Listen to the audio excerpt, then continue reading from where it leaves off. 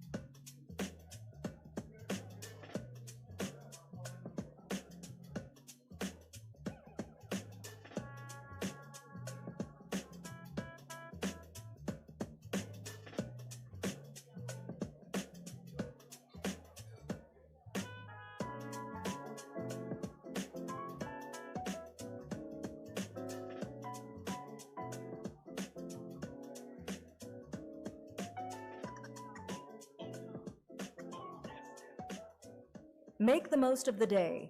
Network, take notes, and enjoy your time. We'll begin soon. Thank you for being here.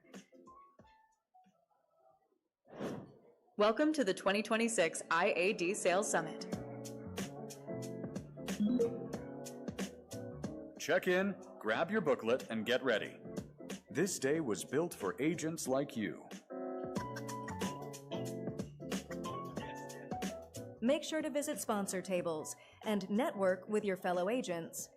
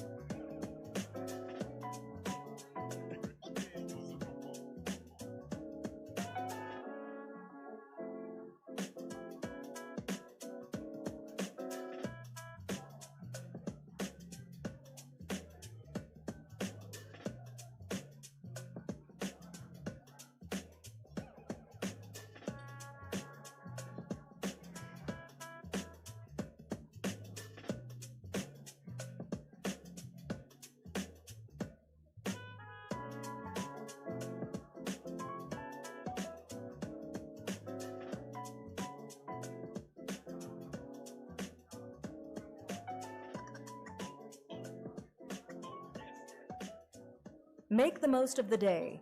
Network, take notes, and enjoy your time. We'll begin soon. Thank you for being here. Welcome to the 2026 IAD Sales Summit. Check in, grab your booklet, and get ready. This day was built for agents like you. Make sure to visit sponsor tables and network with your fellow agents.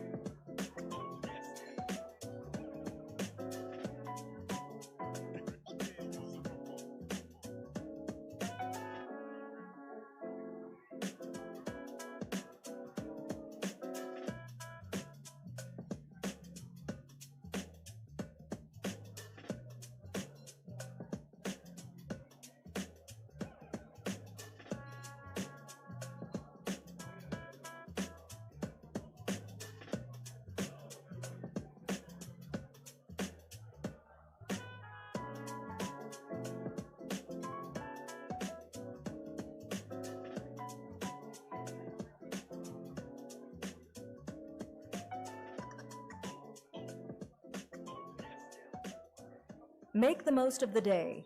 Network, take notes, and enjoy your time. We'll begin soon. Thank you for being here. Welcome to the 2026 IAD Sales Summit. Check in, grab your booklet, and get ready. This day was built for agents like you. Make sure to visit sponsor tables and network with your fellow agents.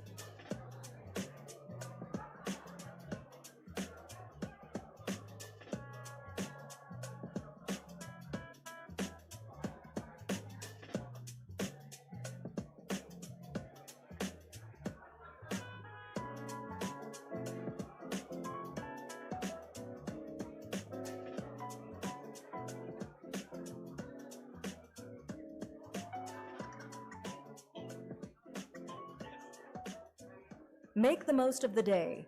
Network, take notes, and enjoy your time. We'll begin soon. Thank you for being here. Welcome to the 2026 IAD Sales Summit. Check in, grab your booklet, and get ready. This day was built for agents like you. Make sure to visit sponsor tables and network with your fellow agents.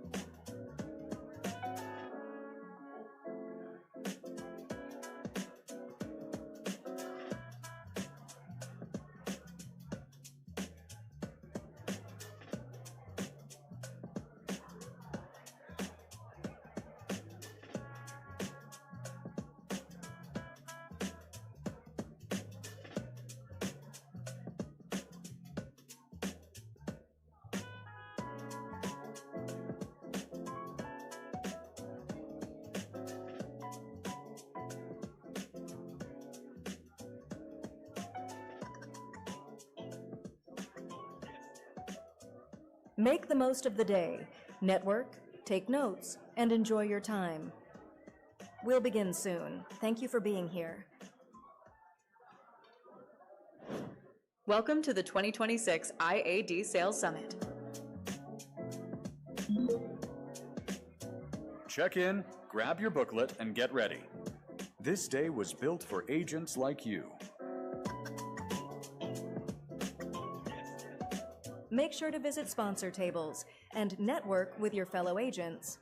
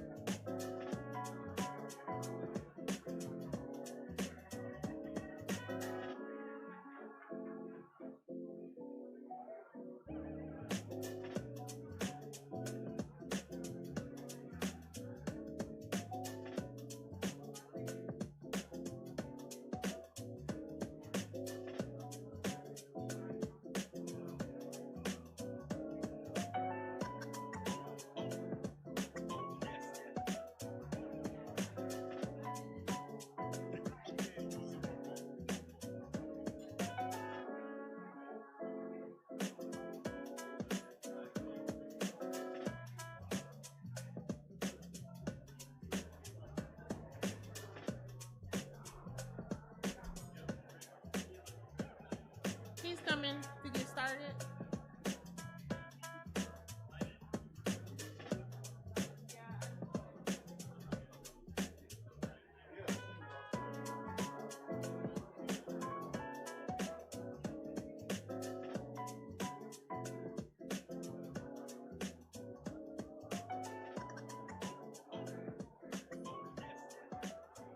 Make the most of the day. Network, take notes, and enjoy your time. We'll begin soon. Thank you for being here. Welcome to the 2026 IAD Sales Summit. Check in, grab your booklet, and get ready. This day was built for agents like you. Make sure to visit sponsor tables and network with your fellow agents.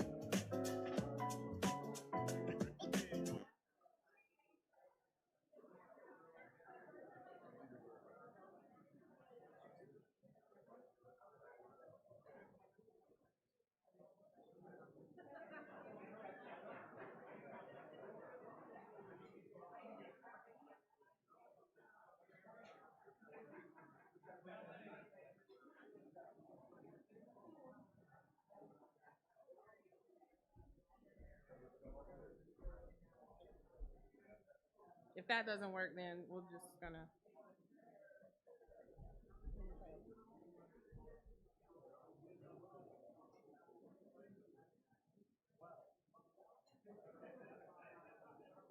Yeah, okay. Yeah. I'm gonna go back and ask him.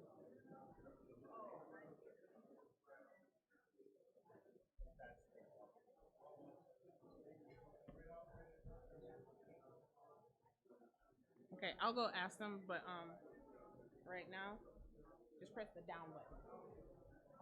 Okay.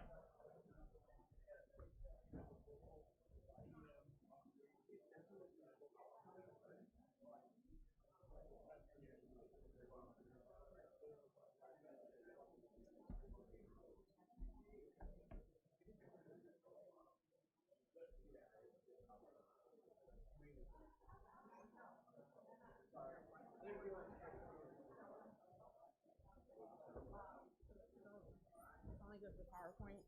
This isn't PowerPoint. This is Google Slides. So it doesn't work. You're just gonna have to press the down button to get to the next. Like, you don't have to stand there. So everybody else, can you let the other speakers know that too?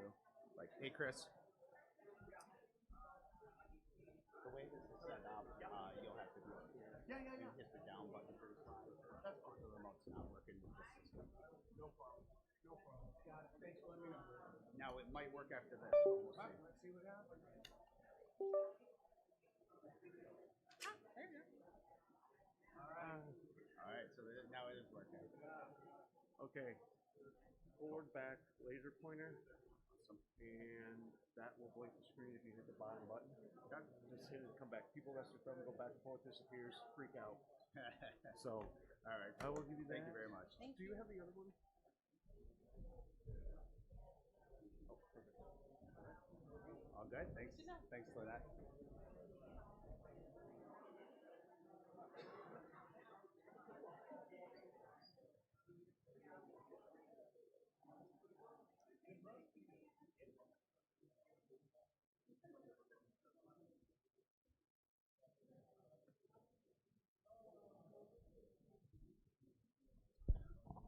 All right, welcome everyone. Everyone excited to be here? All right. Great to see everyone. A lot of familiar faces, so we appreciate you guys coming out.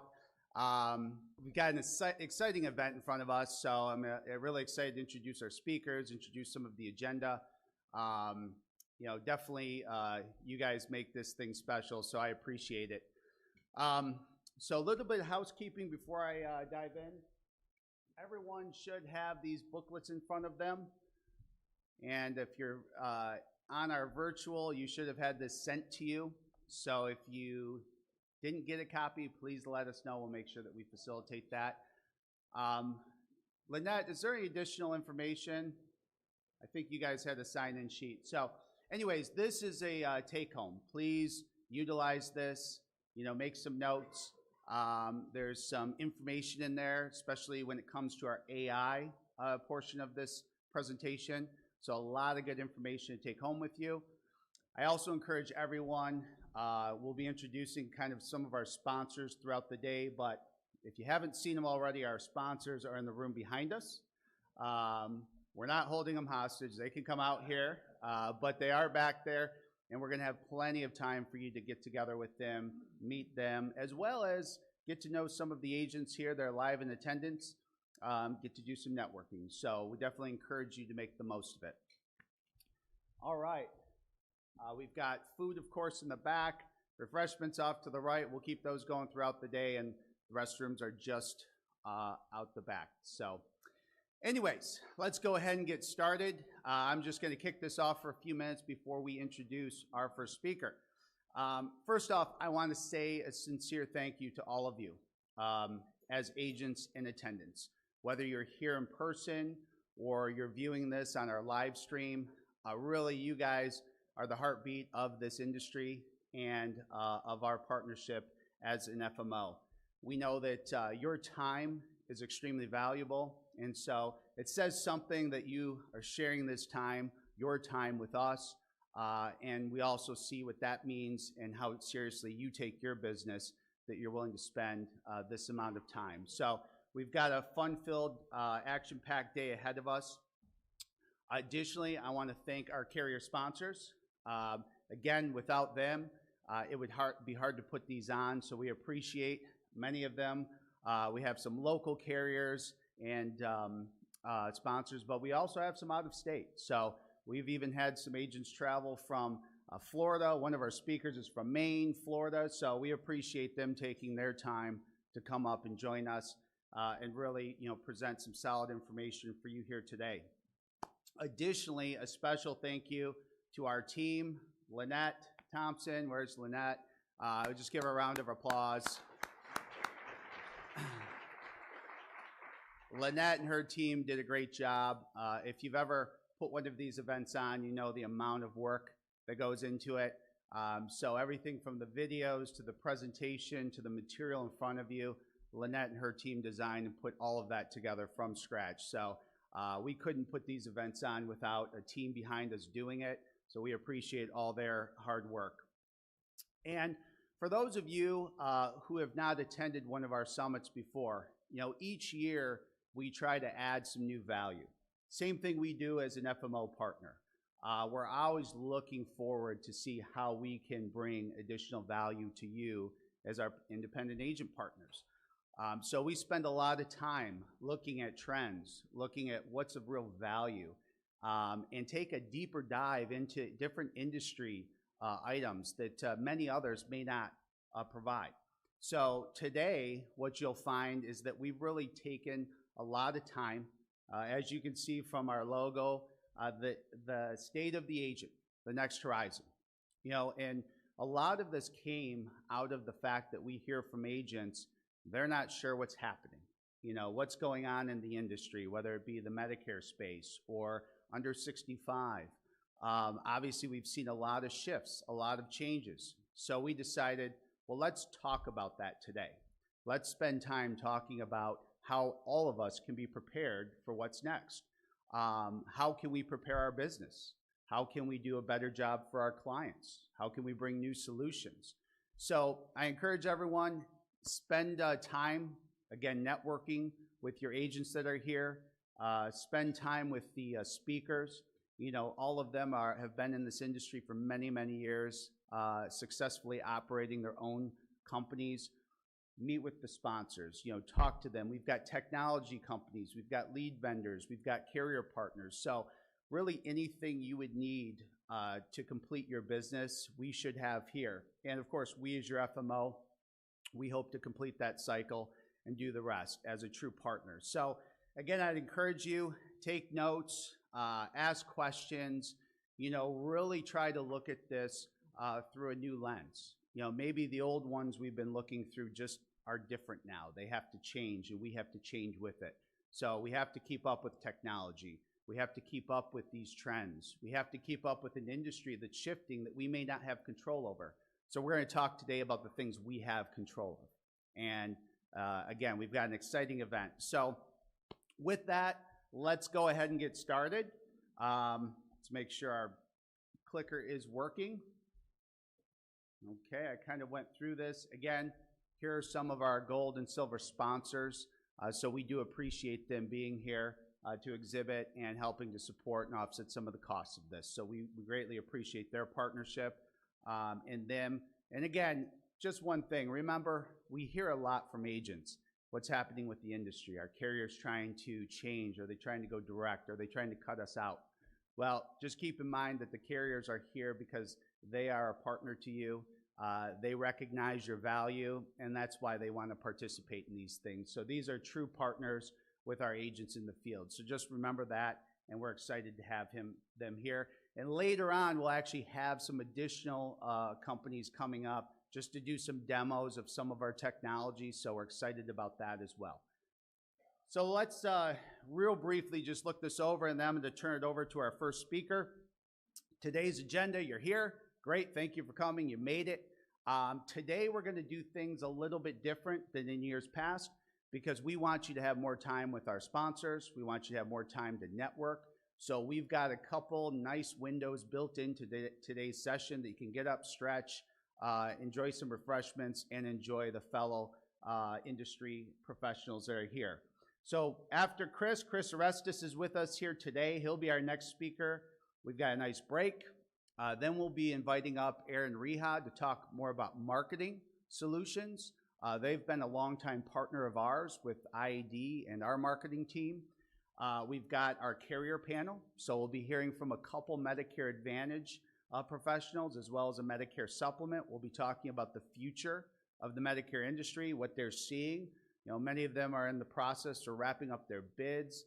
We're going to be talking most importantly about commissions. Is there anything significant going on that we need to be prepared for? So that's exciting. Then we'll have a nice hour lunch where you can meet with the sponsors and your fellow agents. We'll do an award ceremony and a raffle just after our lunch break. And then at 1:25, we'll be getting into our AI session. 𝗵𝗡 Lundstedt is with us today from Florida, and he's got some great information. And I'm going to tell you this, with 𝗵𝗡, Chris, the other speakers, Aaron, you're probably going to hear things that you don't understand. I can promise you, because there's things I hear I don't understand. Yeah, but that's good, because remember, that means it's new. That means you don't know it. That means you haven't been to a conference and heard it before. So if you're not quite sure what they're talking about, ask questions. We may have some time for questions at the end, or pull us aside afterwards. Talk about that.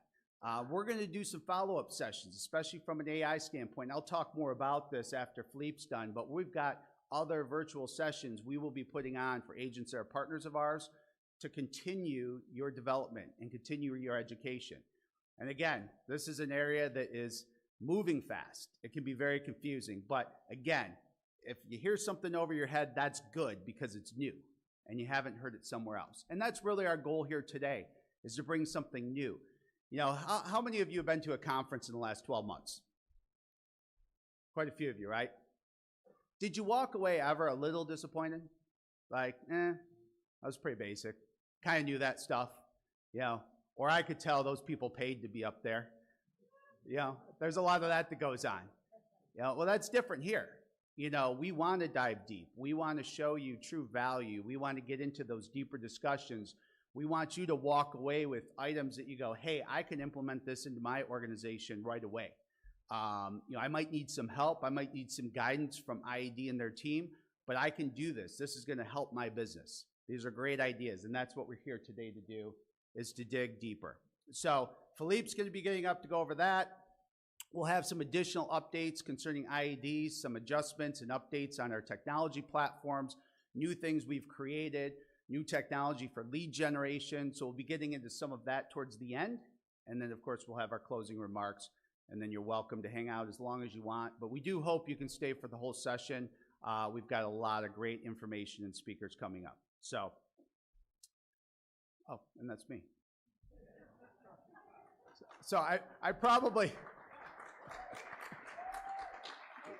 we thank you. We might reorganize this a little differently. But for some of you might not know me, especially those of you streaming, because we have a lot online streaming from out of state. My name is Jason McClellan with Insurance Advisors Direct. So I appreciate that. All right, here we go. Now we're getting going. All right, we have a special guest, friend of mine. We have gotten to know each other over the last few years. Chris comes to us from the great state of Maine. So if you have any questions about lobsters, he's your guy too. This is very true. It's very true. He knows it all. So, but Chris, we've become friends over the years. I believe you just spoke at Medicarians as well? Mm-hmm. Yes. So Chris comes to us with a lot of knowledge, a lot of information. I am not going to do it justice, so I am going to let him introduce himself, give you a little background, but he's got a great presentation ahead of us. So we look forward to getting into that. And let's welcome Chris. Do you want this or do you want the bell? I'll just go right from there. Okay. Yeah. Cool. All right. Hey, everybody. Nice to see you here. And although I can't see you remotely, thanks for being here. And really, congratulations for taking the time to invest in yourselves, invest in your business by taking advantage of the resources, the information, this networking opportunity that IAD is bringing to the table. I travel all over the country. I speak a lot. I'm in the media a lot. And I can tell you, just walking in the door, this is a very impressive group. This is a well put together meeting. That booklet alone, looking through that booklet, it isn't just a brochure. It isn't just a program. That's a workbook. I haven't seen that before. And quite frankly, I'm going to steal that. That's a great idea. That's a great idea. So yes, I'm Chris Orestes. I'm the president of Retirement Genius. My job today is to set the tone for the meeting, give some context for more of what you're going to hear, more of what you'll see in the other room, and I encourage you to take advantage of the wealth of knowledge and resources that are in that other room. Make sure you get in there, talk to people, find out about the tools that are available, and appreciate that they're here. They're making an investment in being here to connect with you. And so this is a great opportunity for us all to spend this time together. So in my goal to set the table for the day, to set some context for the day, I'm going to start by diving into what we're calling Financial Security 2030. And we're going to talk about demographic, economic, and political dynamics that are impacting the business. And I'm doing that from a basis of I'm actually come from a political background. I used to work in the White House. I worked on Capitol Hill for the Senate Majority Leader, and I was a lobbyist for a number of years for the insurance industry. The HIAA, which is now AHIP, and ACLI, that represents the life insurance and the health insurance carriers. I worked for them for years. And I can tell you, at least my mother would say, there's at least one good lobbyist out there. There is one, and he remembers to call me on my birthday, and at least one you can trust. I spent a decade in Washington, D.C., and in that time, focusing on these issues. And I don't want to date myself, but the baby boomers weren't 65 yet. It was coming. Well, guess what? Now it's almost over, and we're going to talk about that. And the rest of the pipeline of aging in this country. But when I was in D.C. and working on these issues, we were looking at this in the future. An aging population. How are we going to pay for it?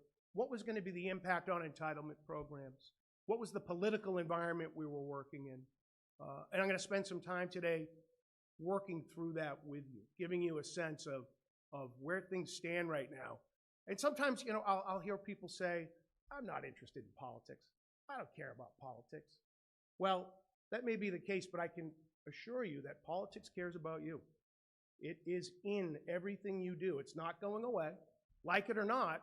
So either work with it or get run over by it. Know it, understand it, or just be helpless in the river as it's rolling down. You need to be informed, and you need to be ready to adapt to what's going on in this changing environment. And I can tell you this, I'm going to talk about politics, but you're never going to know who I support. You will not, and in fact, if anybody can guess which party I've ever worked for or who I vote for, either side, I'll buy you a beer later, because you're not going to be able to, you're not going to know. Okay, quick introduction. So Retirement Genius, we're a national company. We've been in the business for 2 decades. We're an information and resource platform that focuses on health, long-term care, financial, but also lifestyle issues. Our mission is to help people, as we like to say, retire like a genius by building a well-balanced retirement. So we work with advisors, we work with consumers, we work with the long-term care world. I'd say I'm one of the more frequently quoted people in the media about senior issues, aging issues, and that's an area you'll see kind of throughout this, because at the end of the day, we're an aging country, and the impact of aging on retirement, on financial security, is really the critical factor. And when it's ignored, you're doing a great disservice to yourself or to your clients. So let's get back to the politics just for a second. And when I was in DC, it was a very different environment than what we're experiencing today. In fact, what we're seeing today, if you had told me 20 years ago when I left DC that this is what it was going to look like, I would have told you that's science fiction. There's no way it could ever look like what you're describing to me right now. That wouldn't even get picked up for a movie. And if it did, we'd have to have Arnold Schwarzenegger come in and save the day, because that sounds like an absolute mess. And yet here we are in now a nation very divided, where anybody can go to any place they want to get information to reinforce their beliefs. So whatever you believe, you can go find some information. You can find some kid with a microphone in his mother's basement doing a podcast and get a clip of it and send it to your friend and go, see? Here's the evidence of what I'm talking about. And it's different from how we used to be, where we kind of all operated from a very closely aligned set of values. The schism where we are now, we're probably in, and you know what? I don't want you to walk away from my presentation today down, but let's just get real, okay? We're now more divided than we've been since probably the 2 most turbulent periods of American history would be the 60s into the 70s around the Vietnam War and the Civil War. And we're sitting here now in a very turbulent time, a lot of it being riled up by social media, by the loss of having a Walter Cronkite in our lives. And there used to be, when Lyndon Johnson said, if I've lost Walter Cronkite, I've lost the American people, he was referring to the Vietnam War. And we don't have that anymore. So we're all in our camps, and we all have our beliefs, but there's one reality as Americans we can still all agree on, and that is 1 + 1 still equals 2. Okay? It doesn't equal 3, and it doesn't equal green. It equals 2. And by that, I want to start talking about some numbers, because numbers are facts. Okay? And there are people out there, even now, are trying to change the reality of numbers. Mathematics is precise. You can't change that 1 + 1 equals 2. So let's start first with a congratulations to you, because you live in America. The largest economy in the world, okay? 2026 global predictions for global GDP. By the way, I'll make sure you all get this presentation. You're all going to get this presentation, so don't worry about taking pictures of the screen, but go ahead if you want to, but you're all going to get this. Global GDP for this year will be close to $125 trillion. Okay? America is almost $33 trillion. China, second, is actually a distant second. You have to combine almost the entire remainder of the top 5 to catch up to America by itself. Interesting little factoid on the size of our economy, the power of America's economy. You take California and pull it out of America and make it its own country, it's now in the top 5 of GDPs by itself, and America still is number 1. I mean, that is a powerful, large economy. We're still the envy of the world, but things are feeling a little shaky, right? We all feel a little shaky. It just feels that way. There's a feeling. Let's go through some of the economic statistics of where things stand now. And this is, like, I literally had to update some of this yesterday. These are hot off the press economic numbers, okay, which have actually already are out of date. The inflation number of 3.3% in March rose to 3.8% by the end of April. Inflation on the rise, has not come down, has been going up. Unemployment, 4.3%. High yield savings accounts, if you have your money in a fixed money market or high yield savings account, you're earning around 5% for your money to just sit there doing nothing. No risk whatsoever. So a higher inflation rate in the current, where we are right now, can have some advantages. But 30-year mortgage rates, about 6.5%. Still not down. So for those of you who got your mortgages back when it was in the 2s and 3s, congratulations, you're trapped in your house. You can't get out. You can't sell it. I think I have a 2.9. The value of my house, I think, has almost doubled in the last 10 years.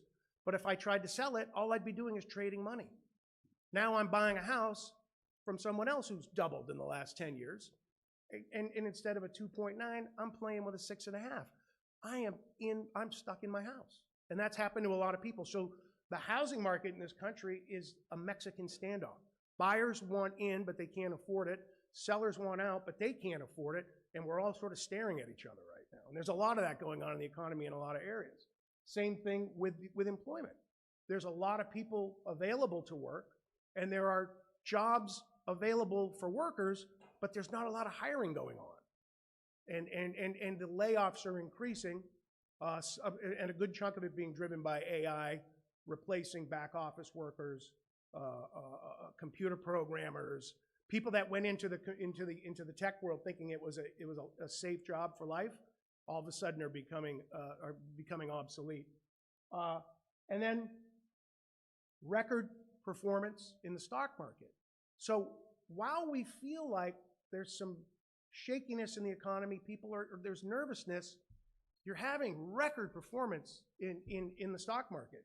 And it's been record after record going back now for quite some time. I mean, since the COVID downturn, we've had a great period of recovery through the Biden administration, now through the Trump administration, regardless of administrations. Remember this, presidents always get more credit than they deserve for a good economy and more blame than they deserve for a bad economy.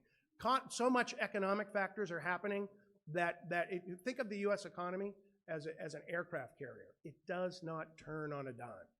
Okay? We're not a speedboat. When we turn, it takes a little time for things to happen. But stock market, doing great.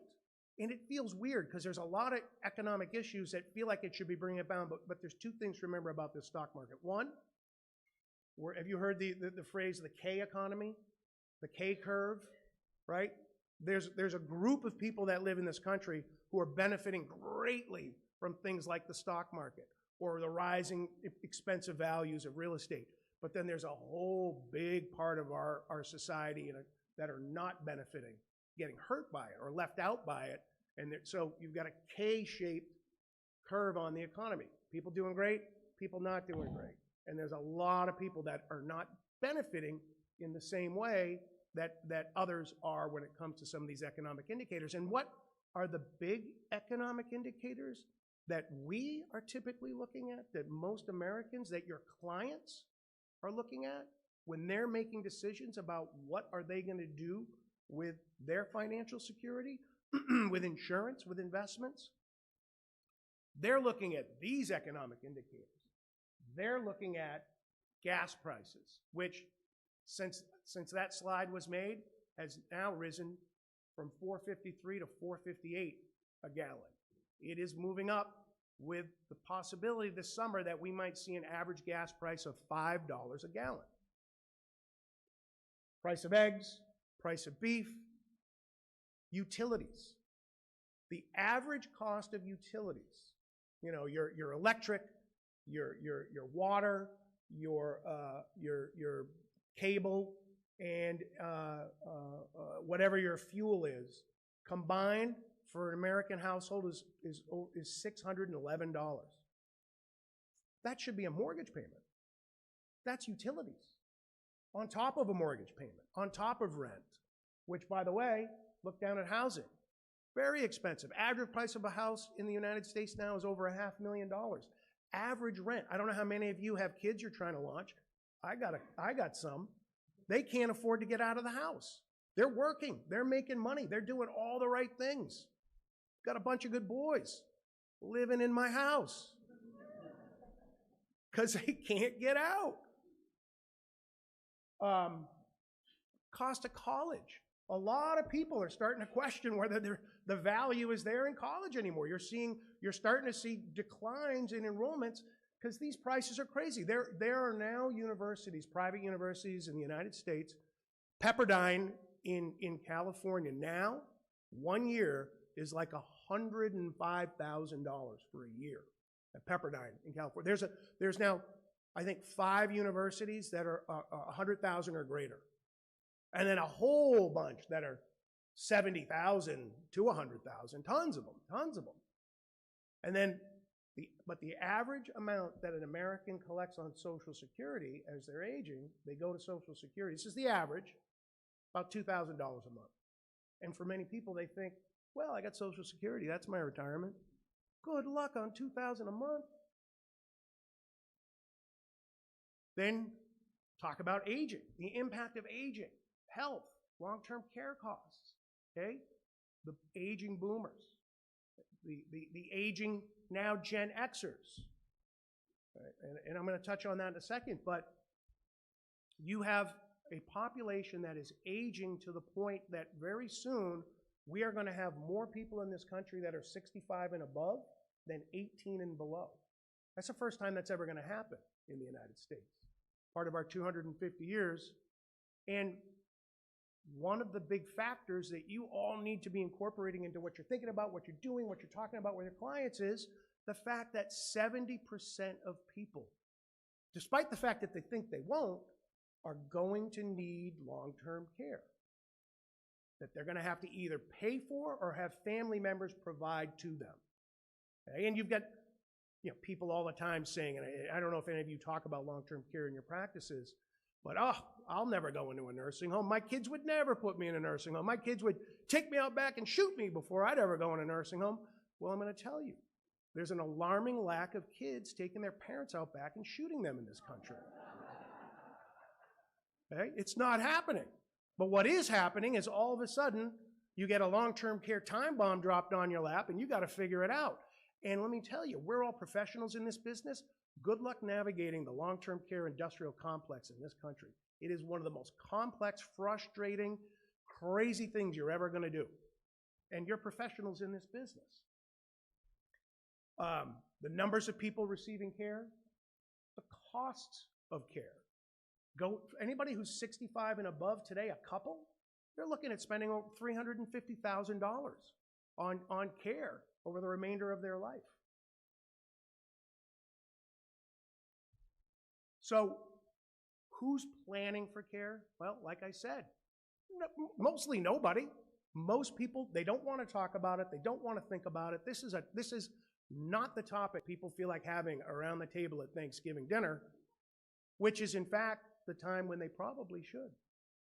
Because guess what? Thanksgiving, Christmas, gatherings, that's when you start to notice loved ones slipping. haven't seen them for a little while, come back together, and all of a sudden you're starting to see signs of a need for care, but nobody wants to talk about it. Nobody's planning for it. People have assumptions that it's not going to happen to them, but if it does, they'll be able to handle it. I got this. Well, somehow I paid into the system.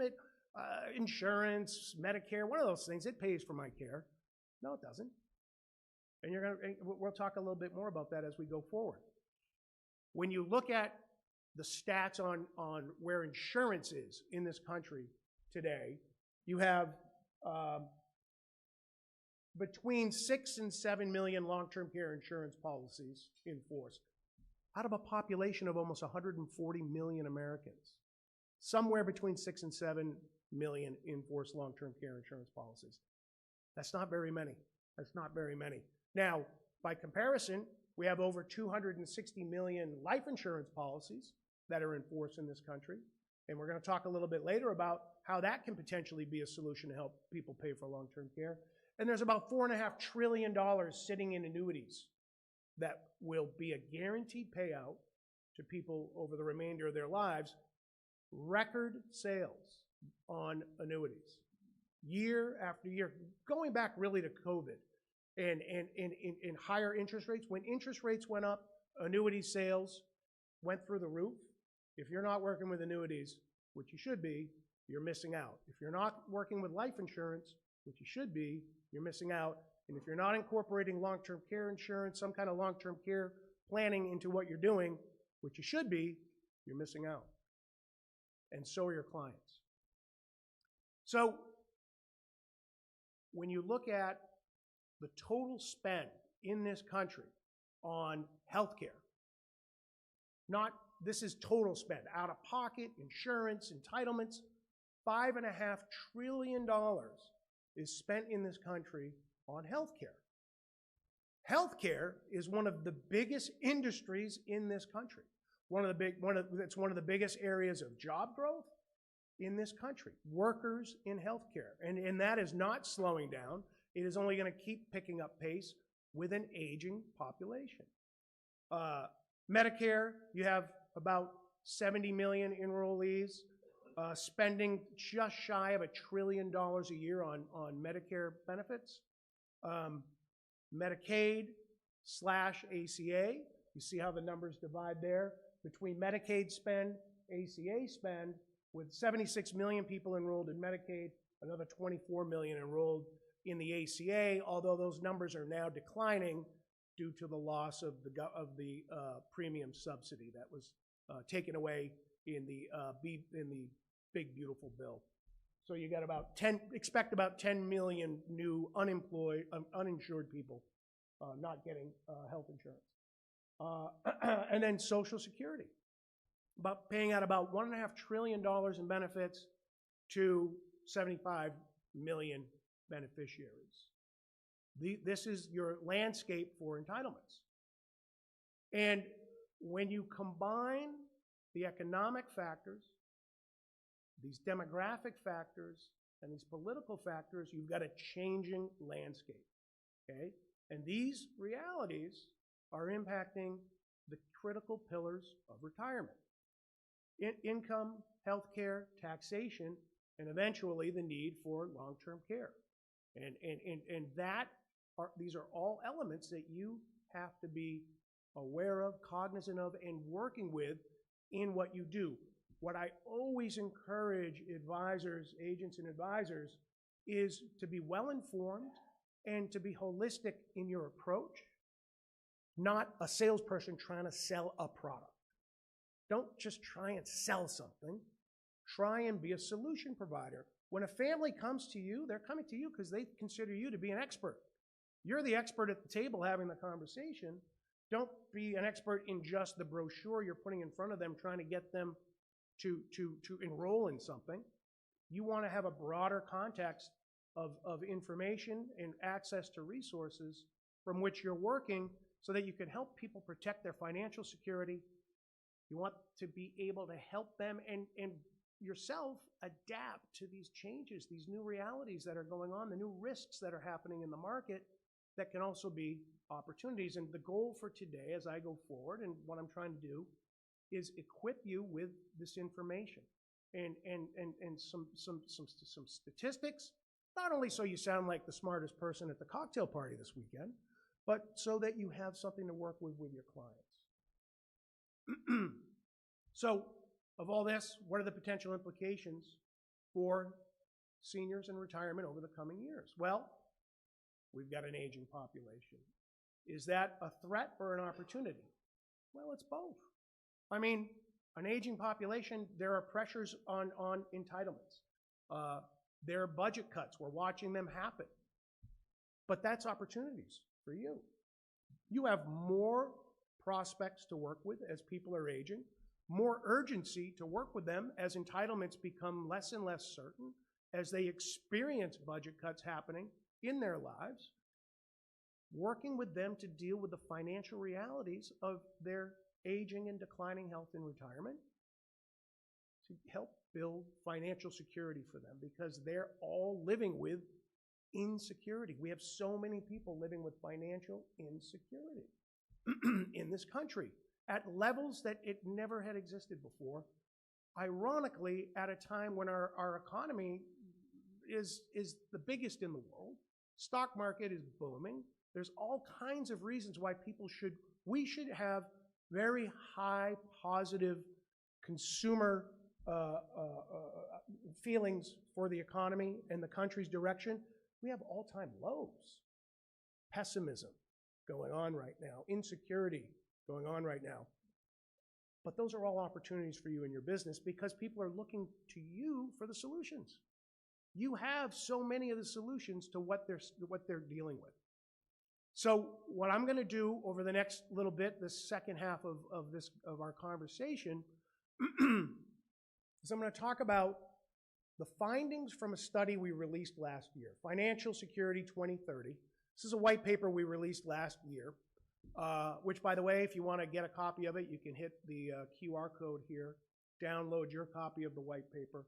This is an aggregate study we did of 65 other studies, academic papers, government studies, government indexes, to put together a composite of what Retirement 2030, Financial Security 2030 would be looking like. And from that, I'm going to focus on 6 key trends shaping the future of retirement.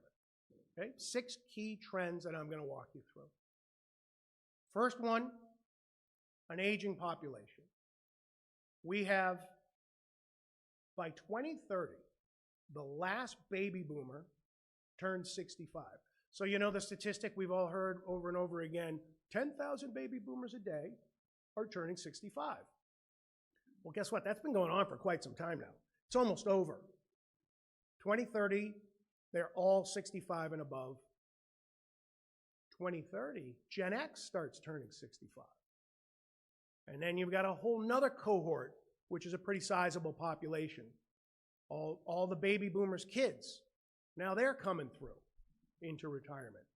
You guys have an almost inexhaustible pipeline of opportunity in front of you. And you have all the tools at your disposal for these economic, demographic conditions and the political drivers that come with them to be at your advantage, to have wind in your sail. And a lot of the tools you're going to find with your friends at IAD and the people that are in the room next door to us. You want to be in a position to help people evolve with these changes. You want to be help be a change agent for them and for your business. Huge retirement savings gap. People are not saving enough. When you look at the amounts that people have saved for retirement, invested for retirement, and then try and project that out over 20 or 30 years, potentially for retirement. You retire at 65 today in this country, good chance you've got 20, maybe 30 years ahead of you. And if your planning is just linear, straight line of, well, if I have this amount, that means I've got this budget every month for my retirement and you've never incorporated longevity risk into it, the impact of all of a sudden, well, now we need home care. You know what that costs? 5, 10 grand a month cash? Nobody in this room wants to be writing those checks. So part of what you've got to do with helping people take advantage of saving and investing as much as possible is incorporating also into it the reality of how long this is going to last them, and the fact that aging and declining health is going to play a role in where they started and where they finish are going to be very different things because the rising health and long-term care costs in this country. This is an expensive proposition to retire in America, to age in America. It is an expensive proposition.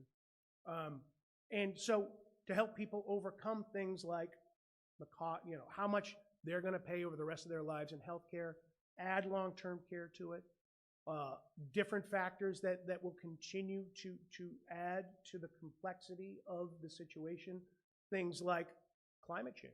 If you're living down in Florida, like right now in California, the fires are broken out again.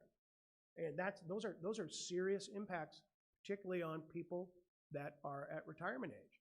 Trying to rebuild if you lose your house or you're injured and you're in your 70s, your 80s, it's almost impossible. And we're seeing people being wiped out by things like that. So you need to be incorporating into what you're doing, not just traditional life, annuity, long-term care, but make sure that you're using some alternative solutions, or at least be cognizant of things like how a life settlement, the selling off of a life insurance policy for a senior can be used as part of their financial strategy. Tapping into something like a reverse mortgage could be part of a strategy. Long-term care riders, hybrid products that can help people stabilize their present and prepare for an uncertain future. And when you talk about an uncertain future, entitlements is a big part of the conversation. Guess what? In less than 10 years, without any changes to the current trajectory that we're on, Social Security and Medicare's trust funds become insolvent. Now, what does that mean? The trust funds cover about 1/3 of the outlay for annual budgets of Social Security and Medicare. The idea of I paid into the system, so my money is sitting in an account with my name on it to cover my retirement. It's not how it works. You're paying in the system to cover someone else's retirement. A portion is going into a trust fund for the future, but that trust fund is depleting. And if it's not rectified by 2033, 2034 at the latest, those go insolvent. And what does that mean if they go insolvent? That means an across-the-board cut to Social Security benefits of 20, 21, 22%. Across the board, everybody, boom, loses about 20, let's call it 20% of their benefit.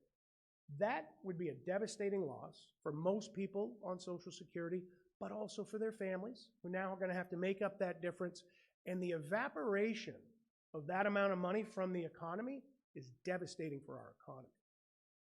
Okay, that isn't just, well, that's someone else's problem, not my problem. That's all our problem. That's all our problem, plus anybody who's looking at Social Security in their future, going in with it now reduced across the board by 20%.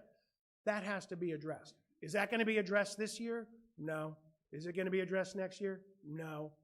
Those are political hot buttons that we're going to have to get past the 2028 presidential election to start addressing. Once we get to 2028, we're within 4 years of insolvency, and now that becomes an issue that is, now it gets addressed. Probably through a combination of finding some reductions in cost, maybe project outward some increases in eligibility age and eligibility requirements, and some increases in taxes. When I was in DC and I was working for the Senate Majority Leader, We were there when the last time the United States of America balanced the budget. We actually used to have a balanced budget. And today, our national debt is actually bigger than our GDP, our annual GDP. Our national debt is, I think, about 37 trillion, and our GDP is about 33 to 34. So we owe more than we produce. That wasn't the case 20 plus years ago. We balanced the budget by a radical economic concept called reducing costs and raising taxes to balance.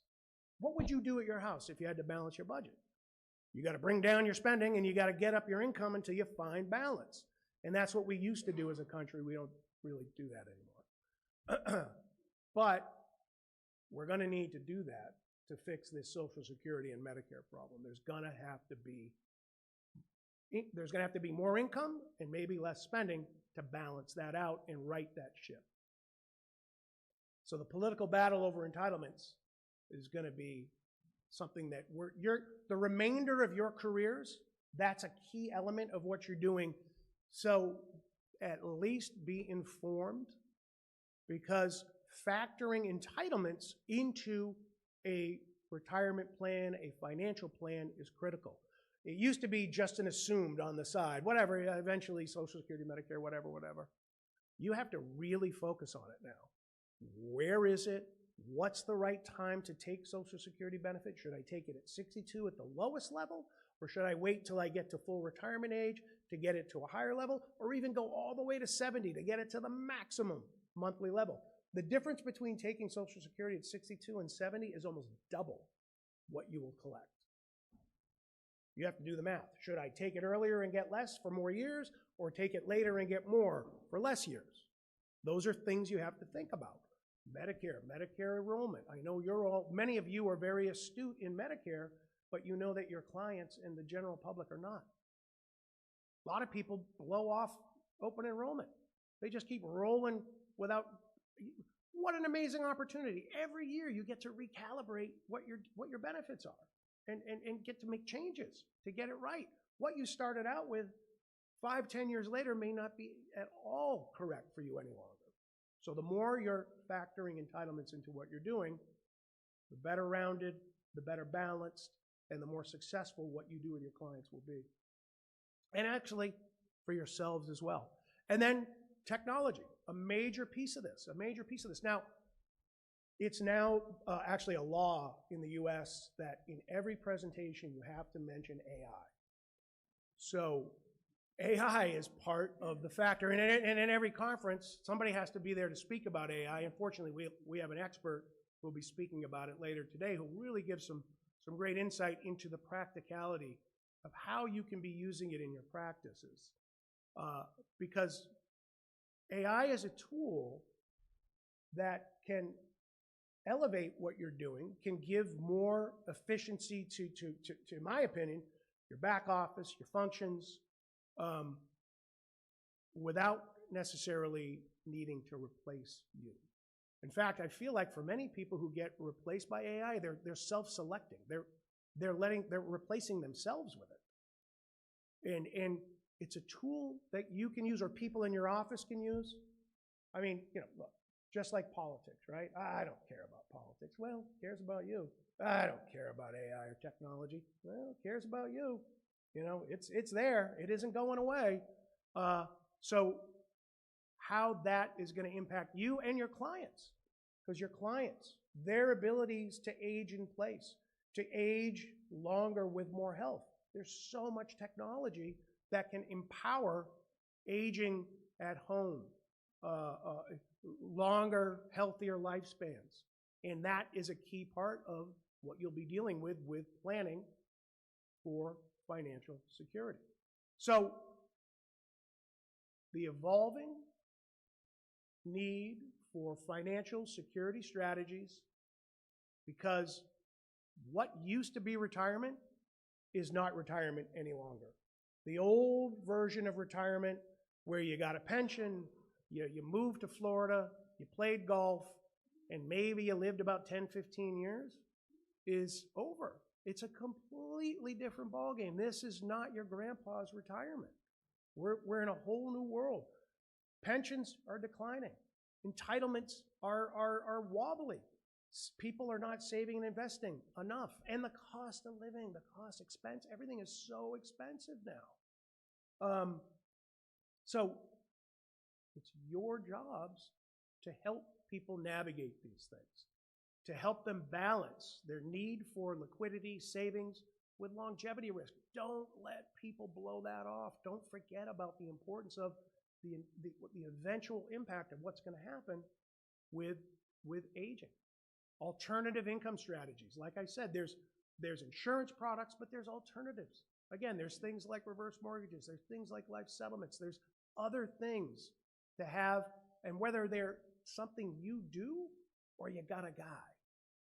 You know, everybody should have a guy for something. You're talking to a family, and they're like, well, I'm looking for this, I'm looking for that. You know what? I don't do that, but I got somebody who does. They're here. They're here. Through IAD, through the groups that are brought to the table, you have all the tools in your toolbox. You want to make sure you're using them, leveraging technology, using the tools, using all the programs that are at your fingertips, because in conclusion, this is a rapidly aging population. It's not just in the US, it's happening in other countries too. People are living longer, it's more expensive, it's eating into people's savings, they're getting unexpected shocks when it comes to a long-term care event, and these demographic, economic, and political dynamics are going to be shaping the reality of everybody's retirement, everybody's financial security, and what you do for a living to help these folks navigate opportunities or threats.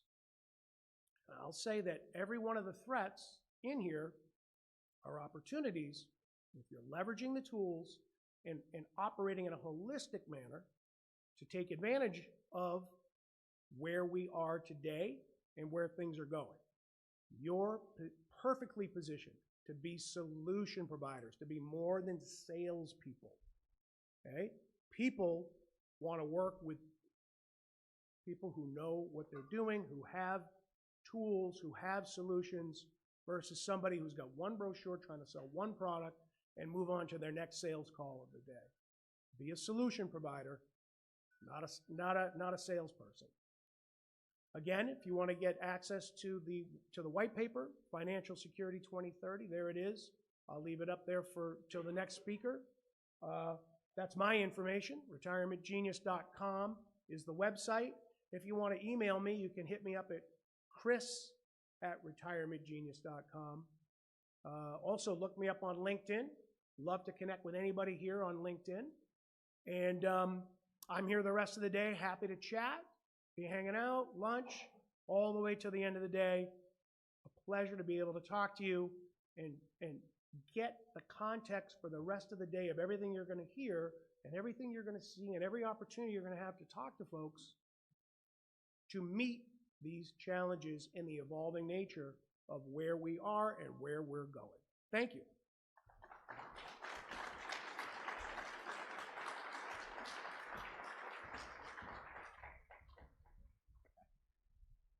Thank you, Chris. Great job. We appreciate you coming all the way out here. And again, as Chris mentioned, he did a great job setting the tone for what we have in front of us. You know, we talked a lot about our evolving market, our growing market, the demands placed on us, how we should be responding. And throughout the rest of today, we're going to talk more about how we can properly respond, how we can be prepared, technology, other tools that are important to have. If you're not utilizing today, you need to be implementing those into your practices. I know I have conversations with some of you about these, and I know you're working on those. Things are moving fast. So today, again, we're going to take a deeper dive into some of those programs, some of those platforms, what we at Insurance Advisors Direct offer, as well as what some of our partners here today will be talking about and helping you to dive into those opportunities. So again, thank you, Chris. Great setup for the rest of our day. We appreciate you coming out. All right, so what we're doing next as we are moving into our first break. So we're going to give you about 20 minutes here. You'll hear us back up here talking about our next speaker. We look forward to having Erin up. I know she's here. She's going to be talking about marketing in today's day and age, how to get yourself visible and be in front of your prospects as much as possible. So she's got a great presentation coming up, but we want you now to spend some time with your agents, all the agents in the room, spend time, go back and meet with our sponsors, the exhibitors, great products, great platforms back there. So again, take about the next 20 minutes and enjoy.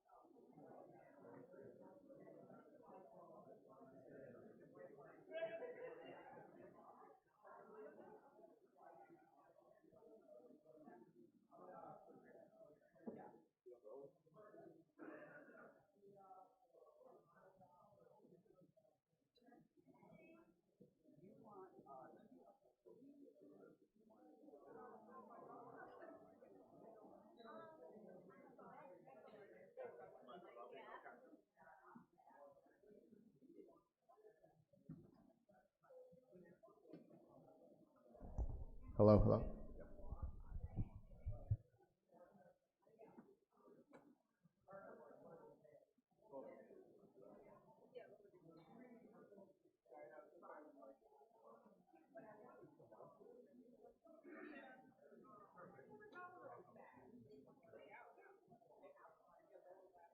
Are you going to be on the stage or down below? On the stage, okay. So it's just the right button, you know, the advancing buttons, and then I think you got a little laser here. You want it? And then this, I don't know what this is, but you just need to control it.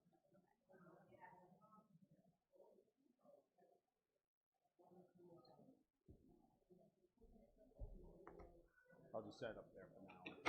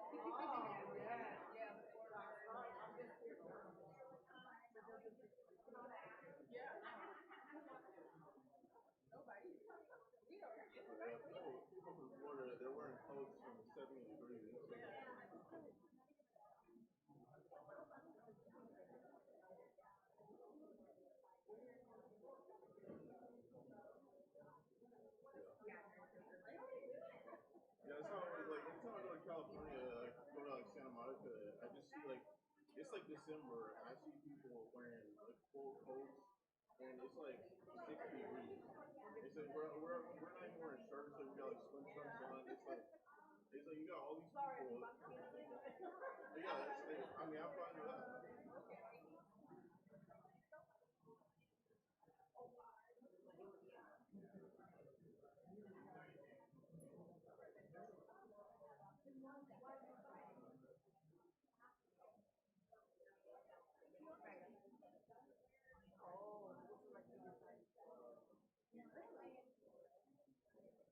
They were like Timberlands.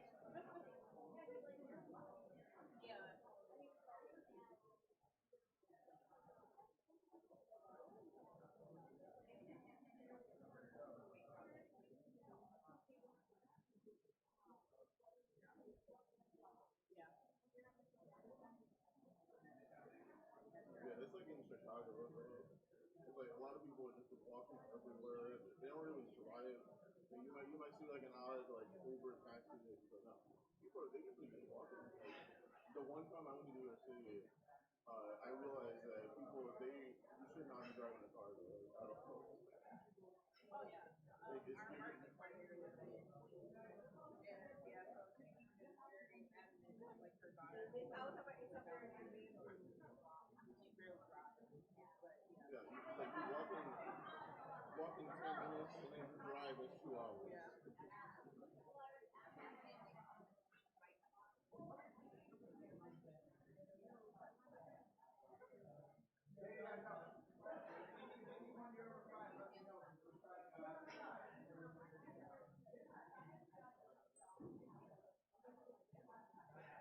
Yeah.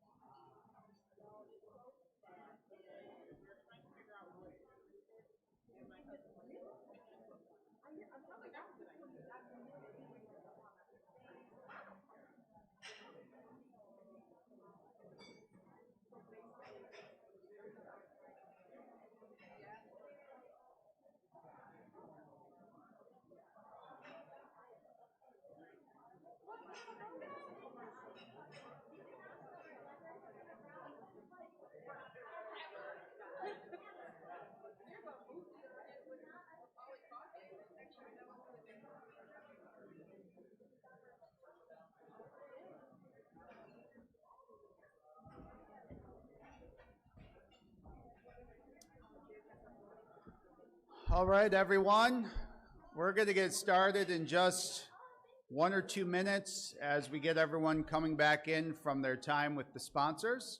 So if you have a moment or two, obviously the restrooms are out that door to your right. We've got our refreshments in the back, so help yourself. And we'll get going in just a moment here.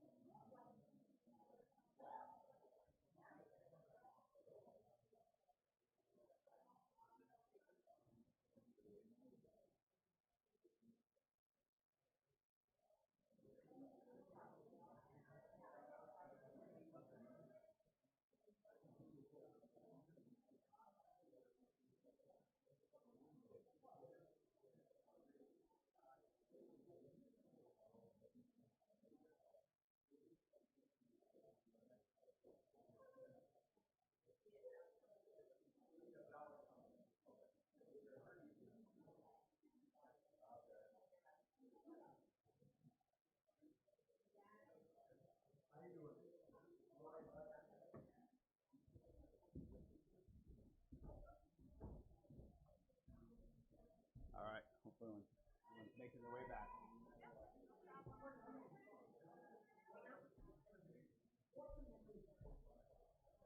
And do you want me to give you a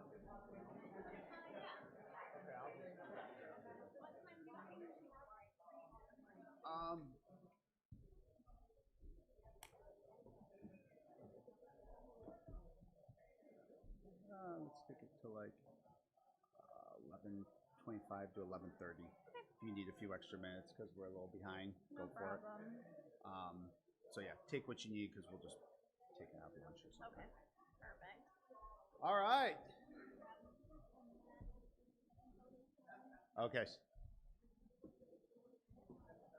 Well, let's go ahead and get started so we can keep ourselves on time. And obviously, we've got a couple sessions in front of us as well as lunch right behind that. So we don't want to cut into your guys' lunchtime. So again, as we move on, we're continuing to follow this theme of, state of the agent, the next horizon. And really the things that are important for agents to pay attention to. As you know, we've got a great marketing team at our office. So if you haven't utilized some of our marketing resources, please do so. Talk to some of our team, find out what's available to you.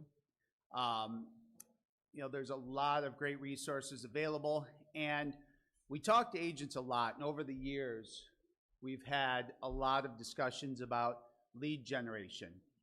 And lead generation is extremely important, But there's a lot of other ways and a lot of other things we should be doing to draw attention to our business, to attract new prospects, and continue to grow, both in the current product lines that we represent as well as new product lines. So one of the things we wanted to make sure we talked more about was how do you continue to grow your business? I'm not sure what's going on with the lights here. Hopefully whoever's doing that will stop. But it's like they're challenging my abilities to be up here and concentrate. Right? So, but marketing is hugely important. And so we wanted to introduce you to one of our partners who we've worked with for a number of years.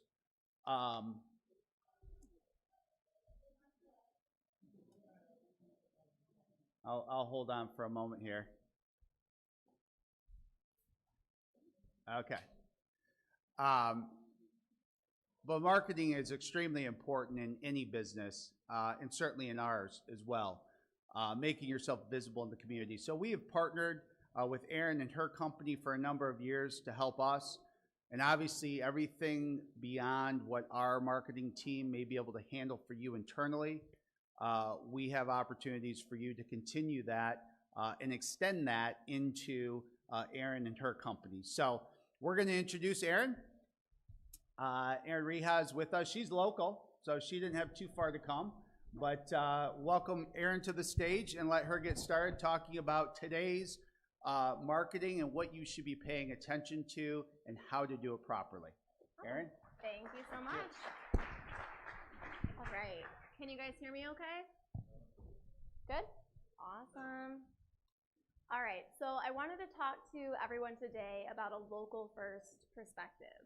So marketing, as many of you have already come up and shared with me, can be a bit complicated. It's a full-time job now. So no longer can you rely on your nephew who's in college and posts on your Facebook every now and then. It's a full-time job that we need to make sure we're reaching the right audiences at the right time. But how can we do that when every single business is bombarding our customers with so many different messages? So first I want to talk about how digital marketing works and why it feels like those ads are following you everywhere, right? Raise your hand if you've had that experience where you said something out loud or you looked at something just for half a second and now it's following you everywhere that you go. From your cell phone to even digital billboards outside, it just seems like they're everywhere. And how do you get your business to do that? So we're going to talk about how we can create a full funnel solution from the individual consumer to then following them around in their local community, onto their computers, onto their cell phones, their streaming televisions, and then ultimately what makes them decide to buy a product or a service. So I call it the breadcrumb effect. The breadcrumb effect is essentially just telling you how that trail begins. So when we look at the content that we consume, a lot of times people will say, oh, my Alexa's listening to me, my cell phone is listening to me. That's true, but it's not the only thing that's qualifying your behavior. When you look at something online, whether you are searching for Medicare near me, whether you're searching for when should I start looking into my insurance plan, what is life insurance, how do I set that up, you start looking at those things online, you pause longer on advertisements, you watch videos a little bit longer than the other videos that don't pertain to you, you comment, like, share on social media, and yes, you speak and your phone hears you, of course, but it's more so about the contextual targeting and the behavioral targeting that you are triggering onto your devices. And then all of your devices are connected to each other, and that's how we achieve that full funnel, oh my gosh, it's everywhere and it's following me. So when we look at this example, we're looking at the browsing that this individual has done. We're looking at how long they're pausing on videos on social media, what they're commenting on, what they're buying. It all tells us the information that we need, and it collects the data so that we can say, this person is shopping for Medicare. This person is shopping for insurance. This person is the person that I need, right? They're getting ready to retire based on their age, their profession, their household income. They are an empty nester. They live in this community. They live in my exact trade area that makes the most sense for me. Therefore, I'm going to serve them appropriate ads based on what they're searching for. I'm going to be that act of fate that gets in front of them at the exact right time, in the exact right place, so that I could get the exact right customer. So like I said, it all breaks down to 4 key pillars. Location, because location is important, right? If somebody needs to talk to you locally, they're probably not going to call you from California, they're going to call you from your home base. So we need to identify the true trade area of where you need to be found. It's also based on demographics. 34-year-old may not be your primary target, right? 6-year-old is definitely not your primary target, and also you can't target them anyway, that's illegal. So we want to make sure that we are targeting the right demographic. We want to make sure that they're actually searching for you, right? Because the easiest customer is that low-hanging fruit, somebody who's already looking for the services that you provide. Could we convince somebody to go with you even if they're not looking for insurance right now? Yeah, probably, especially if your ads are really well done. But what's your lowest hanging fruit? I always tell people when you're marketing, you are essentially standing on the street and you are paying people money to consider using your services or products. If you're going to do that, you're paying money to tell someone about your business. Are you going to do that if it's not your primary target? Are you going to do that if it's not low-hanging fruit? Probably not. But that's exactly what you do with marketing. You pay for every single click. You pay for every single impression. So we have to be smart with it. And then finally, there's behaviors and contextual. So behaviors and contextuals are very closely related, but they are separate. Contextual is what somebody is engaging with. It's not just what they're searching for online. So we're not just talking about Google pay-per-click. We're talking about what they're talking about on social media handles, because all of that is tracked. What are they texting about? What are they pausing on? What are they reading? When they're reading, what ads are they lingering on? What links are they clicking? And then, of course, their behaviors. What are they actually buying? My father just went through a medical crisis, and so I have been getting a lot of very interesting ads because I immediately went from shopping for play sets and Disney vacations to handicap-accessible bathrooms. And what do I need to do in order to get a ramp? So all of these things, and instantly, all the advertising changed. But it had to be correlated to my age group. So because I am not the 64-year-old, my father is, it changed. The ads that I have been seeing most in the last 60 days are actually ways that I can get paid for taking care of my father at home. Very relevant, right? Because I was looking for full-time nursing. So everything that we do, it responds that quickly. But how do you compete in a world that responds so quickly? How do we do that? Like I said, we have to identify your ideal customer. If you are going to pay money for someone to see your advertising, who are you going to pay for? Who makes the most sense for you? So we can do that in a couple of different ways. The first way, the traditional way to do it, is I sit down with you and we have a conversation, and then you tell me who your ideal candidate is. That's lovely, but a lot of times I meet with business owners and they'll say, oh, well, my ideal person is such and such, it's, X, Y, and Z. And then I'm looking over their shoulder and I see the receptionist saying, nope. That may be their 1 or 2 customers that they handle, but the vast majority of their business comes from somewhere else. So just like anything else, sometimes that's not the best data. And as a data nerd, I like concrete data. So another way that we can do this is through a CRM analysis. This is super cool. What it does is it takes your existing client list. I need the high 5 of data from you.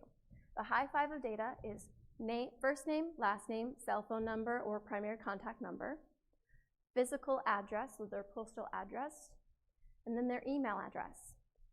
With that information, with that high 5, I can analyze your CRM as long as you have 1,000 records, and we'll give you a printout that will tell you exactly who your primary candidate is. 60% of your business comes from people who are over the age of 63, not 64, not 65, 63. So if you're targeting 64, you're missing a whole group of people that are about to make a really big decision that impacts your business. We want to make sure we're capturing the whole funnel, right? We might find household income takes into effect or primary family dynamics, right? So that's what all of these things are coming down to. These are personas. They're just audience segments that are named by, I don't know whose job this is, but I really want it. They just name these personas and these segments. It's an easy to digest name, but it actually comes from a lot of different data sets like Mosaic, Experian, census data, so on and so forth. So this is all compiled into these personas that are easier to understand, like an ultra-wealthy family, near urban diverse families, small town melting pot, city hopefuls. It all defines people.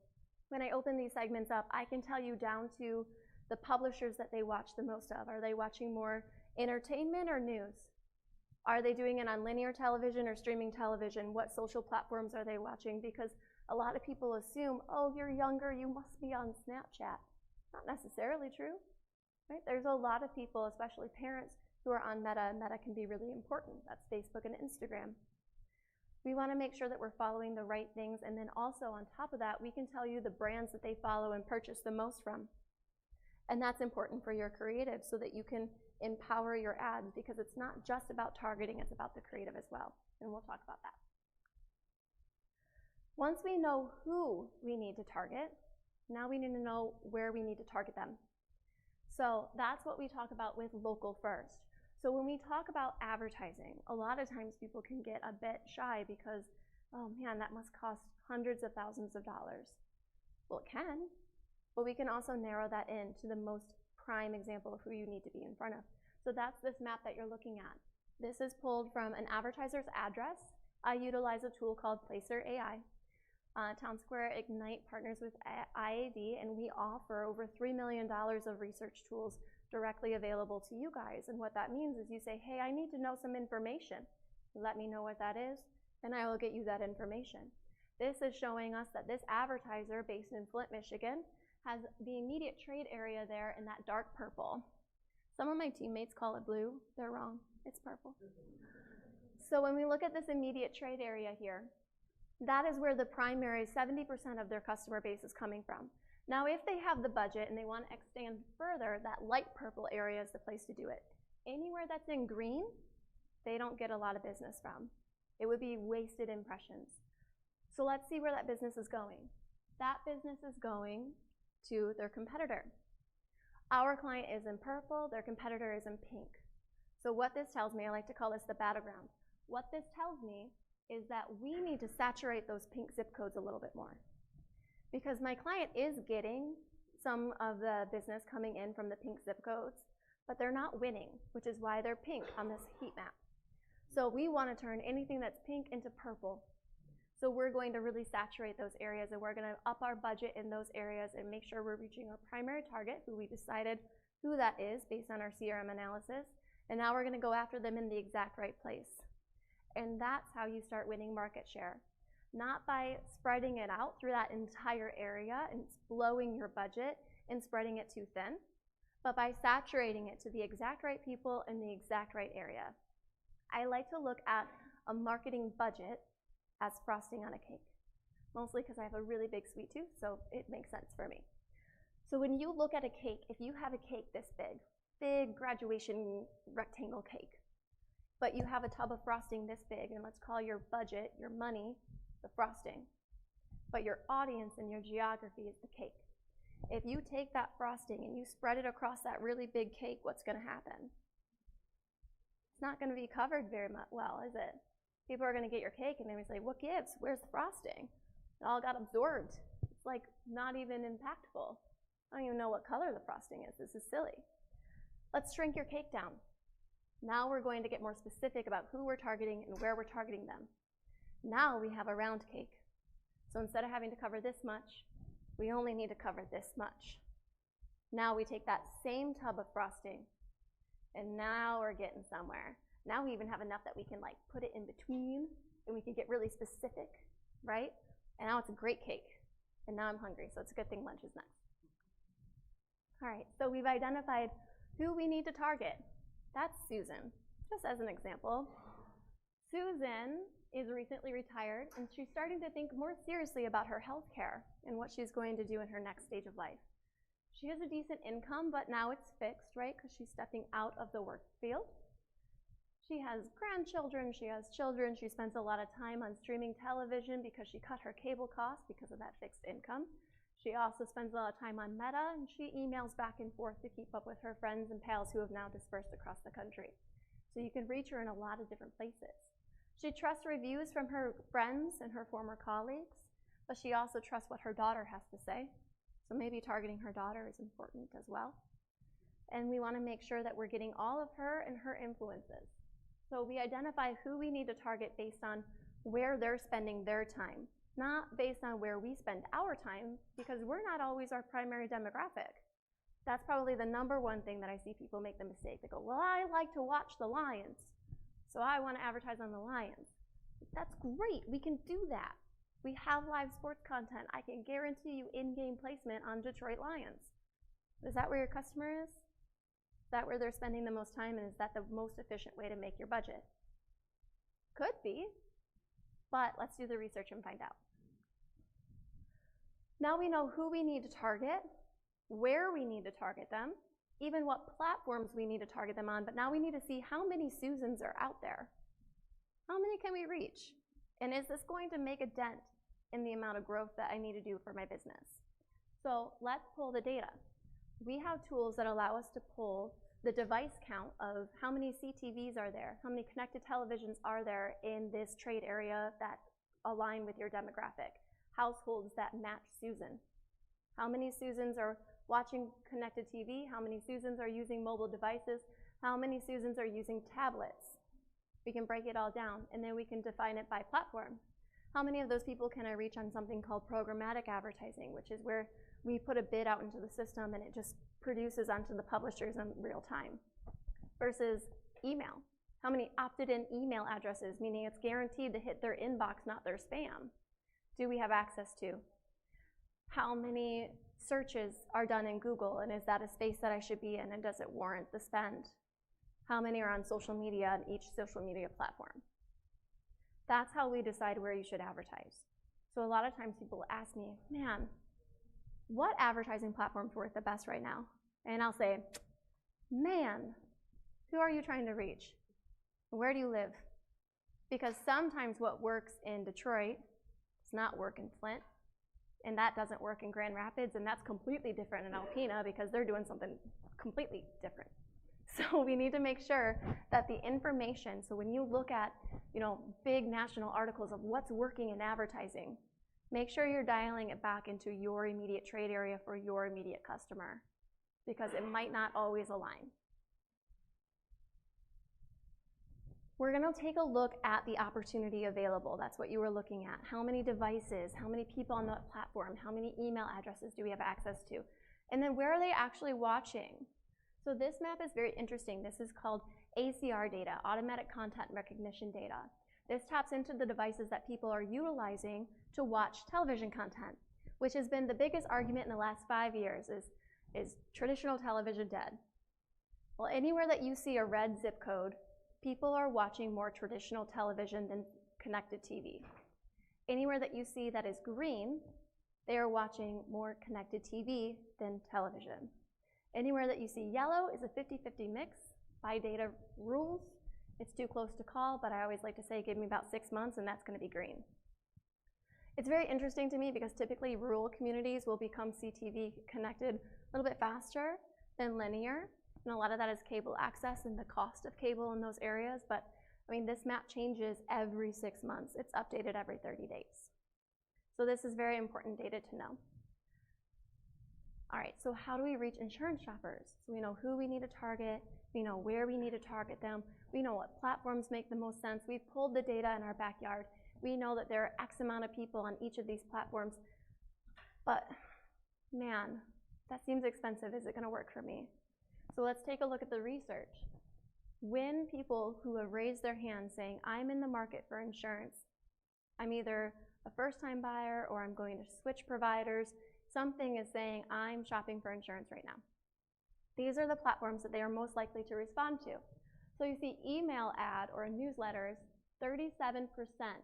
The in-market audience, that first column there, 37% response rate versus all of US at 31%.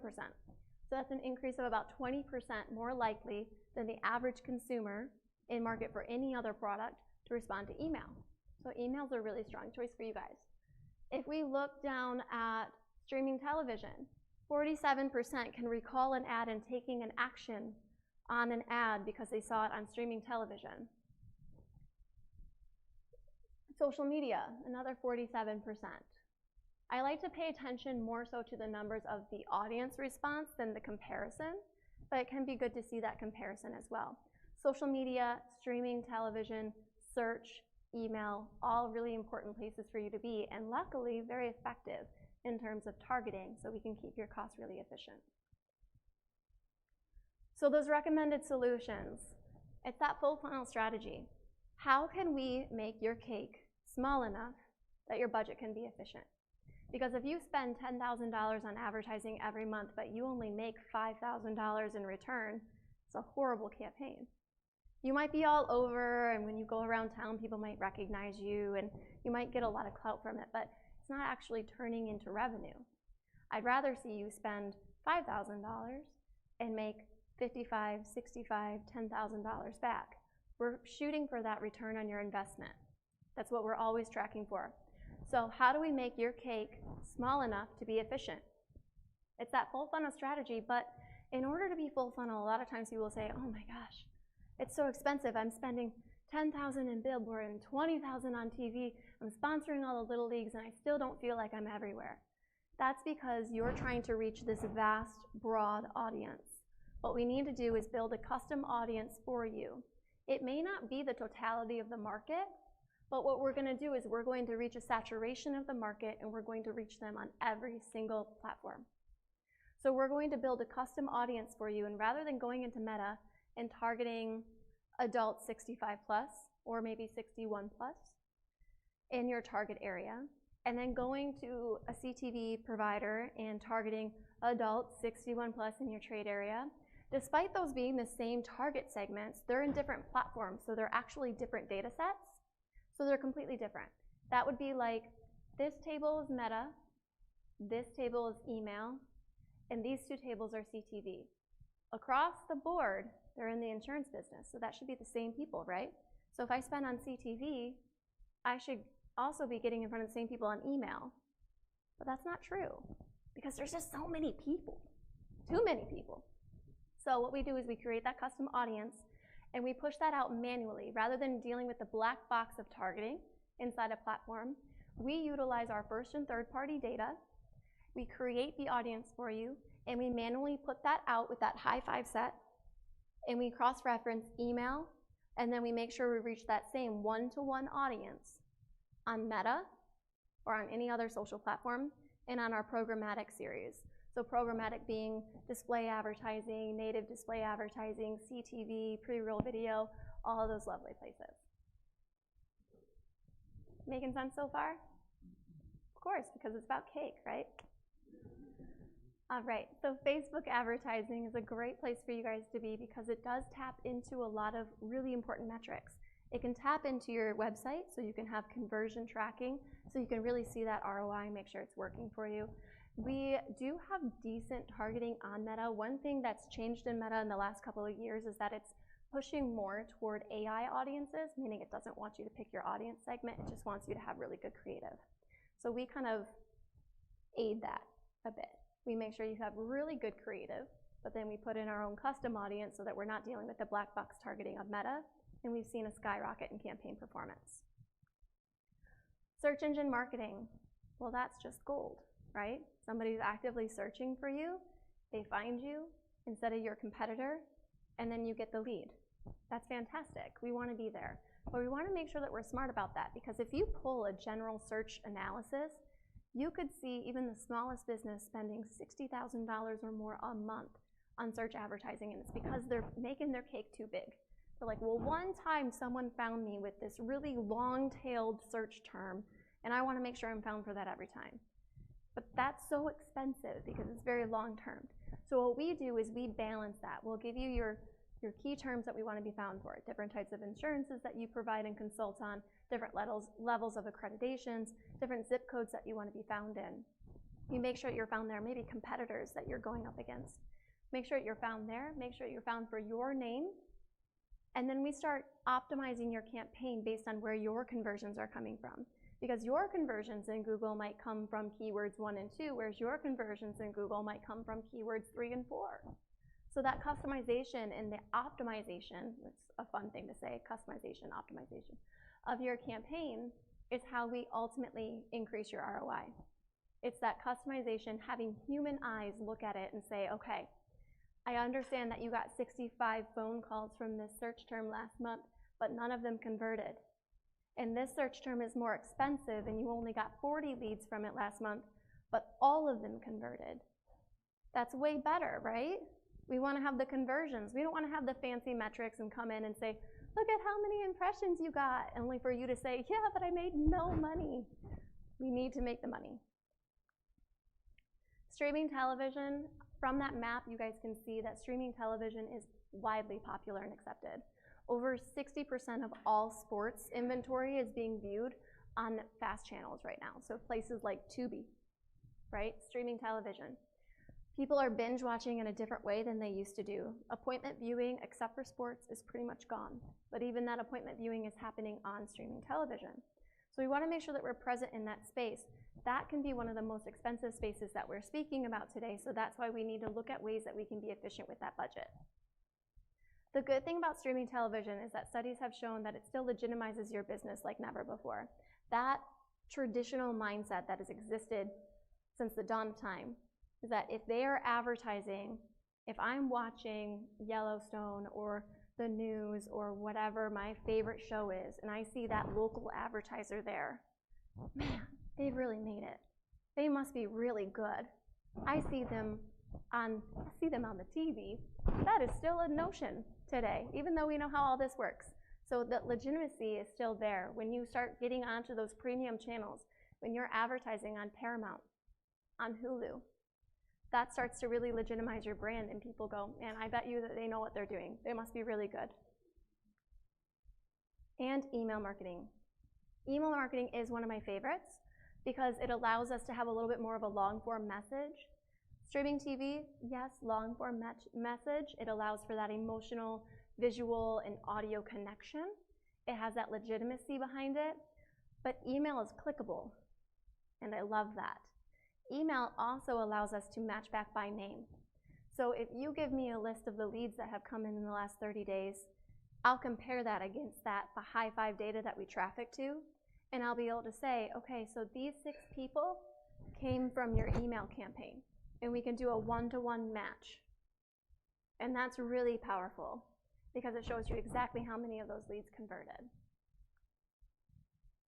All right, final tips, and I'm gonna send you guys off to lunch. Bringing the leads to you. All of this is fantastic, but if you don't have anywhere to drive people to, you're gonna lose. Without a website that you have that is dedicated for you, you are advertising for your competitor. No matter how much you get your name out there, people will search for your name. And I guarantee you, if you're advertising enough that people are searching for your name, your competitor is buying your name in Google. And if you don't have a website and you can't be found within 5 seconds, 5 seconds, and if you don't believe me on the 5-second rule, think about the last time that you tried to look something up on your phone and it didn't work. How quickly did you divert to something else? So if you can't be found in Google, if you can't be found with a website that converts leads, you're advertising for your competitor. So we need to make sure that you guys have strong landing pages that has your contact information, a form fill that we can track. Not only is this important just for usability, it's also very important for the data that fuels your campaign. Because when somebody clicks on your ad and then they go to your website and they perform an action, the algorithm behind that ad will actually register who they are, what is their ID online, and it'll go find more people like them, right? Because it's the theory that if you clicked on my ad and you did the thing that I wanted you to do, which is to call me and set an appointment, and you like golf, and you spend time here, and you do this and you do that, then when we find this other person who also likes golf and does the same things that you do and has the same daily routine that you do, that they'll probably buy our product too, right? So not only is it important just for a consumer standpoint and a usability, but it's also very important for the data and the algorithm to optimize properly. And effective creative. Creative is coming back with vengeance. So we moved away from creative over the last 10 years. Biggest mistake in the advertising world. We spent more time on targeting audiences and getting really into the data and like really getting down into the weeds that we forgot about the flowers. We spent so much time weeding that we forgot to take care of the flowers, which is the beauty that actually attracts people to your garden, right? Lots of metaphors today. I'm just in a mood. So when we're looking at this, we want to make sure that the ad is creative and that it's effective, right? Of course, we need it to have direct information. You can't be confusing. You have to be direct with people. I always like to tell people, I'm like, okay, if I did this with your ad, 1, 2. Did you remember anything? And what did you remember? And now we're going to do it again. 1, 2, 3, down. What did you remember this time? It takes an average of 10 times of someone seeing your ad for them to actually register what it said and what you wanted them to do. So we have to be very clear. And no, that doesn't mean put in a weird code that people have to say and remember. They're not going to remember that. They're not even going to remember where they saw you. Most times they're going to say, a friend. Well, their friend was Facebook, and you paid for it, but you know, that's fine. That's why we track things, because no one ever gives us credit. The creative is really important. You want to draw in that emotional tie. You want to draw in why you over somebody else. But then you also have to be very direct. So it's a very difficult thing to do, but it is something that even algorithms are starting to respond to. Stronger creatives get a lower cost per click. Stronger creatives get in front of more people, because Meta, Google, all of these places are also about the user experience. They have to put their customers first. So they're not going to put out a garbage ad that feels like clickbaity, right? The stronger your ad is, the better it's going to perform for so many different reasons. All right, so just some case studies that we are leaving behind for you in how we track all of this information. We put together that campaign targeting the right people in the right places on the right platforms, and then we have to actually make sure it's working, right? We have to actually prove our worth. So when we do that, we track things like the average frequency of your ad, making sure that we're reaching them at a decent amount of time that we can actually show an ROI. We're looking at foot traffic conversion. So this one's really interesting. There are a few platforms, even on streaming TV, that will allow me to track someone who saw your ad and then walked into your physical location within 30 days.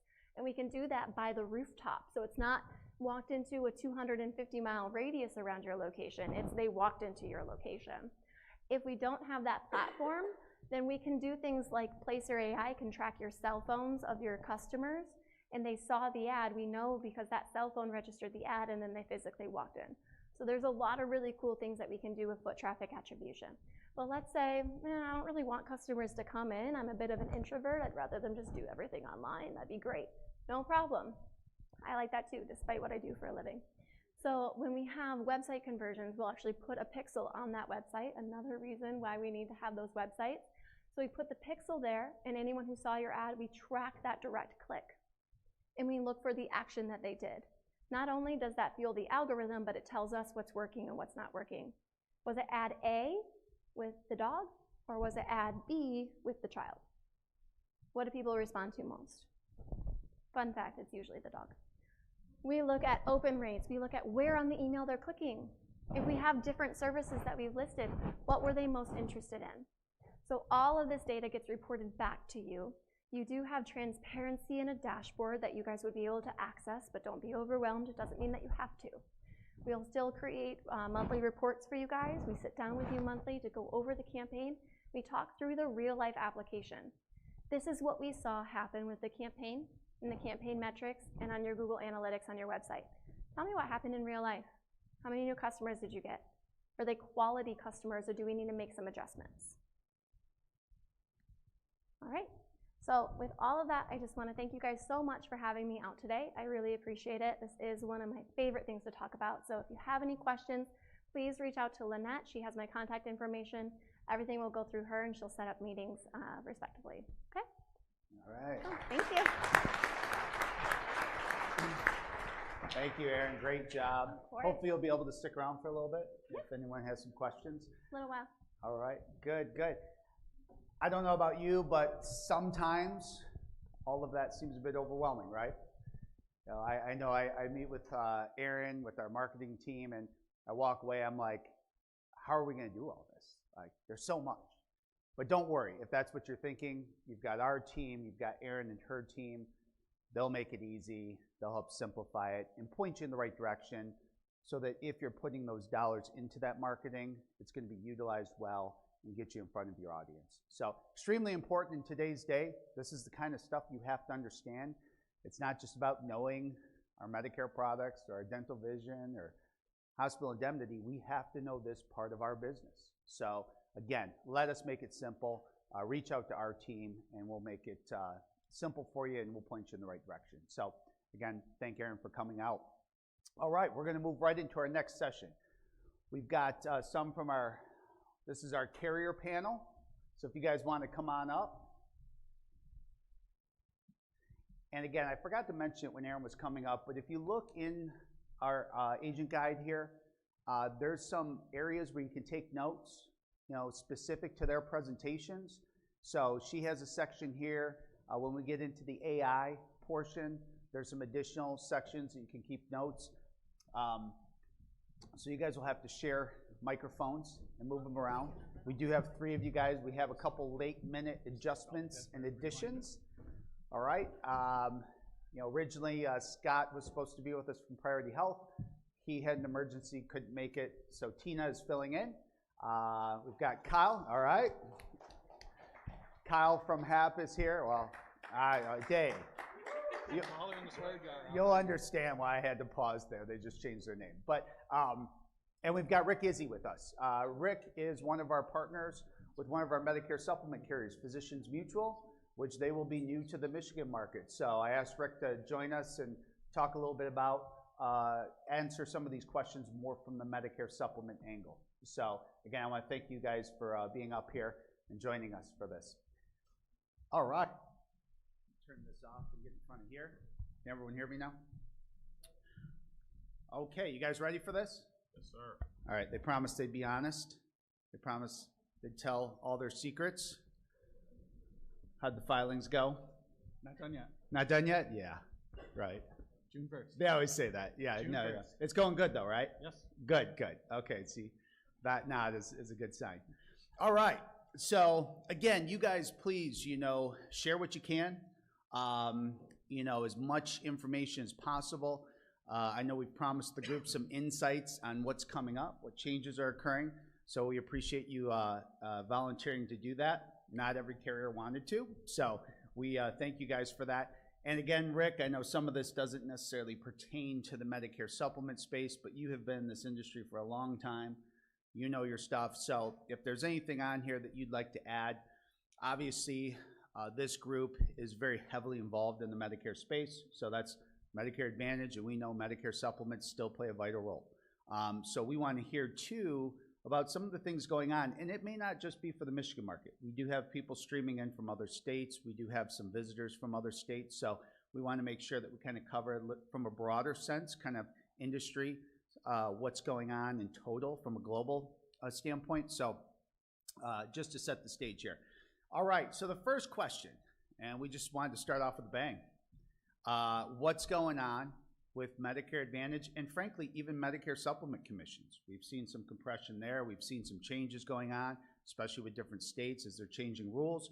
So can you guys tell us what we should expect for 2027 and the future of commissions as things evolve? Who wants to jump in? I can start. How do I sound? Can you all hear me okay? Hi, everybody. 𝗙𝗶𝗏. A little closer.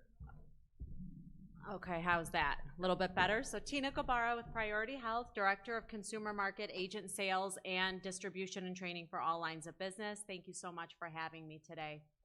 Well, commissions is kind of a tough subject, right? I think we've already kind of seen the evolution of where commissions have been going. It just feels like there are more and more non-commissionable plans. The list just feels like it's growing, and it's becoming a challenge, quite honestly. The truth is, the carriers, we are never looking at plans and intentionally cutting them back or intentionally looking at commissions to be cut back, and that is never going to be our intention. We keep a strong pulse on the agent market. We know how important it is. We know how important it is for you to drive those sales. So we are doing our best to maintain commissions and really do what's fair for the agent. I would say, what can you do to protect your revenue is to really stay connected with your book of business. I think it's more important than ever that we're setting the stage early on with members to say, it's not like it used to be. This plan does require an annual review. You need to get in touch with me. And the relationship doesn't just happen during AEP or ahead of AEP, it happens throughout the year. So just creating that trust with your book, I think will really position you in a way to be able to plan ahead, to audit once you get those benefits, and be able to come up with a good plan of attack to ensure that you're able to still retain and grow your revenue. Yeah, thanks for starting with this one, Jason. You're welcome. No, so Kyle Ingram, I'm the Director of Sales and Retention for Government Programs at Now Health Alliance, planned by 𝗪𝗿𝗪. We announced the new brand name this morning at about 9:30 at the office, so very excited. We have new logo. But commissions is a tough subject because we see what's going on in the market these days, right? We are all part of the message boards and everything else that you all are in, and we see what's happening across the country. What I'm happy about is that in Michigan, a lot of your main players are the nonprofit local regional carriers, where we don't have stakeholders that we have to return a 3% margin to every year. We're really trying, and I'm sure Priority's on the same way as us, we're trying to break even on our Medicare plans, maybe on a positive margin by 1%. And the distribution channel that is you is 80% of what we do. It's crucial that we are taking care of you just as much as you're taking care of the members, right? So anything we're doing is we're trying to maintain the members' products, but also make sure that we are recognizing our brokers and all the hard work that you do and the servicing that you do throughout the year for our members. So I don't know what's going to happen in other states with other large national plans, but I know all we're focused on right now is making sure that we're maintaining our relationship strongly with our broker partners. Good. That's good to hear. Rick, you want to add maybe some perspective on the med sup side? Yeah, I can see how they give the microphone to the Southern guy, right? They're sticking together with each other. So, commissions, we pay full comp and bonuses. So it's a good compensation program we have with Physicians Mutual. I'll tell you that once it gets here in Michigan, we're very excited. But for some of you that sell in other states, right, it's there now. It's full commission. We have an unlimited bonus program. It takes 5 issued med sups in a month to qualify for the bonus, but the bonus is unlimited, right? So if you write 10, 15, 20, you get paid on all 20 once you issue 5 qualified bonuses. So we're in pretty good shape on the commission. So excellent. Yeah. Nope. That's an easy one for me. Yeah, right? yeah, he's got the pretty easy. side. Thanks for starting off with that one, Jason. It's, just inherent to the market, right? You guys have a little bit more predictable costs, but you guys have other things you have to balance. Medicare Advantage carriers have a lot more to work with. Obviously a lot of oversight and obligations on behalf of CMS. So it is a bit more challenging. I will say that obviously if some of you are in different states, we do have to pay attention to certain areas, especially as carriers start to make some adjustments. That does expose the carriers that are left. But to Kyle's point, Michigan is a nice state with great stable carriers that are very agent-centric and pro-agent. As you heard Kyle mention, 80%. I know Priority's way up there as well, some of the other carriers. So they're very focused in on being competitive, sustainable, for both their client market, but also for you as agents to continue to write them. We see other competitors coming in, so they have to make sure they're still competitive. But a lot of great points there. So from the sounds of it, we should still all be very excited about the next season, both from a benefit standpoint as well as a commission standpoint. So that's positive news. Now in other states, sometimes that's a bit different, but if you're curious, since we don't have time to address every area today, please contact our team, and we can, of course, give you some insight. We are having these conversations with other carriers in other areas. Obviously, we just couldn't have them all up here. So contact our team, and we can give you some insight if there are some expected changes coming up. All right, let's move on. So how is this affecting plan design and benefits? You know, obviously, we've talked about the challenges. We saw the positive news that CMS was increasing their reimbursement a bit, so that's helpful. But where do you see plan benefits going? Anything that we should know about and be aware of as far as your future forecast of design, plan design? Yeah, so we're still going to be a little close to the chest on this one because plans aren't filed yet. And things always change in the last couple of weeks of bid season. What I can say is I think if any carrier were sitting up here today and telling you our plans are getting better next year, they're probably lying to you. Jason did mention, you know, the CMS rate, you know, did get an increase from what it was initially proposed at. It's still not keeping up with what the medical cost increase are year over year. You're looking at 6 to 7% medical cost increase. The Medicare reimbursement rate for the carriers went up 2.4%. When you normalize that out for Michigan, it's actually closer to 2%. So there's still a gap there that we have to make up. What we are taking a look at is if we are seeing reductions or some benefits not being in certain plans anymore, we're really heavily looking at the utilization and clinical outcomes of those benefits. Are they being used, and do they have actual clinical outcomes that can help the member? If the answer is no on both of those, there's a good chance that's the first thing we're looking at trying to remove from the plan design, because at the end of the day, we want to make sure we're giving members benefits that they're actually using, and we can invest in the products that are actually they're using and making them healthier. Outside of that, I do think nationally, as I talk to, you know, friends across the country from the Health Plan Alliance, different from Health Alliance Plan, or the Association of Community Health Plans, what we're seeing nationally, Michigan's typically 3 to 5 years behind this trend of the national side, is elimination of flex cards. You see SSBCI benefits going away because they're extremely expensive to administer and make sure they actually have the clinical diagnosis. We're seeing a reduction in dental benefits across the country and really hitting the supplemental benefit side. But again, I think Michigan, on the heavier hitting of all those things, typically we see that trend just a few years behind national. Yeah, I very much agree with what you're saying. The math just doesn't add, right? As Scott Norman likes to say, trend is going up, reimbursements are not going up, so carriers are forced to get really creative as it relates to benefit design. And I think it's true that, you know, what you're going to see is similar to what you've been seeing, where a lot of the bells and whistles within the plans are probably not going to be as rich anymore. Optional supplemental benefits are extras. That's really what they are. They're just extras. But if we as carriers can focus on those core benefits and also network access, that's obviously very important. Those become the stronger selling features. And at the end of the day, when it becomes harder to fill those, when the gaps are less wide and plans are starting to look very similar, your sell changes. The conversation shifts from, here are all of the extras and the great you know, bells and whistles that you have, but now it switches to which carrier can we rely on? Which one has been stable over the years?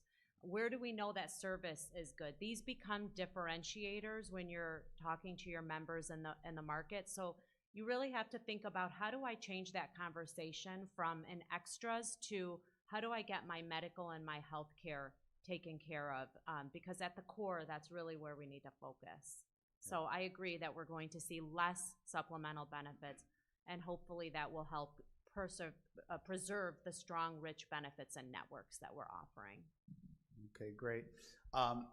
What's the carrier's temperature on premiums? It's a good question. I mean, we've seen that the give back plans are obviously some of the fastest growing plans in the market. So we understand that premium is a driving factor when we're making decisions. It would be great to see if we can keep premiums and benefits stable, including prescription benefits, and first start to think about pulling back on some of those value added benefits. The hope would be to remain more consistent on the actual premium and benefits. That's how we're looking at it. Okay.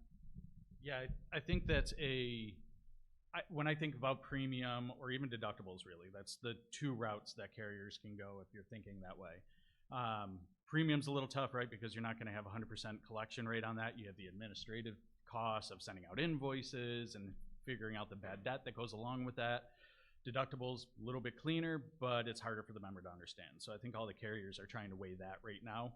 But I'm looking at this in two different routes, HMO and PPO worlds. PPOs are across the country not performing well. The MLRs, or the medical loss ratios, are extremely high on those.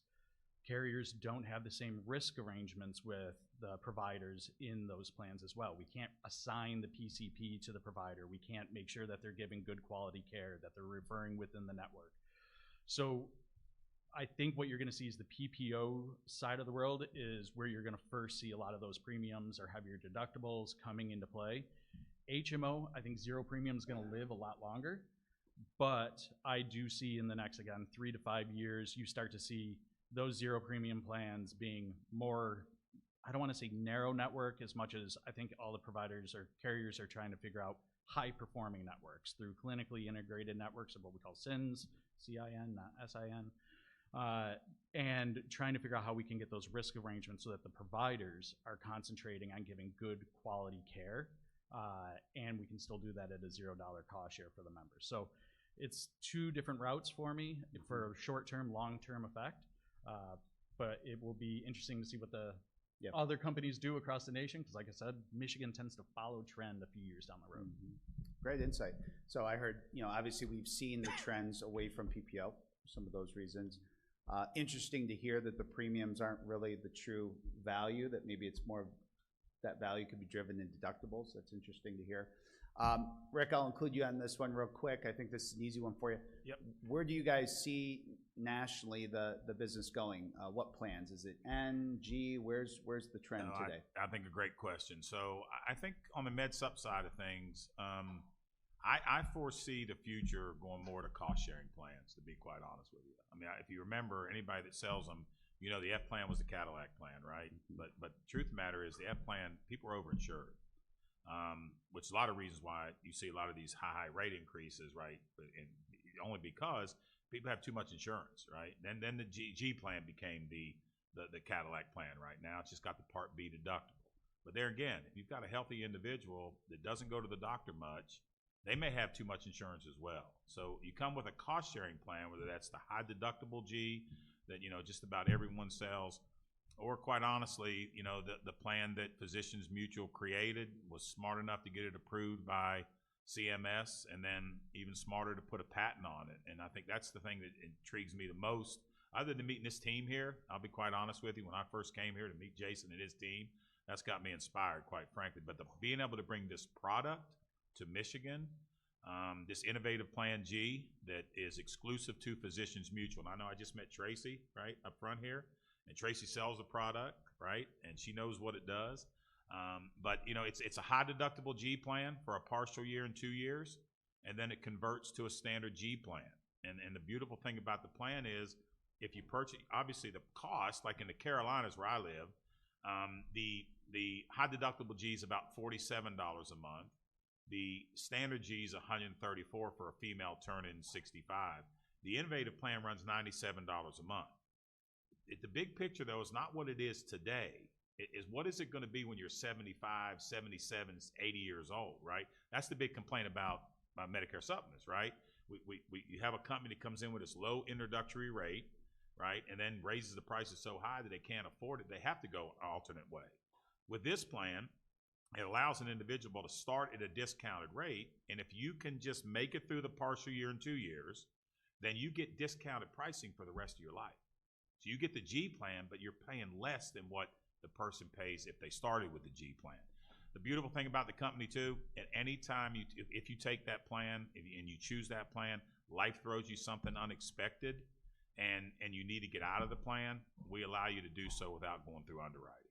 So it's kind of I hate to use the terminology no-brainer, but I think it's certainly a plan of the future, to be honest with you. That's great. Great to point out. I appreciate that. And I do agree. It's great these carriers are thinking ahead. How do we solve some of these challenges and these problems that exist in the market? So those innovative plans, you know, have a perfect fit. And when you think about it, I think we've all kind of gotten reprogrammed. You know, I sold Medicare supplements in the early days. That's all we had. We sold high deductible F plans back then.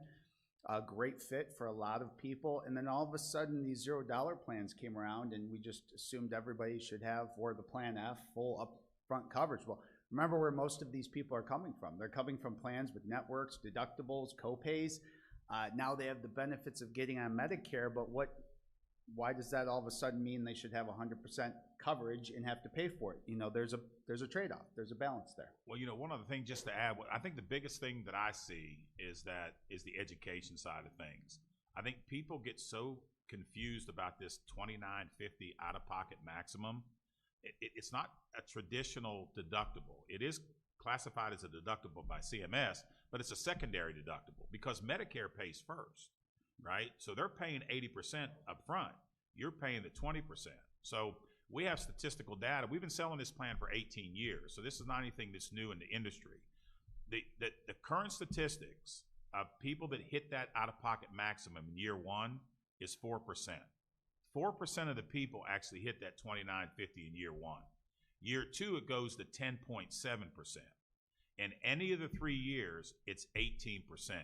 And whether you're a person that thinks the glass is half full or half empty, the way I look at it is everyone that takes that plan, 18 people hit it, 82 people never hit the out-of-pocket maximum. So the statistics are in the person's favor. Now, we don't sell that product to somebody that has cancer that's turning 65 or needs 2 knee replacements, right? Obviously, you'd put that person on a G plan. But for the healthy individual, it's certainly a great alternative. And right now, Jason, as far as the company's concerned, we're about 52 out of every 100 now are innovative versus the Plan G or any other plan that we sell. Great to know. Thank you. No, that's a great answer. Moving on to our next question, market stability, disruption. I've got a question for you on this, Rick, in a moment. But first off, you know, for Tina, for Kyle, do we see things stabilizing a bit? Are these last couple years, as maybe some benefits have been compressed, you know, some of those additional benefits being removed, do you see it heading the right direction? Do you see stability in the next couple of years? I know there's a lot of unknowns, but there's definitely a lot of unknowns. I mean, nobody really knows for sure, but it kind of feels like we're in like a multi-year holding pattern with the way that the CMS final rates are coming in, the way that trend is looking. I wouldn't really expect it to stabilize in the next year, maybe 2, but it's still a strong product line. I absolutely see it stabilizing in the future. I think it really does ebb and flow. And I think that this is going to be another year where we maybe see some, you know, plan exits, maybe commissions still not paying at the max with multiple carriers. I mean, I think it's going to be another tough year. I think it was like 30% this past AEP of members were actually shopping their plan in general. And that's quite higher than in the years prior where it was like 10 or 15%. So it does become even more important. Again, I always go back to that book of business relationship, because if you can stay in front of them and just continue to educate that it is a continual look at the plan. It's not just a one and done, and you get that loyalty from your base. There are opportunities to make your way through the disruption in the market until it does stabilize. But I absolutely see stabilization in the next 3 to 5 years, hopefully. Okay. Yeah, I mean, I completely agree. I think instead of looking at it as stabilization, though, I'm looking at it as kind of a right sizing. I think we can say both on the carrier side and on the agent side, we all have to admit we kind of created a consumer monster when it comes to Medicare Advantage plans and what people are buying the products off of. It's turned away from what is my health insurance going to look like and turned into how much OTC benefits am I going to get, how can I get my free food, and all these other items that are on there. So we collectively created this monster. What I see us doing is right-fitting back to focusing in on what they're actually getting, which is health insurance. How can we make the members healthier? Now, how long it's going to take to stabilize out, like I said, like you said, it's not going to be this year. We're going to see probably a couple years of this being in effect. But it also comes into how much is CMS going to reimburse the plans, and what surprises are they going to throw at us just before bid season starts. Because every year it feels like there's a curveball thrown right before June 1st that we have to figure out in the bids. But I do see it being a completely stable market within the next few years, us getting right-sized and focusing back in. And on the stability part too, for you as an agent, look at the carriers that you're writing and look for plan stability, as was kind of already mentioned. Who has had those big ebbs and flows and who is staying pretty consistent within their plan designs? My boss and I at the office like to joke around, and I don't know if anybody's ever seen Days of Thunder. But if you have, at one point, Tom Cruise is getting yelled at for going faster when he should be slowing down. And he said, guys, I'm not going faster, they're just going slower. And I think that's what we're all trying to get to a point of. We're staying stable. We just don't have to backtrack like some other plans because they were offering these huge benefit swings. And if we do, it's not the same amount of a swing. And that is what I see, luckily for y'all here in Michigan, the regional players are doing a great job at trying to maintain stable benefits for our members and for you to be able to continue with your books. Excellent. Great news. We'll look forward to that. And then Rick, for you, I'm just curious, and obviously if you want to add anything else to market, stability, disruption, but I'm just curious how, as a Medicare supplement carrier, you guys responding in the states where we've got the birthday rule and other matters that impact the business you're seeing? Yeah, I think that birthday rule's something, I can tell you. So is that going to be here in Michigan? Is that? I hope not. I hope not too. Yeah. So that'd be my answer. Would be I'd vote against the birthday rule. You know, on the med sup side of things, I think it's always about the rate increases, right? I think that's what I hear all the time. I can tell you that, you know, up until this COVID and you know, people putting off the doctor visits because of it and all the other stuff that you know, Physicians Mutual was for over 25 years single-digit rate increases. So I think they have their heart in the right place. You know, by it being a mutual company, it's owned by the policyholders, right? It's been in the Reed family, and I happen to know them very, very well for the last 85 years. So I think management's in the right place as far as how we treat our customers. I think this innovative plan, again, I go back to it again, it's the healthiest G block in the industry, right? So therefore, when you have a healthy G block and your loss ratios, then I think and when your loss ratios are right, then I mean, it's not sustainable to take in $1 and pay out $110. It's not sustainable, right? So I think as far as longevity, Jason, what I would look at a company that's been around for a long time, whether that's Physicians Mutual or someone else that sells med subs. Look at the longevity of how long they've been in business, right? Be careful with, again, I'm not trying to knock down anyone that's trying to get in the insurance business, but I think you all know the shell game, right? A lot of times. So just be careful. Careful who you want to do business with. Make sure it's reliable. And it does not have to be us. It could be because there's other reliable companies out there, but just to pick and choose the right company you want to do business with is what I tell you. That's a great response. And I guess to add to that, we have this discussion with agents and trying to remind them, new carrier comes in, they go, well, it's new. No, it's not necessarily new. They've been around doing it a long time, very stable. They're just maybe new to this market. So you have to remember that too, that they may have been doing this for quite some time. And yeah, pay attention to the trends. You know, is it a carrier that came on and has, you know, moved that block of business over to multiple sister companies? You know, be mindful of that for the future. So great response. We'll move on to our next question here. Product mix strategy. This is kind of for everyone here. What would you recommend everyone in the audience to have, you know, obviously build their book of business, build this client referral system, Medicare Advantage, Med Sups? How would you diversify, if you were in their shoes, how would you diversify your sales portfolio to take advantage of the opportunities as well as to, you know, weather some of these, this instability? Yeah, I think the main thing, and this has been my philosophy since I was a broker and then came to the carrier side and started working with everybody, is never go into the meeting with the product in your head that you are going to be presenting to that member. Sit down, get to know them, find out what their needs are, and then recommend a plan based off of their specific situation.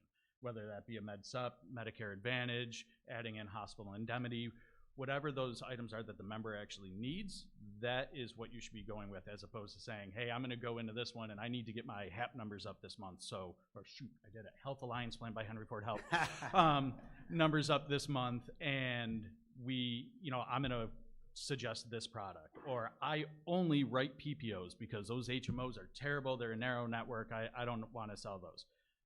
Go with what is best for the member. Have that discussion with them, see what their conditions are, and then recommend the product based off of that specific need for the member.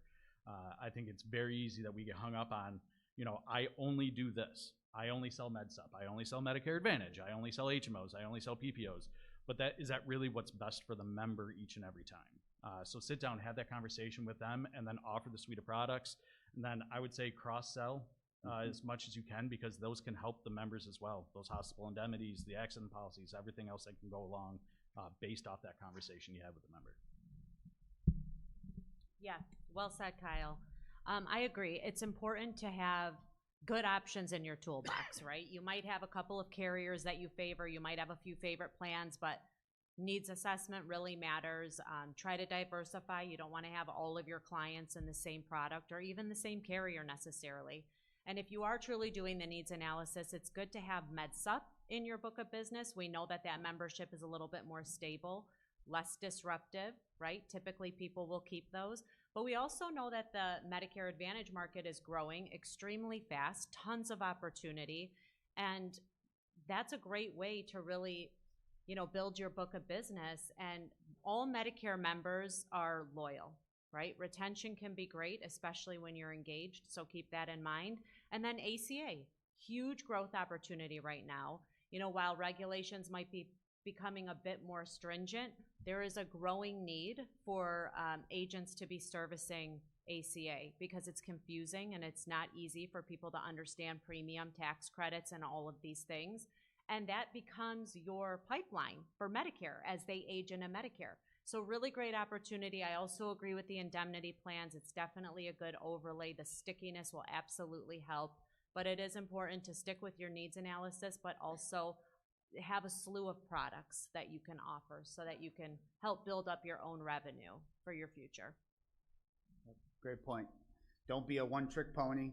There's needs out there that your clients have. We need to find those solutions across multiple products. And as we have here today some of our key ancillary product partners. They're back there. Talk to them. Talk to our team.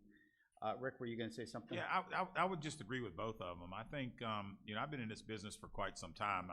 I think I talked to you just a minute ago, but I started in 1984. I was 12, right out of middle school.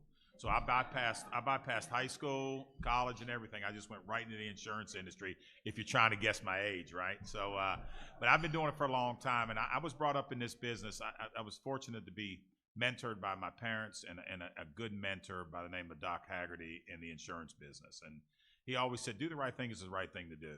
One of the things that frustrates me the most is that, and they mentioned need analysis, when you sit down with someone, just do the right thing. With Physicians Mutual, we're one of the big carriers that don't offer both plans. But I have a lot of agents that report through me and with me and I work together with that they do sell Medicare Advantage. And they have never heard me say a negative thing about it if it's the right plan for the person, right? So when you're sitting down, educate the customer, because there is a place for both. It's not just us against them or them against us, right? So if the plan fits and it's a Medicare Advantage, then do the right thing. But if it's a Medicare supplement and that plan fits for them, then just do the right thing. And I think if you do that, then good things will happen, no doubt. So awesome.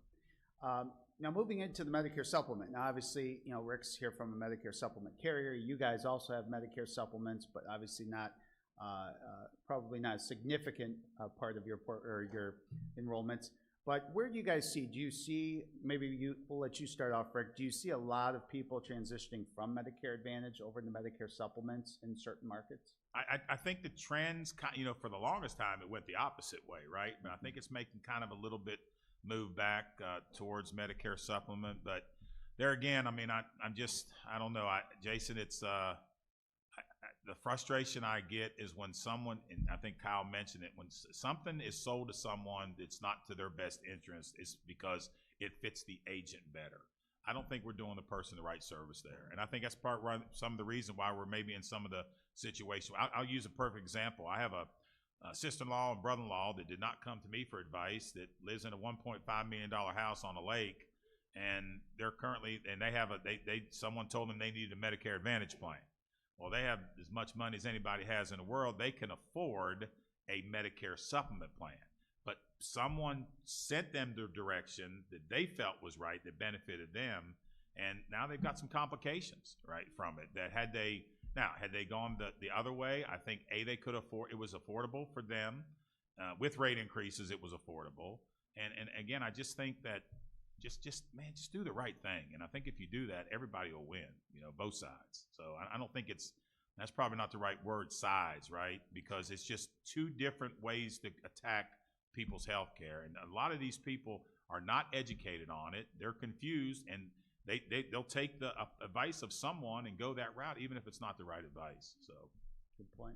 Yeah. You guys want to add to that, where you kind of see Medicare supplements fitting in? Is there much of a future? I know you guys are mostly Medicare Advantage. I agree that it's definitely become more relevant, right? But it does require a certain type of audience. You're always going to have people that want a Cadillac plan or the broader network, and they feel like that's a better fit for their needs, and that's okay.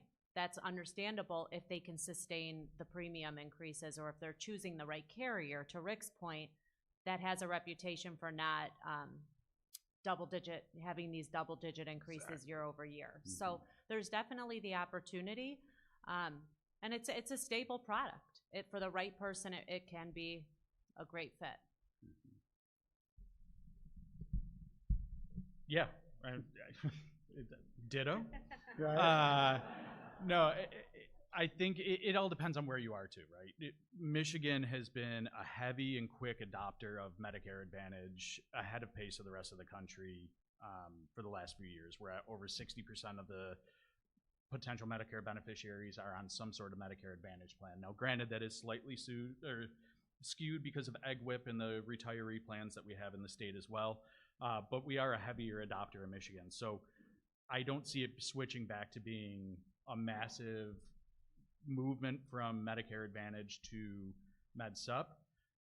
The question is, what's the media going to look like over the next few years? And is Medicare Advantage going to take a few more black eyes because of situations nationally?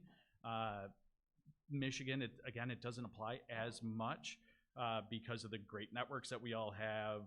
The local carriers do kind of reign king here, and we have those close-knit providers. I mean, we're both owned by provider systems.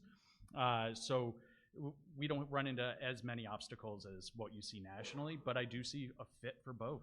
Like everybody said, right thing for the right member. Yep.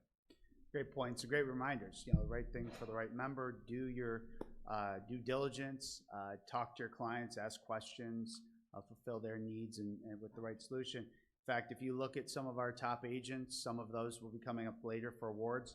I would say probably a third of them to a half are mostly Medicare supplement writers. And, they have that clientele. Maybe it's where they're getting their referrals from. Maybe it's just the areas they're working, the states they're working in. So just do the right thing, and every market kind of, has its own needs. Those clients you meet with have their own needs, so do the right thing. Real quickly, and then I know they're still setting up food, so we'll ask, we might have some time for some audience questions. Anybody want to say anything about ACA, future opportunities? You want to add anything there? I'm out.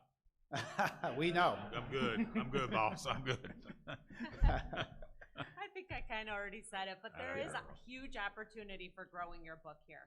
I mean, this is your Medicare Advantage and supplement pipeline, so don't discount it as you consider how can I diversify. I think there's a lot of opportunity. So much disruption, agents are needed. 67% of ACA enrollments come from agents. They need you. Yep. And if you need help getting into that, learning, FFM certified, again, reach out to our team. We can help with that. We do have a few minutes because they're still setting up lunch. Why don't we go ahead and open it up? Anybody have any questions for our panel here? Harley? So how does the area do with the deviation that they're trying to cut off the COVID, and what impact does it have on television enrollment?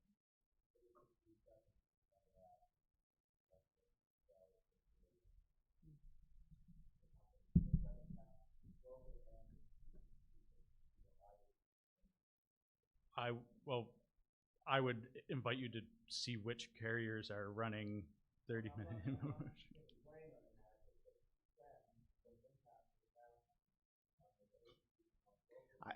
I guess I can kind of even answer from a larger scale across multiple markets. It had an impact in previous years. We saw some disruption due to commercials. The question was about commercials and promotions on TV and other ads being run, whether they were independent or carrier specific. We've seen those diminish. We saw some rules implemented a couple years back by CMS, some of the other oversight, some of the other, the government taking a little more proactive stance on who's running those, how they're running them, what they're saying. We've seen that scaled back dramatically. So it's actually had less of an impact. I feel it actually opens opportunities for local agents that are out there doing the right thing, because as you're out there, you are meeting with that client face to face. You are now their go-to person for their solutions, and they have a local source. Many of those others were run from out-of-state sources that didn't understand the actual impact of what they were putting them into for that market. And again, as it's been mentioned, Michigan's very unique.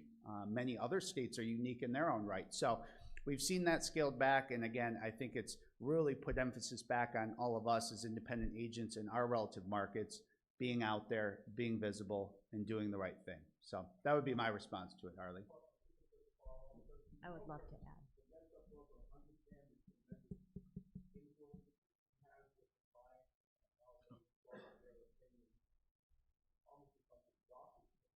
Yeah, Right. absolutely. Oh, absolutely, yeah. I believe they do.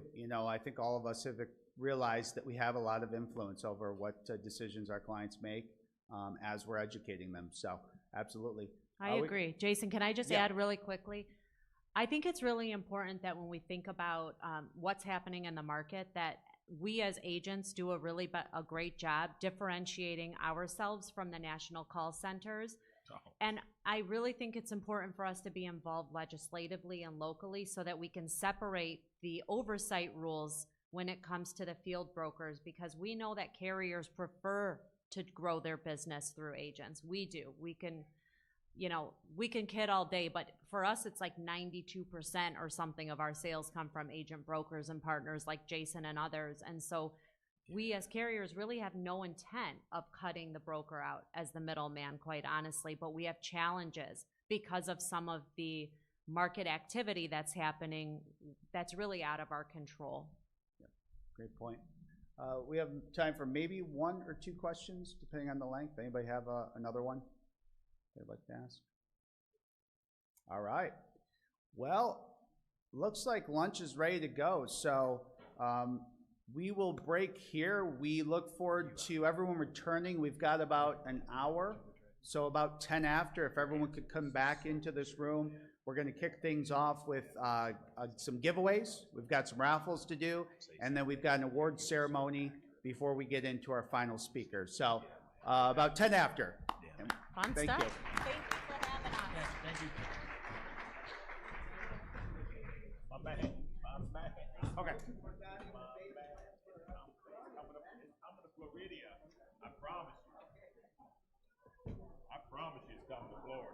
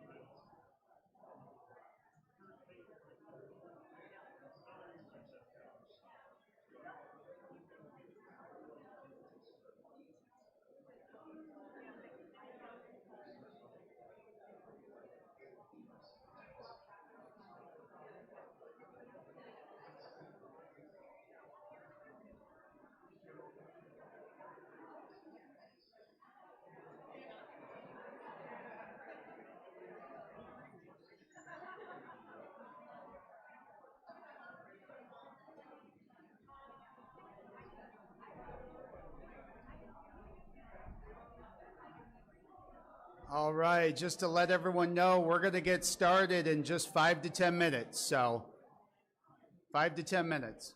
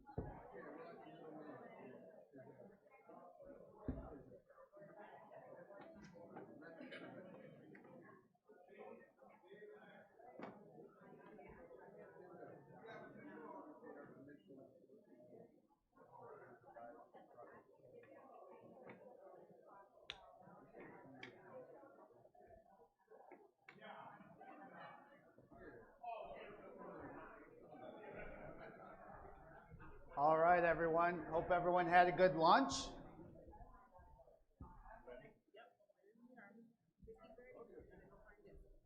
Okay. Are we going to do raffle first, or?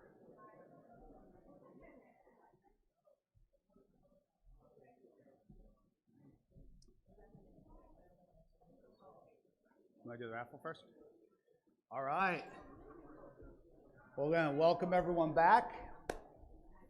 Hopefully you had a good lunch. And I had a chance to meet with some of our sponsors. We're going to move along into our next part. And we've got a raffle. So we've got a few nice gifts. from some carriers. We've got some IAD swag, so we're going to go ahead and give that away now. And the famous Lynette has created the most technologically advanced raffle we've ever had. You don't have to turn your business cards in. We're not picking, you know, from a fishbowl. So she created this, what should we call this? Wheel of Fortune. Spinner, yeah, Wheel of Fortune, yeah. So what are we giving away first? Because we're going to start there, and then we're going to do the awards. What? So we have IAD gifts. We have gifts from our sponsors. We have a ton of cool gifts. We have the signed Lions. We have some signed football. The only name we can recognize is Fox, and the other one's the long snapper, which nobody knows. So if you're a big Lions fan and you know the name, please tell us. That's from, I'm still going to call him Hap, but it's 𝗙𝗵𝗿 Plan by Henry Ford. I even asked Kyle, he didn't know. He just said long snapper. So what shall we give away first? Jesse, Christy, you want to pick? The 𝗪𝗏𝗽 White. Want to go to football first? All right. All right, we're going to the big ones first. And you got to be here to win. So hopefully everyone comes in. So go ahead and spin. Let's see who wins this. Is this online too, or just who's present? Okay. What do we got? We got Daniel? Latimer? Daniel anywhere? Nope. All right, next one is what? Yeah. No, Dan, Daniel. you don't get any more footballs. You've got a couple. All right, next person. We're still on the football here. Dave Pickering. Is Dave here? Oh, man. Nobody wants to win. Let's try it again.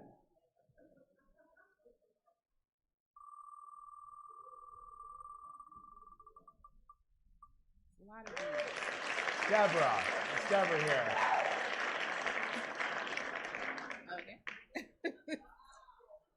Big fail. All right, this is your gift, Jack. We just can't give it away. We're trying. If there's agents in there, Steve, is there a Steve, please? No. No. Yeah, could they have sent it virtually? Okay. These are all here, people posted.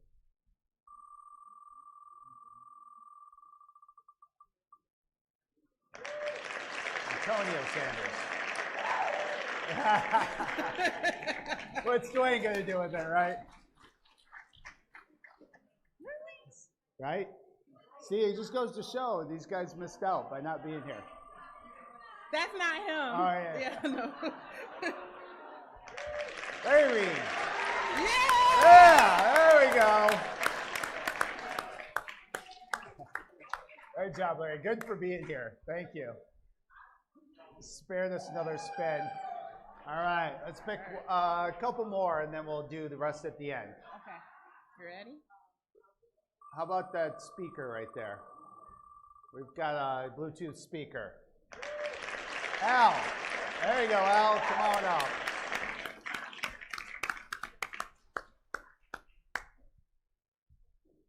What else you got over there? Oh, I know how to lose those. Pro V1s. All right. Box of Pro V1s. Let's see. Michelle Chesney. All right. Now we're on the roll.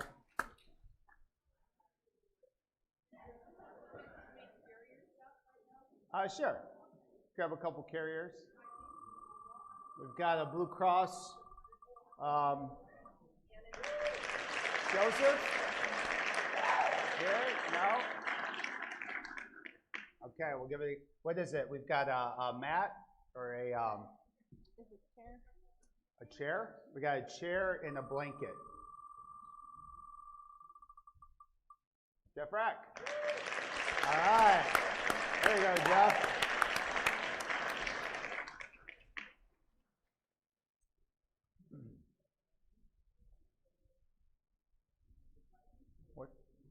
We got a Life Secure gift pack, a Bluetooth, a Yeti.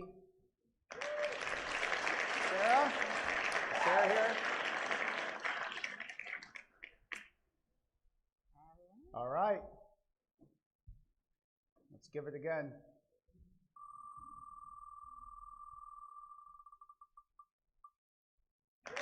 Eunice here. Okay.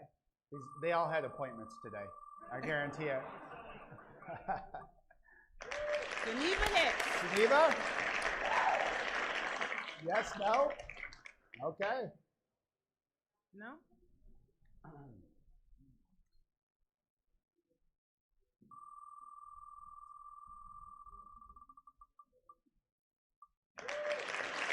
I know John's not here. Who we got over there?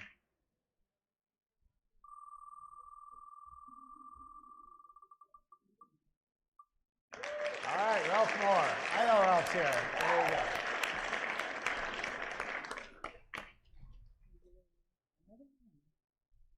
Yeah, let's do one more. What do you got over there? We got an 𝗏𝗏𝗃𝗏 cooler.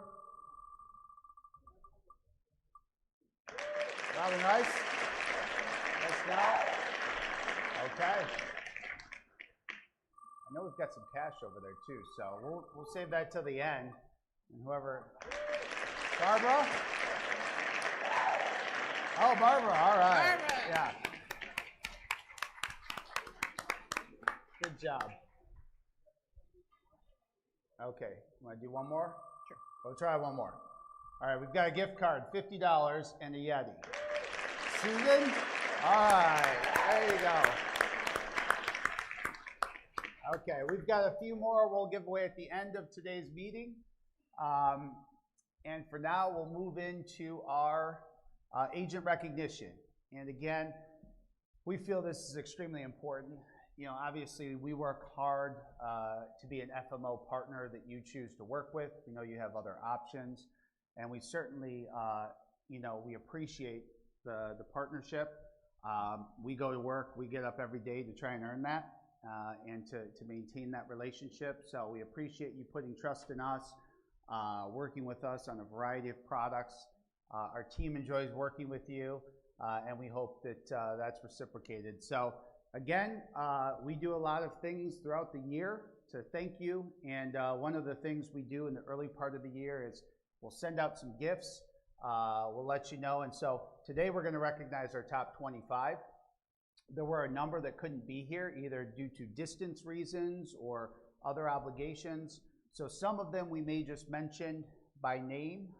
And I'm going to walk because I got my list over here. Some we'll mention by name, but we won't have them come up. Where's my list? All right, there we go.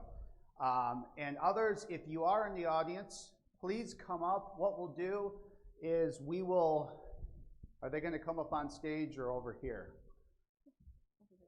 Okay, we'll just have you come up over here. Christy and Jesse will have your award. And if you could just stand by this display for a few moments. Once everybody's up, we'll take a group picture, and then we'll go back to our spots, and then we'll move on to our next speaker. So this is in alphabetical order. So no special order other than that. So we want to, again, recognize some of our top producers for last year.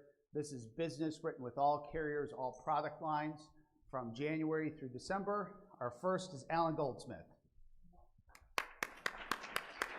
Alan. We'll go down the list. Andrea Hicks. We don't see Andrea here today. All right, Apex. We want to invite up Bill Tarrant, Larry Reed.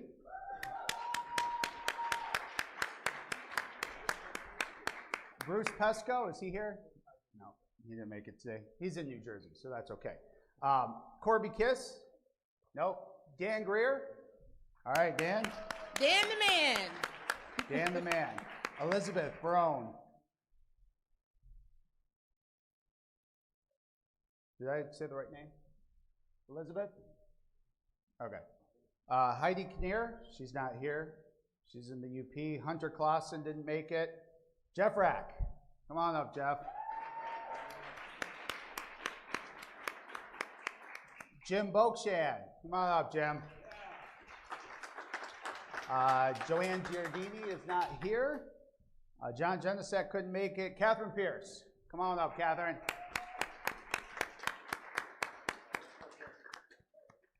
All right. Kelly Sarin couldn't make it. Kenneth Kreiner. Is Kenneth here? All right. Kevin Nanzer couldn't make it. Michelle Chesney. Nathan Barsley. Come on up, Nathan. And Lena. Come on up, Lena. You're his better half. Come on in. They joined us all the way from Florida, so good job. I think that's the longest distance for an agent.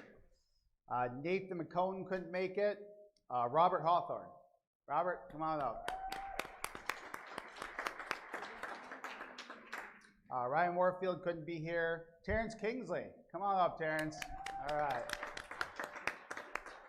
Timothy Priest couldn't make it. And last but not least, Tyrone Carr. Come on up, Tyrone. Congratulations again. And many of those also attended our annual conference. We just had the privilege of being with this part of this group in Cabo a couple weeks ago. So we had a great time in Cabo, and these guys earned it. So we'll see if we can fit this picture in, and then we'll move into our next session.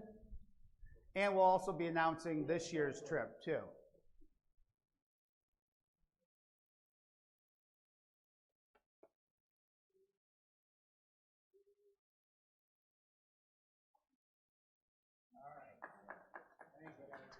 Great job, everyone. All right. We'll keep moving. How are we doing on time here? Okay. We'll let everyone get back to their chair. Well, our next speaker, and this is our final speaker for the day. After that, we have some introductions to a couple of our technology partners, and we're just going to talk about a couple new things that IAD is rolling out. But this is, I'm pleased to have Philippe with us. Philippe, I'll let him give his bio, but I met Philippe a couple years ago at a conference in Dallas, and we got to talking. He had a brief presentation that was phenomenal. Again, most of it went over my head, so I'm like, this guy knows stuff. And so I said, hey, we got to get together. We had a chance to become friends, and I called him and said, hey, we're doing our sales summit. Would you be interested in coming up from Florida? So he came all the way up from Tampa. AI we know is a hot topic. Everybody's using it. Everybody's saying it. Do we really know what it is? There's so many different versions. And so if you look in your guide, we put together some brief steps to follow, some takeaways, areas where you can take notes. Now, what else we're going to do, because this does get pretty deep. And we saved Philippe for the afternoon because he has some great energy. So he will wake you up. If you're a little bit tired from this food and you haven't had enough coffee, he'll get you pumped up. So we kept him in the afternoon, but take notes. We're going to do some follow-up sessions. So if you are a contracted agency with Insurance Advisors Direct, this is just the start. We're going to take you into some great ideas, an overview, and then we're going to do some virtual events down the road. I think we've got a few dates proposed, but probably the end of June. We got to be careful. Philippe's expecting. He's got a new one on the way. So I think end of June, July, and August. We'll probably space them about a month apart, but we're going to take a deeper dive into this, and we're going to let you learn from him, because Philippe has successfully not only dove into the AI realm, learned a lot about it, but he has built an agency around it. So he goes out there and he does what you guys are doing, but he's got that AI component working for him. So he's going to talk about how he has introduced it into his business, how he's used it to scale, and he's going to give you those tips and ideas to take away so that you can consider which parts you want to implement in your business. And then again, between our team and Philippe, we're going to continue to nurture that and continue to bring you those ideas. So I'm excited to have them come up. And Philippe, come on up. You're next. Do you want this microphone? Okay. Where do you start? You got it? I can shout loud. You want to do this one? Oh, is that me? I love it. Thank you. Bear with us in the transition.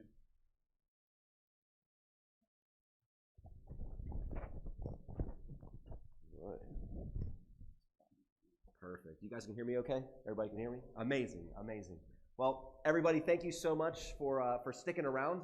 I know the afternoon is typically a little bit rougher, right? After you eat some lunch and you start to digest and the body starts to slow down a lot.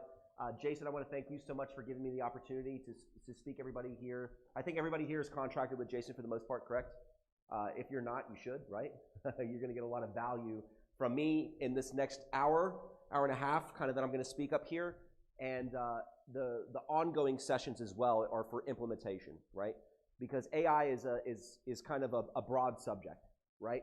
And most of the people that are teaching AI, they're not in our industry. They're not. They have nothing to do with our industry.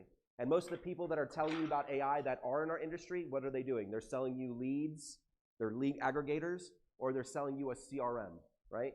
And that's typically what they do. What they don't do is they don't teach you how to functionally use AI and what parts of AI matter to the broker and what parts of AI don't matter to the broker. It's a big blue sea is what we call it, the big blue, right? So my name is 𝗏𝗡 𝗏𝗏. I've been in the insurance industry for 23 years. I served my country as a United States Marine, and when I got out of the Marine Corps, I floundered for about a year and a half, and then I got into insurance. I started my career with Bankers Life and Casualty. Anybody ever heard of Bankers Life and Casualty?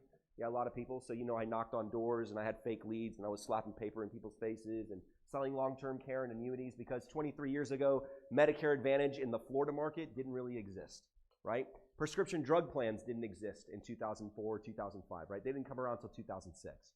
So I was with Bankers for about a year and a half, 2 years, and then I went from Bankers and I went to Humana. I worked as a captive agent for Humana. Everybody knows Humana, right? I was able to work for their Market Point organization at the time because I had all that experience from Bankers that it kind of transferred into that. Then I left Humana and I became an ICA with United Healthcare. Everybody knows United Healthcare, right? And I was with United for a long time. And in my market, United Healthcare had a major disruption in contracts with a large hospital provider. And that caused me to go broke, right? So like I had this big book of business, about 500 people, and I lost like 497 of them overnight like that, right? Because there's a big contract dispute and there's nothing I could do. And at that point, I decided to become a broker, right? So fast forward, just giving you a little history on me. Fast forward to 2019, I had my best year of my career as an independent broker because I went independent in 2013, 2019, I had an amazing year. I sold like 480 plans. It was great. I had a crazy AEP. Just like everything aligned. Timing and time in kind of met. For those of you that have been in the business a long time, you know exactly what I'm talking about. You work hard, you work hard, you work hard, and then all of a sudden this wave of disruption happens in the market and you're in the right place at the right time and you capitalize on it, right? Because the beautiful thing about our industry is that we benefit when there's disruption, good or bad, right? Earlier when Chris was talking, he was talking about disruption. And if you listen to what he was saying, and how many of you scanned the QR code and got his white pages? Okay. Now what did you do with the white pages? What did you do with it? You saved it, right? Okay. Did anybody push it into their AI and repurpose it? Nobody, right? Okay. That's what you do because when there's disruption, how do you know how to capitalize on the disruption? Usually you wait for somebody else to do something and they do it, and then you say, oh, maybe I'll do that, or maybe I'll do this. And you try to do what someone else is doing, right? So in 2019, I had this amazing year, and then what happened to the world? It shut down.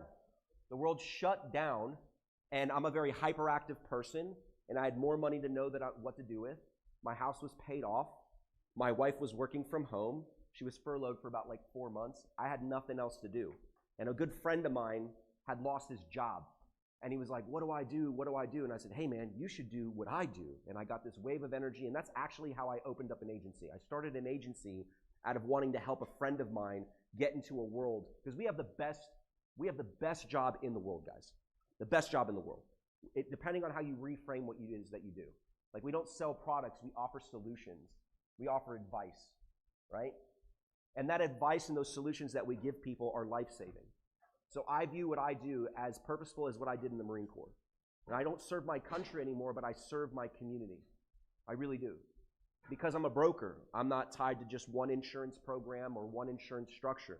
I can offer a lot of different structures and a lot of different programs. And over those 23 years, I built systems, I built SOPs, standard operating procedures. I built all these things that would help me drive the needle to become successful, and it worked. And then I hired people, and I built this agency, and I was starting to teach them. And the world changed, because now everything was virtual, right? So in 2019, 2020, we were all doing virtual stuff. Zoom, On24, some of it was terrible, some of it was good. But we all basically got to know Zoom. And a lot of our clients also got to know Zoom. And also a lot of our clients started getting on what? Facebook. And the world changed. We started to move into a digital structure. So I started to see this pattern happening, and I started doing a lot of research, and that's when AI was just coming out. And it was coming out in the form of CRMs, right? CRMs started getting really, really good in 2020, 2021. And I started looking at all this technology, and I started getting hungry. And I was like, who can I learn this from in our industry? And by our industry, I mean in the health insurance industry, whether you're doing ACA, supplement, Medicare, group insurance, whatever. Who in our industry is doing it? And the result was nobody. Nobody. Everybody was still holding on to 2016 and 2015. And they were like, oh, the business is going to go away because seniors don't use Facebook, and seniors don't do virtual, and seniors don't, which is absolutely not true, right? It was an excuse to be stagnant. It was an excuse to complain. And we all know that. We've all been to like broker mixers where 50% of the people are talking about how terrible the business is, but they've been in it for 15 years. It's like, we'll just go into another business, you know, if you don't like this business. So I found myself saying, who am I going to learn from? So I spent a lot of money. I mean, a lot of money. And I'm not telling you that to impress you. I'm telling you to impress upon you my desire of wanting to learn.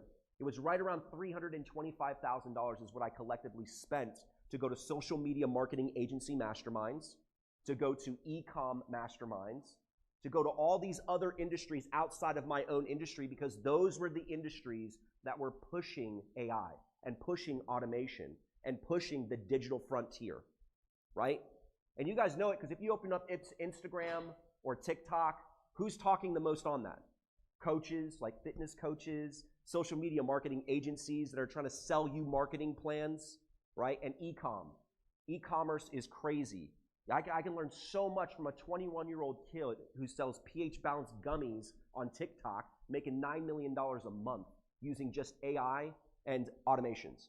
2 employees, $9 million a month, and recurring revenue for the last 18 months. How many of you know somebody that's doing $9 million a month in recurring revenue every single month for the last 18 months selling pH-balanced gummies on TikTok? Insane.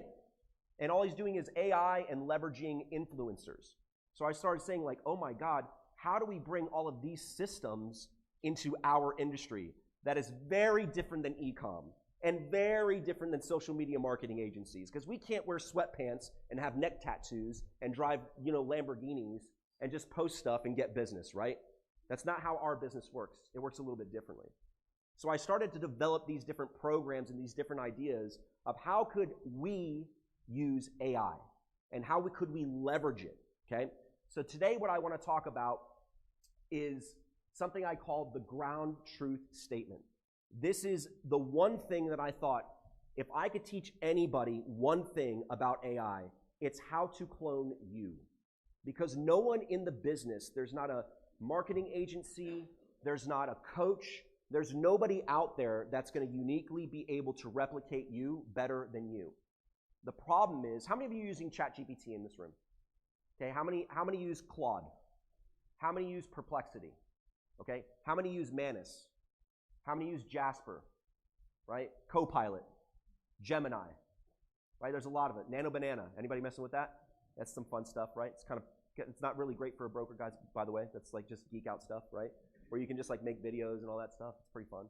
But there's all these different platforms, and they all have different results, okay? Do you guys know what a hallucination is, right? If you hallucinate, Have you ever used AI before and it started to hallucinate?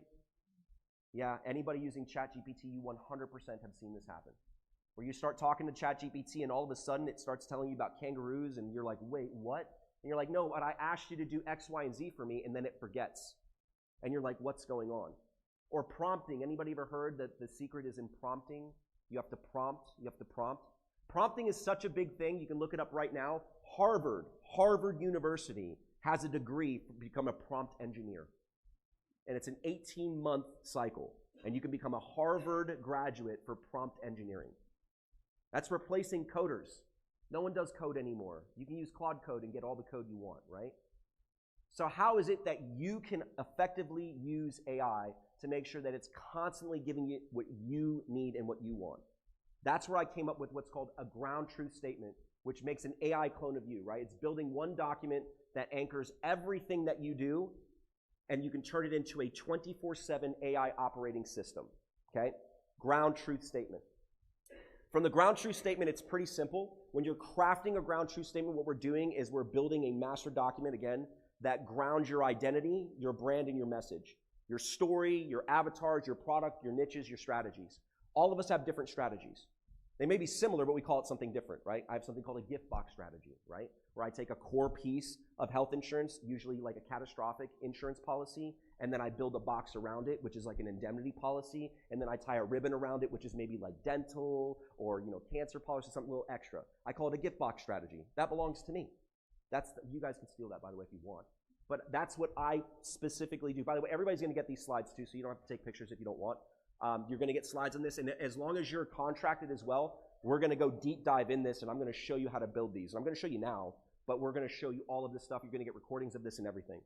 So from the ground truth document, you can go into an AI clone. That document that I create for you, or you create for yourself, essentially, is going to build out a system that you can constantly put into a GPT that you're using, ChatGPT, Claude, whatever, and allows you to actually build out an executive team. How many here have a chief marketing officer in their business? You have a chief marketing officer that you pay? You're the chief marketing officer. Got it. How many of you have a chief operating officer? A chief revenue officer? A chief technology officer? A compliance officer? How many of you have it? You don't. Let's say you had a compliance officer. What would your compliance officer study? Compliance, right? And where does compliance come from? Yeah. Yeah, you can create a board of directors out of your AI, right? And how do you correct it effectively is by having a ground truth statement. Because there's certain products that you can pull out of your AI that's already living in your head, guys. But it's in your head. How do we get it out of your head and into a GPT? It's with this ground truth statement. And then last, it's like there's an offer connected to this, but I'm not really going to go through that as much because I'm going to do a lot of free stuff for you guys. I got a lot of lead magnets that I'm going to give you guys that's going to be able to help you. For instance, I'll categorize all the AI that you need and what's good for what. Like what's ChatGPT good for, what's Gemini good for, what's Claude good for, and what you should use it for, okay? So crafting your ground truth statement, this is super important.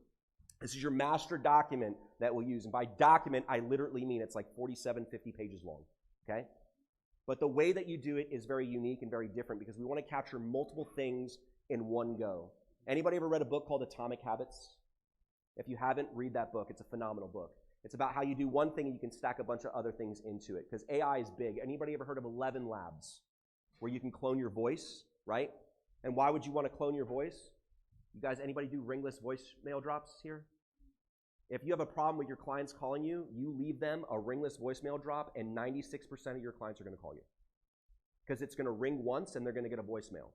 And then they're going to be like, oh my God, he called me. And your phones will melt. I tell people this and they're like, no way, no way. And then they do it and they're like, oh my God, it must shut my whole company down because everybody called it once. Yeah, voiceless ring mail drops are great and you can do it for all kinds of things. But if you clone your voice, you can get it done. It takes about 3 hours to clone your voice. So I'm going to show you how to do it even faster. Okay, who knows what Hey Jen is or Synthesia, right? That's where you're cloning yourself. You're cloning a likeness of you, right? You usually do that for doing hours and hours of video, okay? So most brokers, they have a bio. All of you have a bio, correct? With this, you're going to build something that will actually run your entire business, okay? So it's not like a one-liner. It's not like just a bio. It's a complete living document that you have. It contains your story, your clients, your products, your strategies. It becomes the DNA of your AI clone, right? Everybody in this room should have an AI clone. so you can productively take 80% of your tasks and automate them, right? How many of you are picking up the phone and calling every single client? Right, okay. Now, keep in mind, we're all human in here. We're all fallible. We all have to go to the bathroom. We all need to eat food. We all have relationships and kids and extracurricular activities, or we get tired, or we just don't feel like it, right? There's very few people in this world that are going to say, I call my clients, or I call a potential client every 2 hours, every 24 hours, every 48 hours, every 72 hours, and I send them an SMS text, and I do a ringless voice drop, and I send them a personalized video, and I do an email, right? Or maybe you do that 1 or 2 times and you say, oh, he didn't answer, maybe he'll call me back on the voicemail, right? I left them a voicemail. Yeah, if you leave someone a voicemail, they ain't calling you back. And it's not their responsibility to, it's yours, right? So how can you systematically do it, okay? When you build it once, it goes into your marketing system and it literally runs all your marketing, your sales, your training. And for those of you that have a team, it is phenomenal for team building, okay? Phenomenal when you have a ground truth statement. Helps you build something called an SOP, standard operating procedures for everything that you do, okay? So the number one thing is we build out a career story. And the career story, by the way, I give you a series about 52 questions that you do in an interview style. I always suggest, always suggest that when you do a ground truth statement, you do not type it out and you do not write it out. As humans, we're fallible. And when we type, we tend to hit backspace and correct something. Oh, no, wait, let me change that. When you do an interview style with yourself where you ask yourself a question and you record your voice, it tends to be more natural, right? There's 2 things that come out of that. Tonality. My tonality is going to be different than your tonality or your tonality or your tonality. The way I speak, the way I pronounce words, the way I say things, okay? The second thing that's going to do is create something called a lexicon. You guys familiar with what lexicon is? It's a series of words that you use commonly. I use words like outstanding. Remember, I'm a Marine. We use outstanding quite often. Marvelous, phenomenal. I like using these words. So when AI writes or repurposes something for me, it uses the 500 most common words that I use in phrases. That way, if I send you an email or a text message, you wouldn't know the difference. If I got on the phone, it would sound exactly like me. It'd be the same verbiage.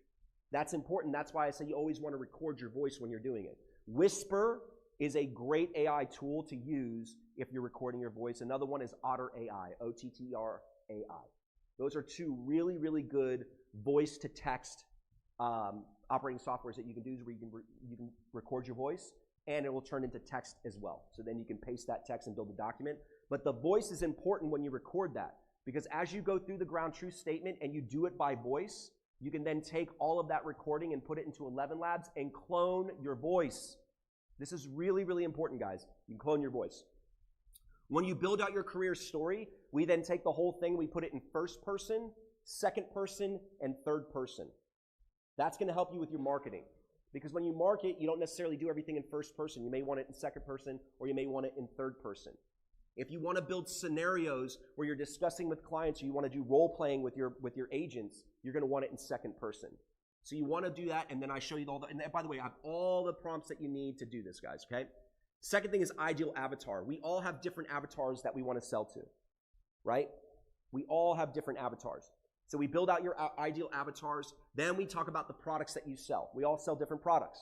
And you literally list those out. I sell this plan, this plan, this plan, this plan, this plan. It's a little bit more arduous, but it's good that you do it. You put all your products down. And then your market niches, right? Who those products are for. So you do basically one line that says Medicare, all the Medicare plans you sell, okay? You do ACA, all the ACA, under 65, group, whatever, and you label all of those things. Your strategies, that's where I was kind of talking about, like, what strategy names do you use? I use GiftBox, I use 30/60/90, probably a lot of you use 30/60/90, if that's usually with indemnity products, right? Hey, if you could get perfect insurance and it would cost you $30, $60, or $90 extra, what would you be comfortable paying, right? And someone says, oh, I'll pay $60. Great. Well, then I know that's hospital indemnity and a dental product, or maybe cancer policy and a hospital indemnity policy. And that's my 30/60/90. I also use 30/60/90 for a follow-up sequence for extra products when I want to stack products on people. I'll do a 30-day reach out, a 60-day reach out, a 90-day reach out, and they're all very different psychologically. They're different, okay? Your voice and lexicon is very important. This is why I say you want to record your voice. and your core values. What are your core values? Mine are family, impact, and accountability, right? Without family, I feel like I would have nothing in my life. Without impact, I wouldn't have a driver or real purpose. My purpose is to impact people. And accountability, I'm an extremely accountable person. If I say I'm going to do something, I'm going to do it. I don't need to sign a contract. If I do a handshake or a smile, I'm committed. Yeah? So extreme accountability. The richer the document that you have, the more powerful your AI will be, okay? So for instance, first person is good for websites, podcast sales. I started in the industry broke, eating hummus wraps because I couldn't afford a $5 pizza buffet. 20 years, 96 companies later, I'm here today. This is actually true. This is a true story about me. Bankers Life and Casualty put us in passenger vans. They dropped us off in a place called 𝗏𝗏, Florida, and they took off, said, see you later. And I was dead broke, and the only thing that would actually like stay in the Florida heat was hummus. And it's cheap. You guys ever been on like Section 8 living or a food pantry before? Garbanzo beans are really, really cheap, especially in the state of Florida, because we have a very big Latin culture in the state of Florida, especially where I live in Central Florida. So garbanzo beans was costing me about 5 cents for a can, and then olive oil lasts a long time, and garlic and a blender, I could afford that. And I would just make a ton of hummus and put it on tortillas and keep them in my pocket. And I would work with other brokers, and they would eat a Pizza Hut buffet for $5, and I would sit on the sidewalk feeling sorry for myself, eating hummus wraps. And I did that for about a year, right? Anyways, neither here nor there. So, first person makes prospects feel like they know you, and it builds trust, right? That's what we do.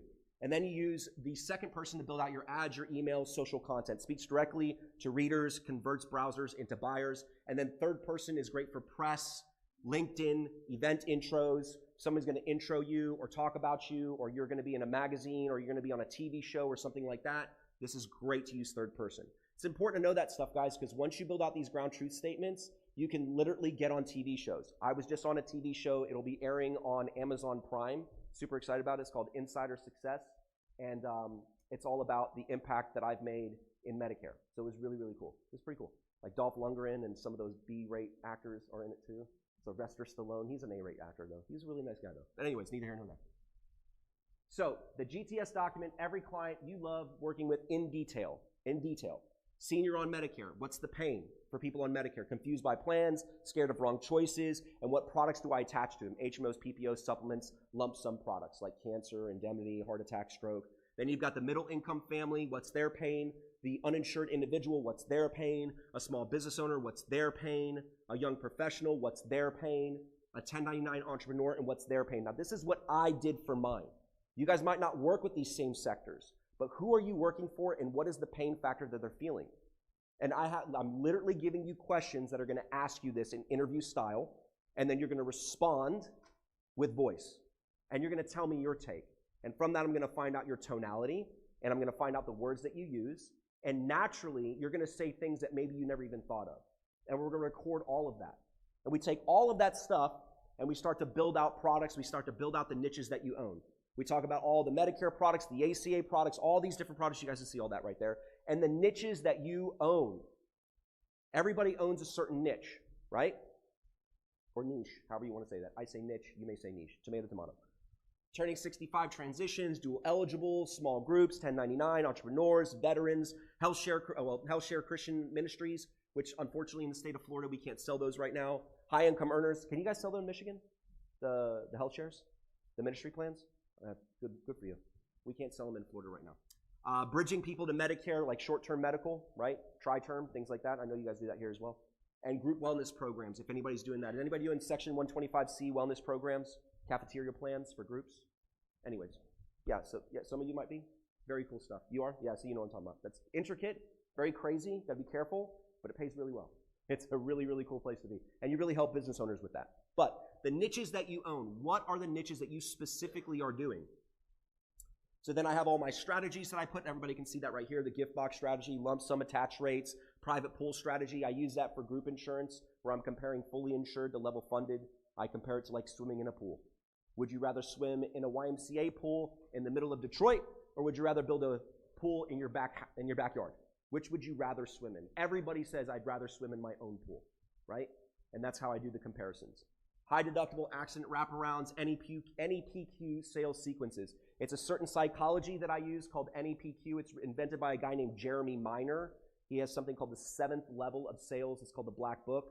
Guy is an absolute genius. He made $40 million in commissions selling cars. And not like Mercedes and all that stuff. I'm talking about like Hondas and Hyundais.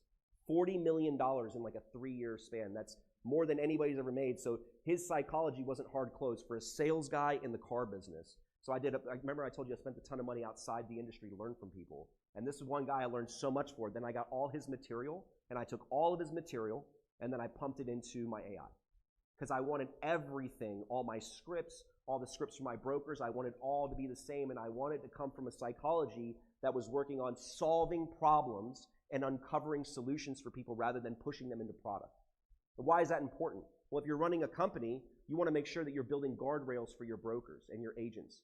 Because sometimes the easiest way to do something is the most unethical way to do things. And these guys are hungry, right? You got a young broker or a young agent, are they not starving? They're hungry. They got to make money.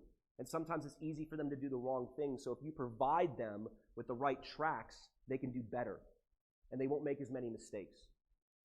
So for me, NEPQ is a huge thing for me. If you don't know what that is, guys, please look that up. 𝗟𝗓 𝗦𝗲, he is a genius. He talks a little bit like a tool. Like he's kind of like, oh, well, tell me more about that. But his like tonality's a little off, but you know, whatever. He's got very, very good information. So when your ground truth statement is exactly what you say and how you say it, it makes all of your, how many of you have received emails from people and you know that they used AI?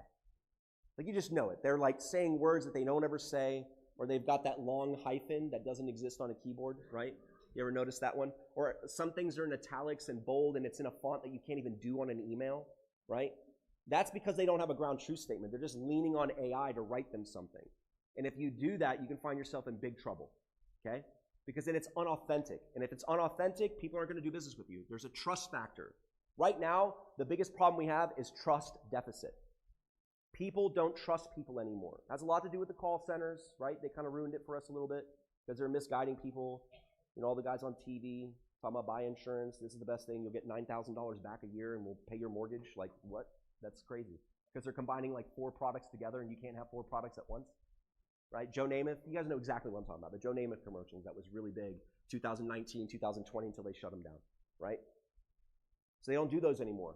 But if you come off authentic, it works out a lot better for you. So using your voice and using that lexicon that we create when you record everything just makes it easier. Your core values, super important as well. What are your core values? And if you don't know your core values, have a conversation with your AI. Just tell a little story. Telling your background story can help extract what your core values are, what is most important to you. And you should have somewhere from 3 to 6 core values is what you should use, 3 to 6 core values. Don't come up with like 19 different core values, guys, right? Like just come up with like 3 to 6 ones that are really, really important to you that you want other people to know about you, okay? The reason that's important is because when you start writing copy and you start writing different posts or you start writing different ideation for using scripts for social media, which if you guys aren't doing social media, please start doing content. Do content. Do lots of content. You can look me up. I'm probably most active on Instagram. ft_lunz is my Instagram handle. And I was posting probably 3 times on average a day for years. And then all of a sudden, I got hit in the algorithm and I went from 1,000 followers to 30,000 followers, like that. And I went from getting 700 views to like 32,000 views per video that I was making. But it took a while to get there. And my early content is terrible. It's terrible. It's embarrassing. You can go to YouTube and watch some of my old stuff, and I'm like sweating under a light, and I'm screaming, throwing my hands up. Are you on Medicare? If you're not on Medicare, swipe and go to the next one. And I'm just like insane. It's like terrible stuff. Terrible stuff. No, talking a million miles an hour with no captions. Awful, awful. It still lives on YouTube. I don't believe in erasing content. Leave it up there, okay? It's your calling card. But the one thing you'll see about me in all my social media is all I ever talk about is insurance. That's it. I'm at Disney. By the way, this is a good example. I go to Disney a lot. I live in Tampa, Florida. I'm an hour and a half away from Disney. I'm a Disney dad. I love going to Disney. But I'm that guy at Disney that has a tripod, a light, has a lapel mic, and I literally use my AI to be like, hey, if I'm on, and Disney's amazing, by the way, because Disney is, are they scheduled? I'll go to Disney, I'll say, okay, I want to do content at the parade, and I want to do ideation around a fire-breathing dragon, because if you've ever been, Maleficent is a big iron dragon, and it blows fire. And ChatGPT literally let me know, hey, at 2:32 p.m., be 10 tile steps from Tony's restaurant, and then record at 10:32, and that's exactly when the dragon will be breathing fire. So I was like, great, cool, right. So I built a script around that. I'm sitting here, da-da-da-da, and I'm doing something like, is your insurance like a fire-breathing dragon? Yeah, and all the roller coasters too.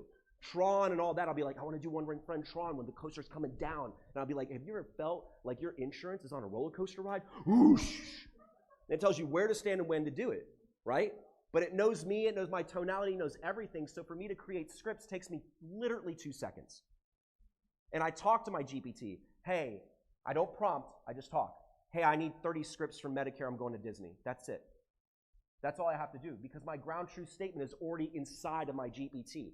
It already knows who I want to talk to, who I want to sell to, what's my niche, what's my verbiage, what I'm trying to get out of it. It knows everything already because I've already preset it, okay?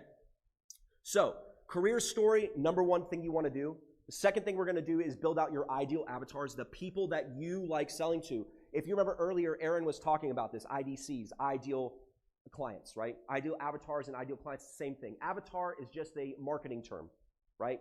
I got it. Remember, a lot of my information came from outside industries. So who's your ideal client, right?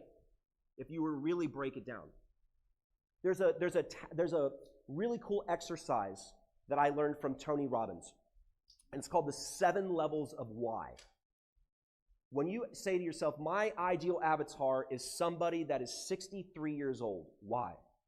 Well, because they're 2 years away, they're not being targeted as much, it's a harder list to buy, and the hungry scumbag brokers, they're not buying those lists because it's too far away for them to get an ROI. Why is that important? Once you get about to the 5th why, it gets really tough. You have to really start to internalize and dig deep, and it brings out emotional stuff, and you're like, well, because my grandmother at 63, you know, and it gets really emotional. It does. So 7 levels of why is always a good exercise that you can do when you're picking out your avatars. Finding out specifically what it is, how much money do they make, what kind of house do they live in, what kind of car do they drive. I mean, literally busting it down like that. And you do it for each thing. It's not difficult, guys. You look at Medicare, who's my ideal person for Medicare? PPOs. Who's my ideal HMO? Who's my ideal DSNP, right? My ideal DSNP is not somebody that goes to food pantries. I don't want someone there for DSNP. I'd rather have an ideal DSNP for me as somebody that didn't even know they qualified for Medicaid. So that I can get them on Medicaid. I don't know what you call it in Michigan. You call it Medicaid here? Right? So I can get them on Medicaid, so then I can, number one, solve that problem. And then number two, put them on a program that's going to give them a ton of money and do all this and all that. The odds of them flipping on me are way less when I do that, right? Where if you get somebody that's already on Medicaid that you've met 15 times at a food pantry, they're going to flip on you. They go to every food pantry, and they're going to trade your business in for a toothbrush. How many is this? Does this happen to you or no? Right, so I'm not making this up. This is how it works, okay? Ideal avatars, super important. The kind of business owners, all that stuff. And then the products that you sell. That's a little bit of an exercise on just like a regular legal pad. This would be like the one thing that you write out, is you'll just put Medicare and then all the products you sell. And if you really want to get good, you take the summary of benefits for every product that you sell and you put it in a folder. Because later on you can upload that folder into AI, okay? Remember, AI doesn't make mistakes as long as you feed it. It only goes by what you feed it. Okay? Niches, what niches that you're in, what specific things that you prefer to sell, the strategies that you like to use, the voice and lexicon, like your tone rules, signature metaphors, brand phrases that you refer to, and your core values. Again, I go over the same thing over and over again because numbers of times creates certainty. I want you to walk away with the fact of knowing that this may seem like it's a lot and it's arduous, but it's the 4 hours that you spend doing this will last a lifetime. You'll add to your ground truth statement. You will, because there will be new products that come out, or maybe you go through a lid. You guys know the law of the lid? We're all in jars, and there's a lid. We have a cap of what we can do. Then someone has to remove that lid, and then you can get out into the next jar. And that's how we grow in business. So when you're at a ceiling and you can't bust through, the number one thing you should do is reach out to someone else who's above you who can remove the lid so you can get out of what you're in. If you're complacent and you think that you've made it, you're done. You've never made it, right? God's made us perfect and perfectly imperfect, right? Even our imperfections are perfect. But it's always that need to strive that you have to think of. And this AI stuff will help you get there. When you feel stuck and you say, hey, listen, this isn't working for me, and you have a ground truth statement and you speak to your AI, which, by the way, I always suggest that everybody speak to their AI. Every single one of your AI models, whether you're using Claude or ChatGPT, you can hit the microphone and you can speak to it. Don't type, speak. It makes it way easier and you can get out more of what you want. And if you have a ground truth statement, it'll sort through the confusion because it already knows your lexicon, it already knows the way you speak and your tonality, it already recognizes all those patterns. It will not hallucinate on you. My GPTs, they don't hallucinate on me. They don't get off track, right? From his white pages, I got to show you this later, I created 14 different offers, 12 lead magnets, 3 websites, 4 landing pages. I busted down all the avatars, all the talk tracks, scripts. I did a 30 email sequence and SMS, and I did it in 2 hours from my cell phone. From my cell phone. You know what I mean? So when you hear something that's gold, what he was talking about was gold, though. So when you hear those things that are absolutely gold and you're like, what do I do with this? Or how many of you have read an amazing book and you're like, wow, I really want to implement this in my business, right? I want to implement this in my business, but you're human. Our shelf of remembrance, our shelf of memory is only so big. Mine used to be where I could put 32 books on the shelf. Now I can put like 8. And if I put a 9th book on, what happens? One of those memories fall off, right? So you learn something, you're like, oh my goodness, I'll give you an example. Anybody know who Dan Martell is?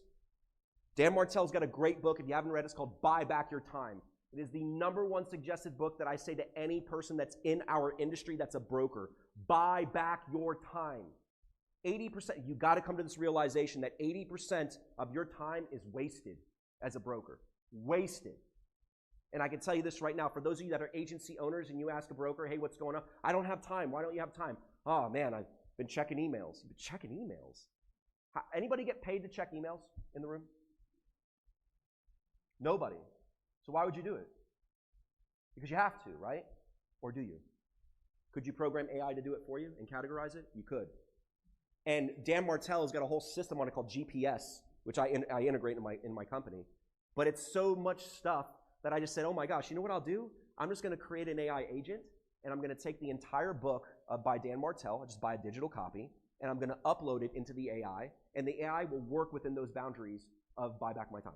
And the other one I like is a 𝗔𝗂 𝗦𝗃 EOS, Traction, right? If you haven't read Traction, that's another one. Rocket Fuel, great book. All those books exist in my AI because I'm literally taking the books that I want to replicate. Success leaves clues, right? Every opportunity has been positioned to somebody else before, and they've mapped it out and they've become successful off it. We can do the same thing within our business, guys. We can replicate the people that we want to replicate, and you can do it flawlessly if you just take those copies and put it in. Anybody know who 𝗟𝗏𝗄𝗏 is? 𝗟𝗏𝗄𝗏, a couple people in here. 𝗟𝗏𝗄𝗏 is probably the most successful marketer on the planet. On the planet, look it up. His last book that he did, $100 million marketing machine, right? He made $100 million in 10 minutes. In 10 minutes! This guy is a marketing genius, and he has 3 books. $100 million leads, $100 million offers, and $100 million machines. And it's all about how do I get leads? What do I do with leads once they come in? How do I automate it? How do I speak to them? How do I create an offer? How do I actually make an ad that converts people into buying from me? How do I make a landing page? It's all in those books. You don't know how to do it. Listen, I don't know how to do it. But my AI knows how to do it. All I need to know is 60%. The AI will do the other 40, the hard work. It will. They'll position all of it. So without it, every AI output sounds like everybody else. When you have the ground truth statement, like I've kind of pounded in the heads right now, is one source of truth. It all comes from you and what you want it to do. Brokers, AI marketing, all speaking from the same document, so there's no drift and there's no confusion. Scaling without being present. AI will answer questions, write ads, train brokers, because it knows everything that you know. You've downloaded everything here into your AI, so it's literally pulling from what you've told it to do.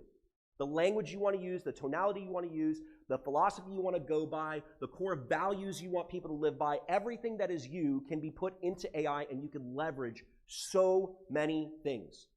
email responses, text messaging responses, ideation, business plans, standard operating procedures, everything. There's no one that's more of an expert in what you do other than you.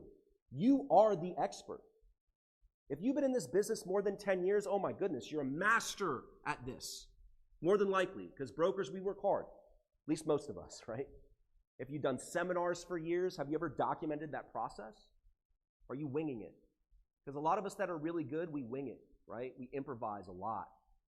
Improvisation is going to kill your business in the long run. And can you teach improvisation to the next person? Nope, because they're not as talented as you. They're not. And they won't be. Maybe in 10 years they will. But how do we get them to get better right away? By getting all the good stuff you know and start to get it to be visualized. And you do AI to do that. So many of us that are scared of AI or overwhelmed with AI, a lot of it has to do with is that AI doesn't understand you. So it's digging from a place of generality. And we are not in an industry of generality. We're in an industry of individuals that are highly, highly trained and have a massive responsibility. Because the people that we serve, they're not just regular people, right? They're core people of our community. A lot of us are serving seniors. And seniors deserve that mastery.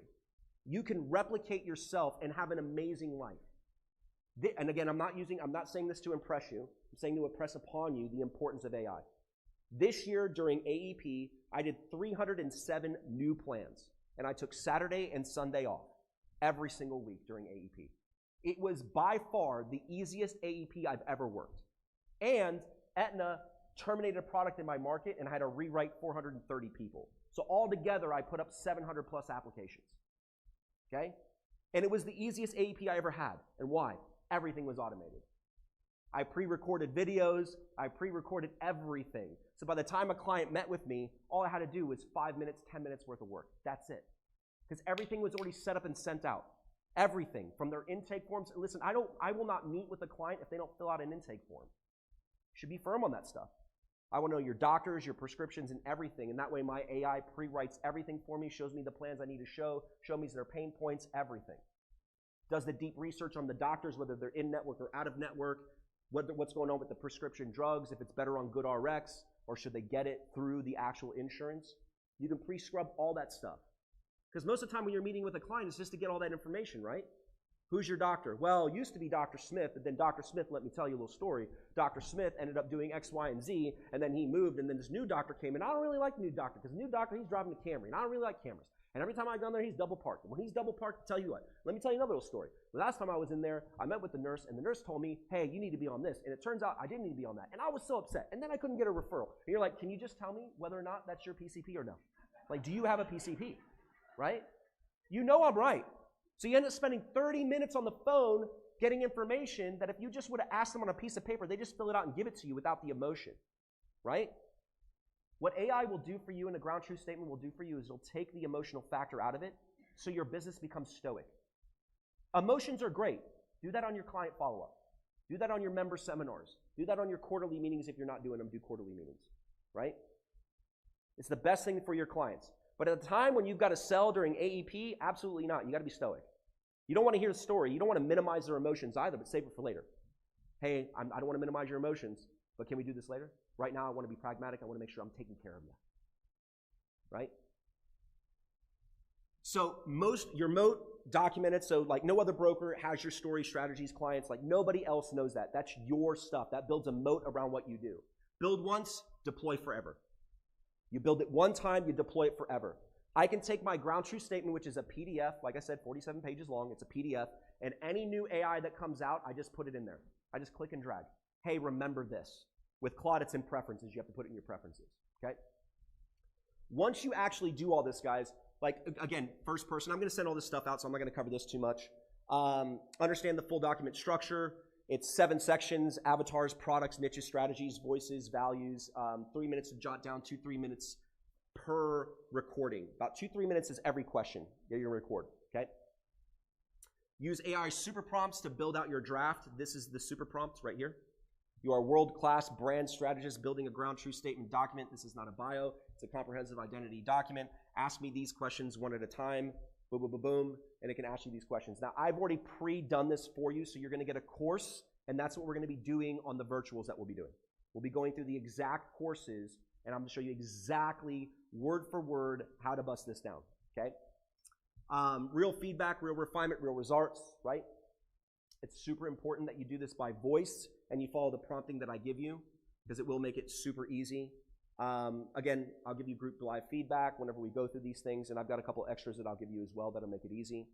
So, once you do your ground truth statement, why is that super important? Remember earlier I asked if anybody had a COO, a CFO, a CMO, a CRO, and all that stuff, right? Fortune 500 companies have all this. They decentralize command, right? It's so important to decentralize command because what happens is you get your ground truth statement, your story, your avatars, your product, your niches, your strategies, your voices, and then you have your AI clone, right? You have a clone of yourself, your voice, your logic, your decisions. From there, you build an executive team. An executive team, which is going to be a COO, a CMO, a CRO, a COO, a CSE, right? Which is your customer servicing executive, okay? You can see, these are actually the names of mine. Vision is my COO. Paul is my CMO. I'm a faith-based company, guys, so I name most of my stuff as biblical, right? Paul is the best marketer for Jesus ever, right? So that's why I use Paul. He's the best marketer. Eli is my CRO because Elijah was an amazing, amazing salesperson, okay? Ezra is my CCO, and Ezra has over 4,000 pages of documents from the federal government. So anything that Paul comes up with, Ezra fights with Paul. And it happens in my GPT. My AI fight against each other. Where Paul's like, yeah, let's do this. Let's say free. And Ezra's like, hey, listen, according to section yada, yada, yada, you can't say free, but what we can do is we can change it this way. And then Eli will chime in and be like, well, that's going to be harder to sell. It's going to be tougher. And Ezra will be like, I hear what you're saying, Eli, but we can't do that because of X, Y, and Z. Let's all get back together and figure out how we're going to do this. This all happens with them. It's got nothing to do with me. I know it sounds crazy. No, it sounds crazy. But it's all going to fall in the line of what I want anyways. And why? Because the whole ground truth statement belongs to me. And then I build these guys out. And Vision has those books, Buy Back Your Time by Dan Martell. That's a guardrail. And EOS and Traction by Gino Wickman is another guardrail. And Vision operates within that. Okay? Same thing with Paul. Paul operates within 𝗟𝗓𝗏. That's it. 𝗟𝗓𝗏.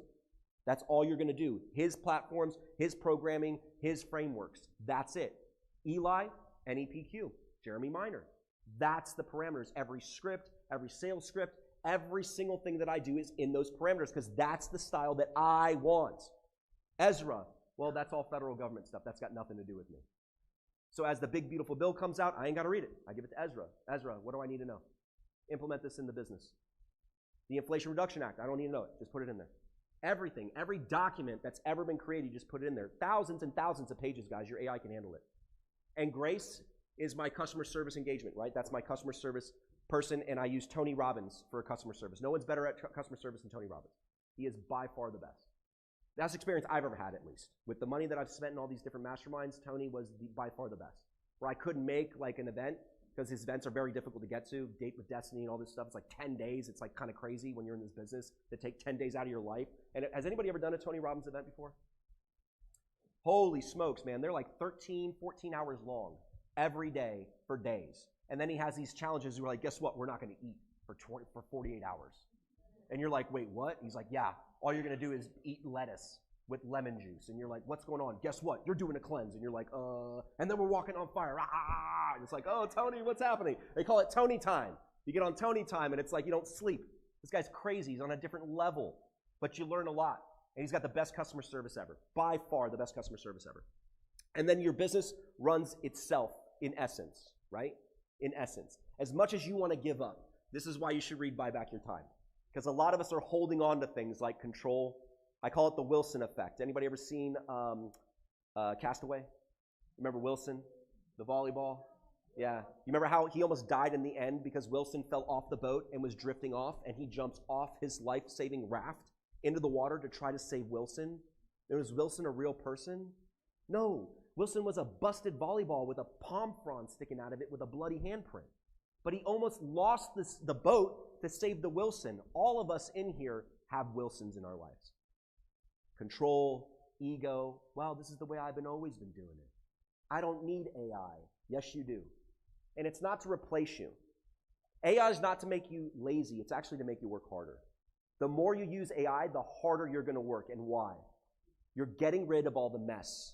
You're getting rid of the stuff that's stopping you. You're getting rid of the lid that's on your success. And when you're only focusing 100% of your time on the 20% of things that actually move the needle, do you end up working harder? Yup, because you run more appointments, and you do more events, and you do more seminars, and now you start doing webinars because you're removing the excuses, oh, webinars don't work. Yes, they do.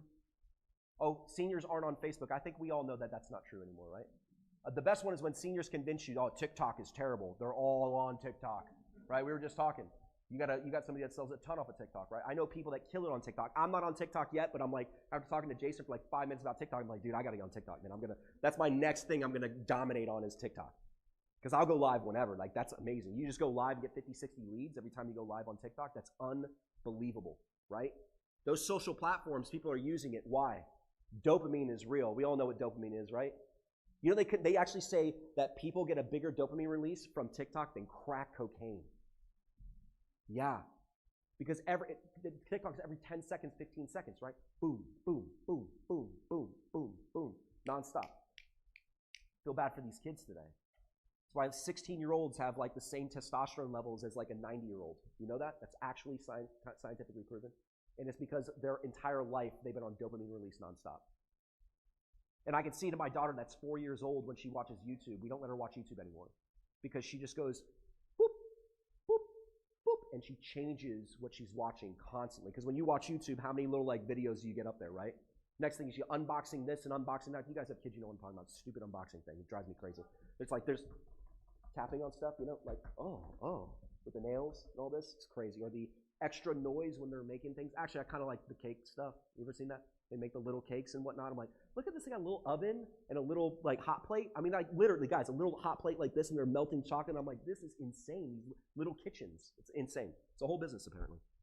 So your voice, super important. Speaks your tone, exact phrases, your styling, not generic, not ChatGPT sounding. We all know what that sounds like. All that stuff comes through. And if you do it on voice, you're going to be able to mimic your voice. If you do it on video, think about this. If you were to video yourself doing it, now you've got your likeness of your face that you can turn into HeyGen, which you can duplicate your face. So if you end up wanting to do a ton of content, but let's say that you're not good behind the camera. I love being on camera. I love it. I'm an entertainer. I love being on stage. I love speaking. I love public engagement. I like being on TV. I like being behind the camera. I like the whole process. I love it. The hot lights, the makeup, the whole thing. I love it. So I don't want to do HeyGen because someone was asking me about that. HeyGen, would you do it? I'm like, no, because I love being on camera. But I have brokers that absolutely hate being on camera. They clamor up. They don't know what to do with their hands. So they're like doing videos like this. And I'm like, dude, you look terrible, man. You got to like loosen up a little bit. They're like, okay. And you're like, no, that's terrible. I don't look good either, right? But because I do this process with every single one of my brokers, I just pop them on the HeyGen and say, listen, you don't have to do anything. I've already got your voice. I've got your likeness. We're doing 60-second videos. It's not expensive to do. If you're doing like a 10-minute video, it gets expensive. But if you're doing like a 60-second video like you should be doing for content, you could do 30 videos in an hour. And you're not doing anything. You literally be on the beach and do this, right? I got multiple AI agents. I talk to them on Telegram. Usually Telegram is what I use, which is just like text messaging pretty much. Because what I do is I have independent computers that only AI lives on. So it's not with my desktops and not on my laptops, stuff like that, right? And then I can access them remotely. So I can be on my Disney vacation and I can produce whatever I want, right? And then I build dashboards on my CRMs so my brokers can go in and say, oh, is this compliant? And they can ask Ezra, hey, Ezra, is this compliant that I want to do? And she'll be like, nope, it's not good. I'm going to send it over to Paul. Paul's going to rewrite it for you and send it back to you with it being compliant. Great, boom, it's done. You can do all of that with AI as long as you got this ground truth statement done, right? The knowledge, it knows every product, every avatar, every strategy. So you don't have to prompt every time. You don't have to say, hey, I'm dealing with this and I'm looking really da-da-da and all this prompt, and then it starts to hallucinate and give you wild stuff that has nothing to do with what you're asking it, right? It's all in that ground truth statement. Logic, this big one, makes decisions the way that you would make decisions. This is the best part. Our decision-making process is shit. Excuse my language. It's the one, I curse like a sailor sometimes, but your decision-making process, most people's, is terrible. It's fallible. It's based on emotion. It depends on the frame that you're in that day. If you're having a bad day, you make good decisions, right?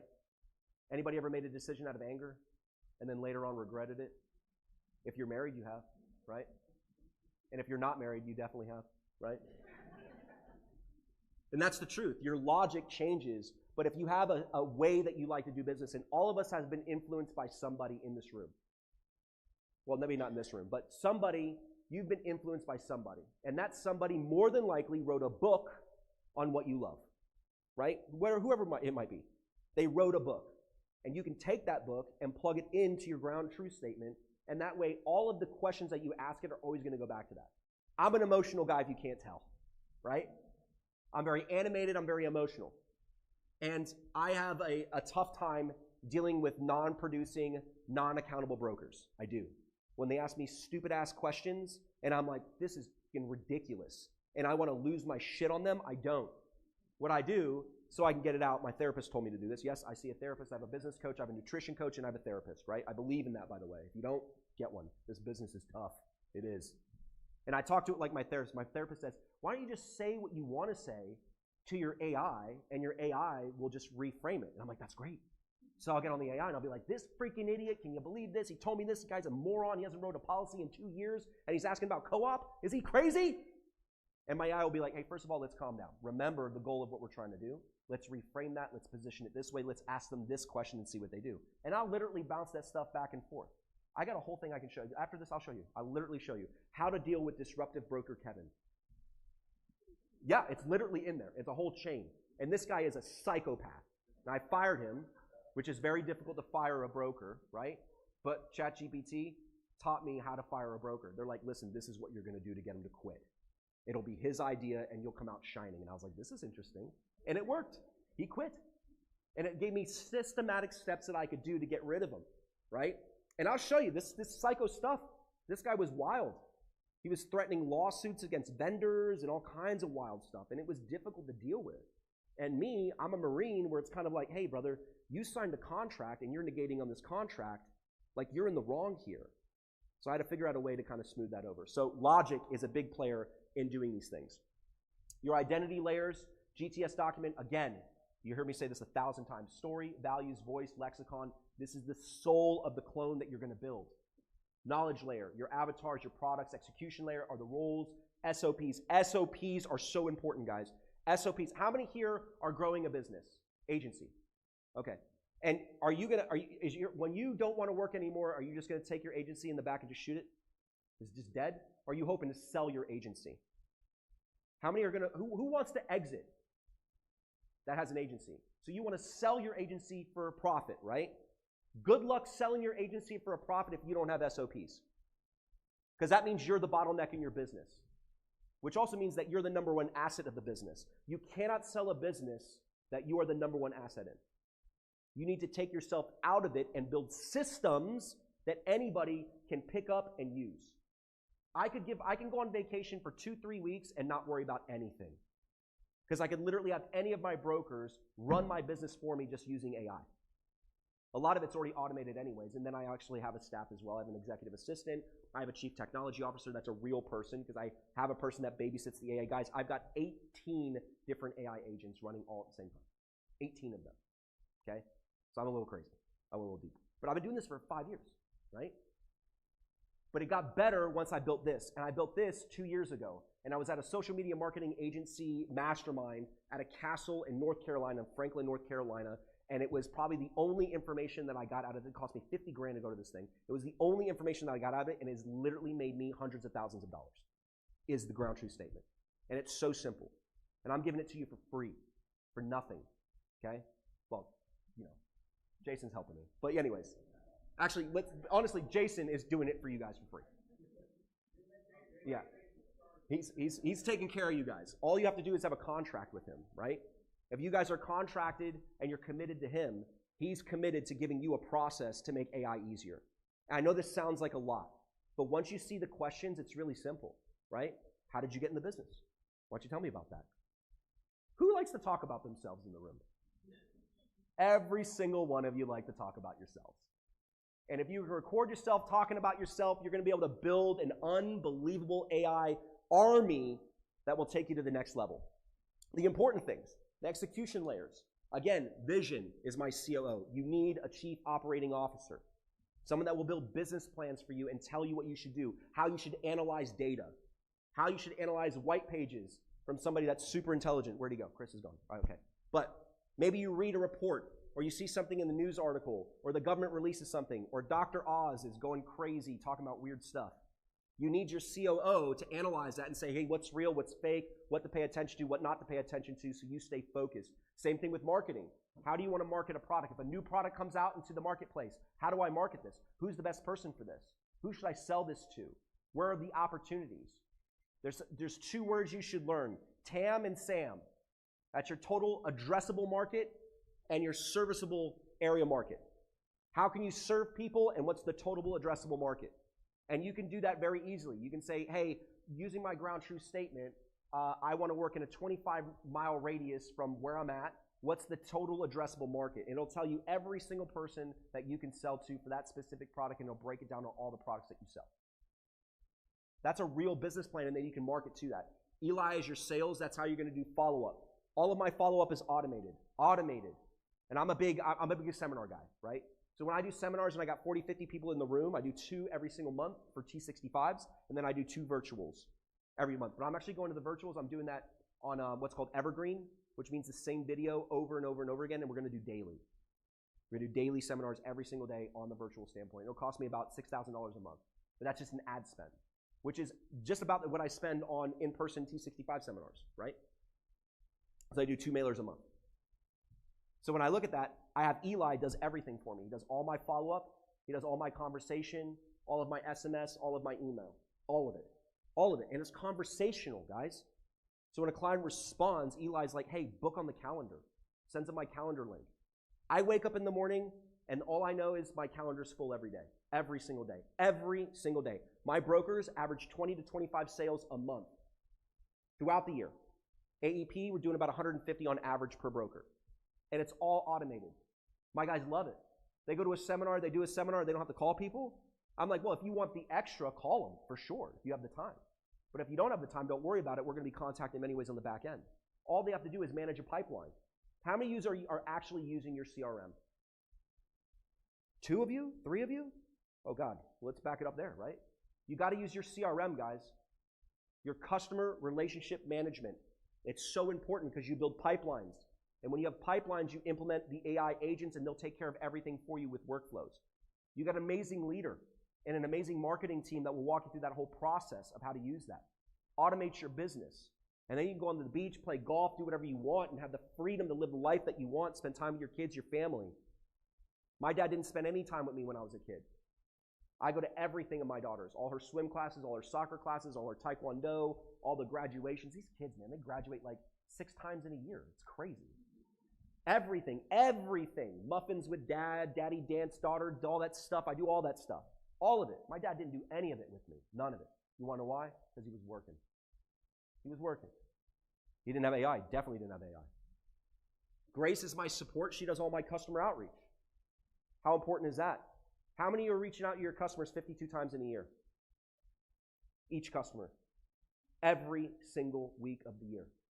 How many of you are sending an email, a text message, and a video, and a phone call, and a voicemail every single week of the year to every single one of your clients? Why? Because that's crazy, right? I don't have the time. Yes, you do. You have 24 hours in the day like I do, right? You can pray to God right now. God, give me more time. You know what God's going to say to you? Give me more of you. You got to get rid of the 80% that you don't need to be doing. Sending emails, please. Sending text messages, come on. You can pre-record messaging. You could spend a 4-hour block and record 52 videos and send those videos out. And what are the videos about? Serving. How to pick a dentist. How to pick a primary care. How to pick a specialist. How do you know you're getting hustled? What do you say to a pharmacist? Say it's not on the formulary. How do you do a formulary exception? How do you do a tiering exception? How do you change an insurance plan? How do you check this? How do you check that? How do you call a 1-800 number? You could think of a million different things, right? How to make mac and cheese, whatever. Your client doesn't care. It's just the outreach that you're doing. You will never lose business if you do this. And if you do, it's a customer you don't want anyways. It helps you kind of get rid of the people that you don't want. So master clone prompt is right here, guys. Again, you're going to get all this stack anyhow. You're going to get all this stuff right here. Again, this is what I say, act as vision, I want to launch. I got a little smart afterwards. I just said, call in the exec team. So now I just say that. Call in the exec team and analyze this, and then all of these guys start to fight with each other and give me ideas. okay? Now the team is much bigger because then I actually asked this. Once I built, has anybody heard of OpenClaw, C-L-A-W, OpenClaw? That's like the new generation of bots. Those things are unbelievable. I'm about 75% done building them, but OpenClaw, I had to do an audit on my executive staff and team, and I said, compared to Fortune 500 companies, where are the gaps? And it said, well, you've got gaps here, you got gaps there, you got Grace doing too many things. She's handling new onboarding clients, and then she's handling existing clients that have been with you for more than 5 years, and she's handling people that are giving you referrals. It's too much on one employee. And I said, look at this. I mean, this is AI. You're telling me that I'm stressing out an AI agent? And they're like, yes, you are. And that can cause future hallucinations, and I want to avoid that stuff. So I had OpenClaw find all the gaps. And I said, okay, now based on these gaps that you found, what kind of positions would a Fortune 500 company use to fill those gaps? And it said, well, you should create these. And I said, great, let's do it. That's how I got up to 18 AI agents. I have one OpenClaw. They literally live on Mac Minis, and they stay on all the time. There's nothing else on the Mac Mini. Not my cell phone. It's not connected to my personal stuff, none of my personal stuff. I don't have any apps on it, nothing, just the bot. And I have two of them, one for operations, one for sales. That's it. And I speak to it on Telegram, and then I have an assistant that also has access and speaks to it as well. And we're building them out. And that's supposed to be like the wave of the future. The Iranian war, you guys heard about this, how they were actually targeting things? You know what they used to target the enemy? Claude. Claude launched missile strikes. Are you kidding me? And it can't solve your business problems? I'm telling you it can. It most definitely can. As long as you have the right prompting and the right setups, right? So for me, my setup is simple. Philippe, I'm the CEO. And then I've got all these other things. Then I've got GHL. GHL is go high level. Most of every single CRM that you see out there, guys, is a white labeled GHL system, right? Go high level. It's the most popular one. Agency block, all of that stuff. It's all GHL, go high level. And then Clark. Clark is actually a VA that I have. If you guys want to know more about VAs, just meet with me, let me know. I'm happy to explain how the VAs work. VAs are great. I pay mine $1,000 a month, and he literally sits in front of a computer all day and babysits my AI to make sure everything is going well, and then repurposing, and then helping my team implement the AI into their systems, right? Because that's something I do for my agents. It's like, hey, I'm going to hire a real person that you can talk to, and they're going to walk you through and handhold and walk you through everything you need to do to build out all your workflows and so on and so forth. But then Clark uses all of our AI to build out all the workflows, so now he's compressing his time. So now I've got Clark, he's got a lot of time off now, because now he's using the AI and saving 80% of his time, and I'm like, Clark, I got to find you other stuff to do, man. Like, you know what I mean? So he's a good guy, though. So for context, right, each bot forgets who you are when you've got 5 separate bots. When you have one AI clone and a GTS, a ground truth statement, you don't have that problem. You don't have to rewrite every time. You don't have to remind every single time, okay? Synergy. Your bots don't communicate. When you build it this way, all your roles draw from the same document. Every decision stays aligned. Stays aligned with exactly what you want, and your bots can start to talk to each other and say, well, actually, no, Philippe wants this, and Philippe wants that. But remember, Philippe also wants this from sales. How do we make this work for Philippe? Because at the end of the day, I care what works for me, right? Because it's me that's doing the talking. It's me that's doing the selling. It's my book of business. Same thing I do for my brokers. It's your book. Don't base it off my ground truth statement. Well, Philippe, can't I just use yours? You're really good at what you do. No, because then you're going to sound like me. And you're going to sound like a jackass, right? So you don't want to sound like me. You want to sound like you. So the prompting, same thing. Re-explaining yourself gets super annoying, and most people give up on AI because they're like, oh, it doesn't work. No, you don't work. Your prompting is bad. That's the truth, guys. That's why people on Instagram are selling you 150 prompts for $29.99 a month or whatever, right? And you're like, oh, I'm going to buy this. And then you read them, and you're like, that's so simple, right? Consistency. Brand sends the drift across platforms. Things get a little confusing. You have the consistency. Every output is going to sound like you every single time. Speed. Oh, my goodness. One tool, one document. You build things hyper fast. Hyper fast. Stop being the bottleneck in your business and start being the architect. You have the decision that you can build your own business, and you can leverage AI to do all of the heavy lifting for you. All you need to do is carve out time. And I've broken this down in such a process. I'll make sure I give that to you, Jason. I have an SOP for it, where you can either do it in 1 day or you can do it in 2 days. You can do it in 1 day or you can do it in 2 days. And I literally have it broken into a schedule. You're going to eat breakfast. You're going to do this. You're going to take a break. You're going to eat lunch. You're going to do this. You're going to do this. You do this. You're going to have a snack. Literally all that in there. I got that from Tony Robbins, right? Like a little schedule. You'd be on Philippe time though, right? Ground truth statement is the document that's going to be in your engine, okay? Guys, thank you so much. That's basically everything I got right there. Just really quick. So you guys can see that what you're getting is unbelievable. The three extras that you're going to get from this whole program, those virtual meetings that we're going to do, is we're going to help answer direct questions that you have to make sure that you're implementing this the right way. I typically charge a ton of money to do this. I'm not charging you anything to do this. The only way that I would charge you money if you're like, hey, you know what, Philippe, I can't be bothered to do it myself. I want you to do it for me. I want you to sit in front of me and ask me the questions and put everything together and build out everything for me so I just have a delivered product, right? I'm happy to do that for you. I can do it for 20 people, that's it. More than 20 people, yeah, right, I won't have time to do other stuff, right? So 20 people is all I could do it for, that's it. What I suggest before any of you make that kind of a decision is that you go through the 3 classes that we're going to be doing for you. I'm going to show you how easy this is. It'd be easily for me to sit up here and sell you on the fact that you don't want to do it and I can do it for you and save you a ton of time. I typically charge about $3,000 to do that. I charge everybody in the room $747, right? It says it right there, $747. That's done for you. That's my basic offer that I typically offer people. I also have an AI group that after the virtuals, I'll kind of explain to everybody after the virtuals, you're more than welcome to join it. It's the same thing as you buying me a cup of coffee once a week. It costs you about $27, $28 a month. And we'll do classes, Zooms, everything on AI every single month with tons of courses on what to do, how to do it, and how to use it. How to use Claude, how to program, how to use code, how to do all those things, because they're very, very important. And then also as a free gift to all of you, I'm going to give you a breakdown of what you should use ChatGPT for, ideation. And then you take that ideation and you put it in Claude. Claude does the refinement. And then you take that refinement, you can put it into Perplexity if you want to do more deep research, or you can put it into Manus if you actually want it created. And then once it creates and gives you a code and you're like, I want to build an app on this. Like how many of you would love to build an app for your clients that they could go on and do all their stuff and find out what they have and all that?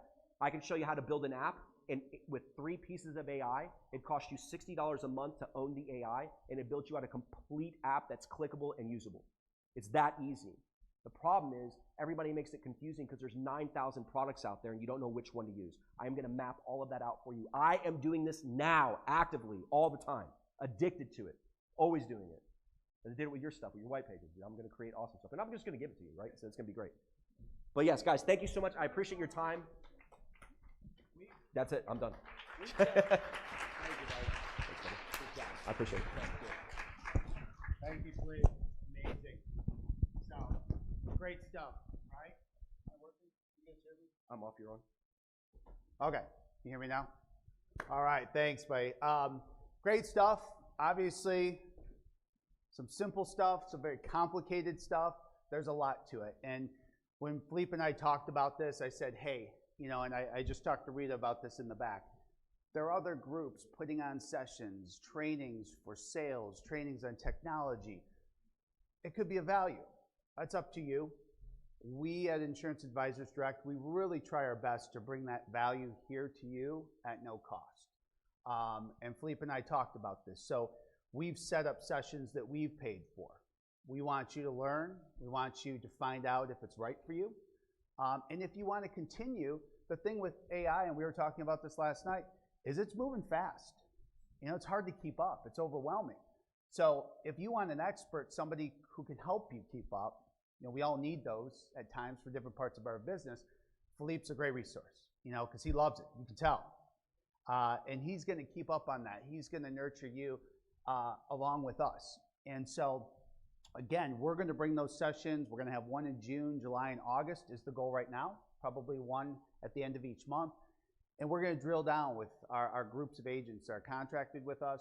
We're going to talk about these in more detail. We're going to simplify it. We're going to make it in steps. And if you want to advance to the next level, hey, great, we're going to have that next course. If you want to go to the next level, we'll have that next course. And then we're going to try and drill down and help you guys individually where we can. And then if you really want to take it to the next level and continue, as Philippe mentioned, he's got a great offer. So we appreciate that. We've got a couple things to move into, and then we can get you guys out of here early. A couple giveaways I wanted to make mention of before I forgot. The Devoted. Is this Devoted? Devoted giveaway. Rita Cappuccioni, you won. Congratulations. So, is that the same? Yes, who was that for? Jeff Rack, $50 gift card for 𝗙𝗵𝗹. So, we'll get that to you, Jeff. Don't let me forget. I won't take it. Oh, there it is. Okay, I saw it. Thank you. Appreciate 𝗙𝗵𝗶 coming out and being part of this. Let me play a quick video real quick, and this will kind of lead things off.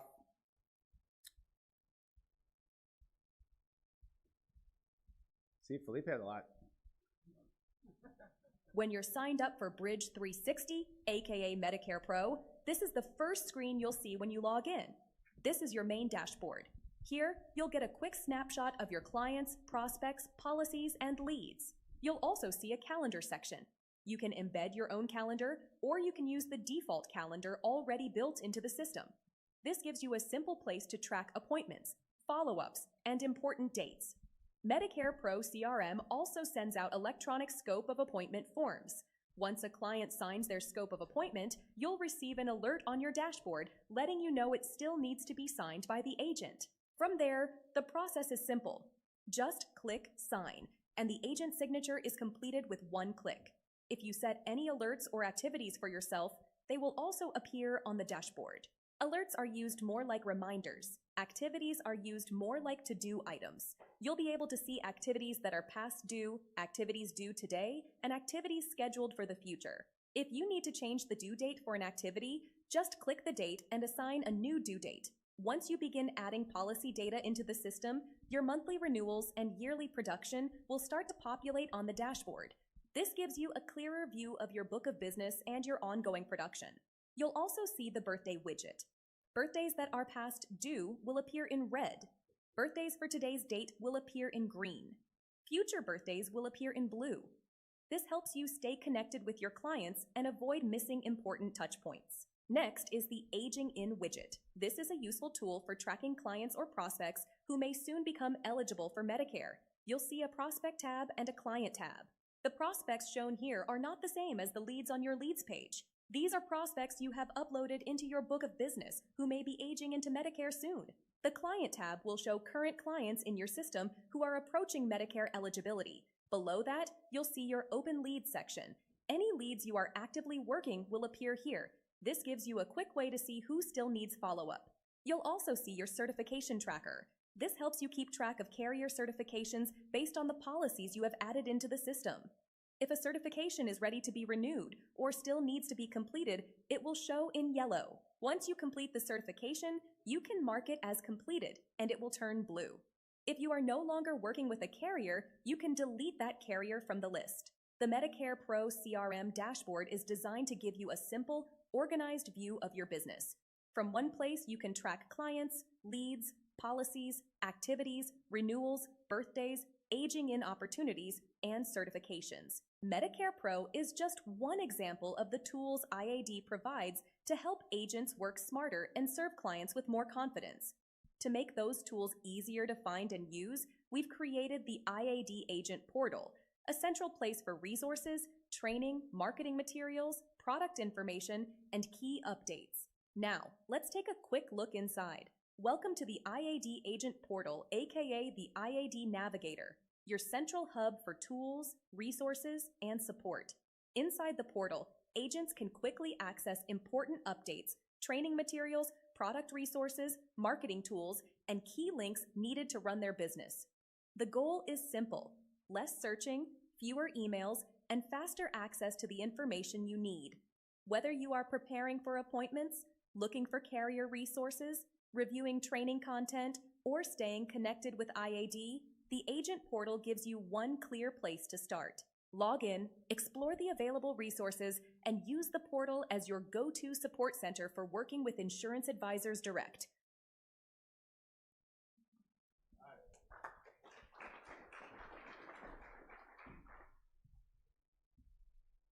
Great video, Lynette. She put that together. And that just, again, highlights, I guess I didn't really maybe clearly set that up, but this is just some of the new technology that we're working on. This is all done in-house with our team. So again, that agent portal is going to be extremely valuable. And again, as being an agent of ours, that's no cost to you. All those services, everything built out in there, the quoting systems, enrollment systems, it's part of it. And of course, if you have ideas, suggestions, things you would like to see, please let us know. We're always working to enhance that. And then the others were a couple of our tools that we're really proud of. Last year, we kind of went through an overhaul. We wanted to make sure that we had really a better vehicle to help you with your business. So we went out, we interviewed a number of different organizations, and we decided to partner with Medicare Pro, RetireFlow, and Connecture as our Medicare enrollment system. The great part about it, not only are they great tools, extremely beneficial to the agents that are utilizing them, but they're all bolted together. So again, they all talk to one another, they work together. So as you're doing quotes, as you're doing enrollments, as you're doing stuff in your CRM, it is constantly updating and working with those other vehicles. So we're really excited about that. That's just in addition to some of the others that you just saw concerning our agent portal. We also have a new lead source and a lead platform that we're working on that is almost ready, and that too will be bolted onto our CRM system. So that will be coming. We'll keep you updated. But just real quickly, we have a couple of our guests here. Renee from Medicare Pro, I'd like to invite her up just for a moment because a lot of you have been asking us about Medicare Pro, how the CRM works, what some of the features are. Some of you may have your own CRM or you're looking to transition. So I just wanted her to introduce this new platform so you had some information directly from the source. And then, of course, for some of you who are asking our team for help, you know you've probably been working with Kristen on our team. So, Renee, I'll turn it over to you. I think this microphone's hot, so. Do we change it? You can change it with this one too, yep, or the down button. Okay, perfect. Hi, my name's Renee Knutson. I'm with Medicare Pro CRM. So, kind of as you saw in the video, just a few things, what Medicare Pro does, but we'll kind of go over a few more of the tools.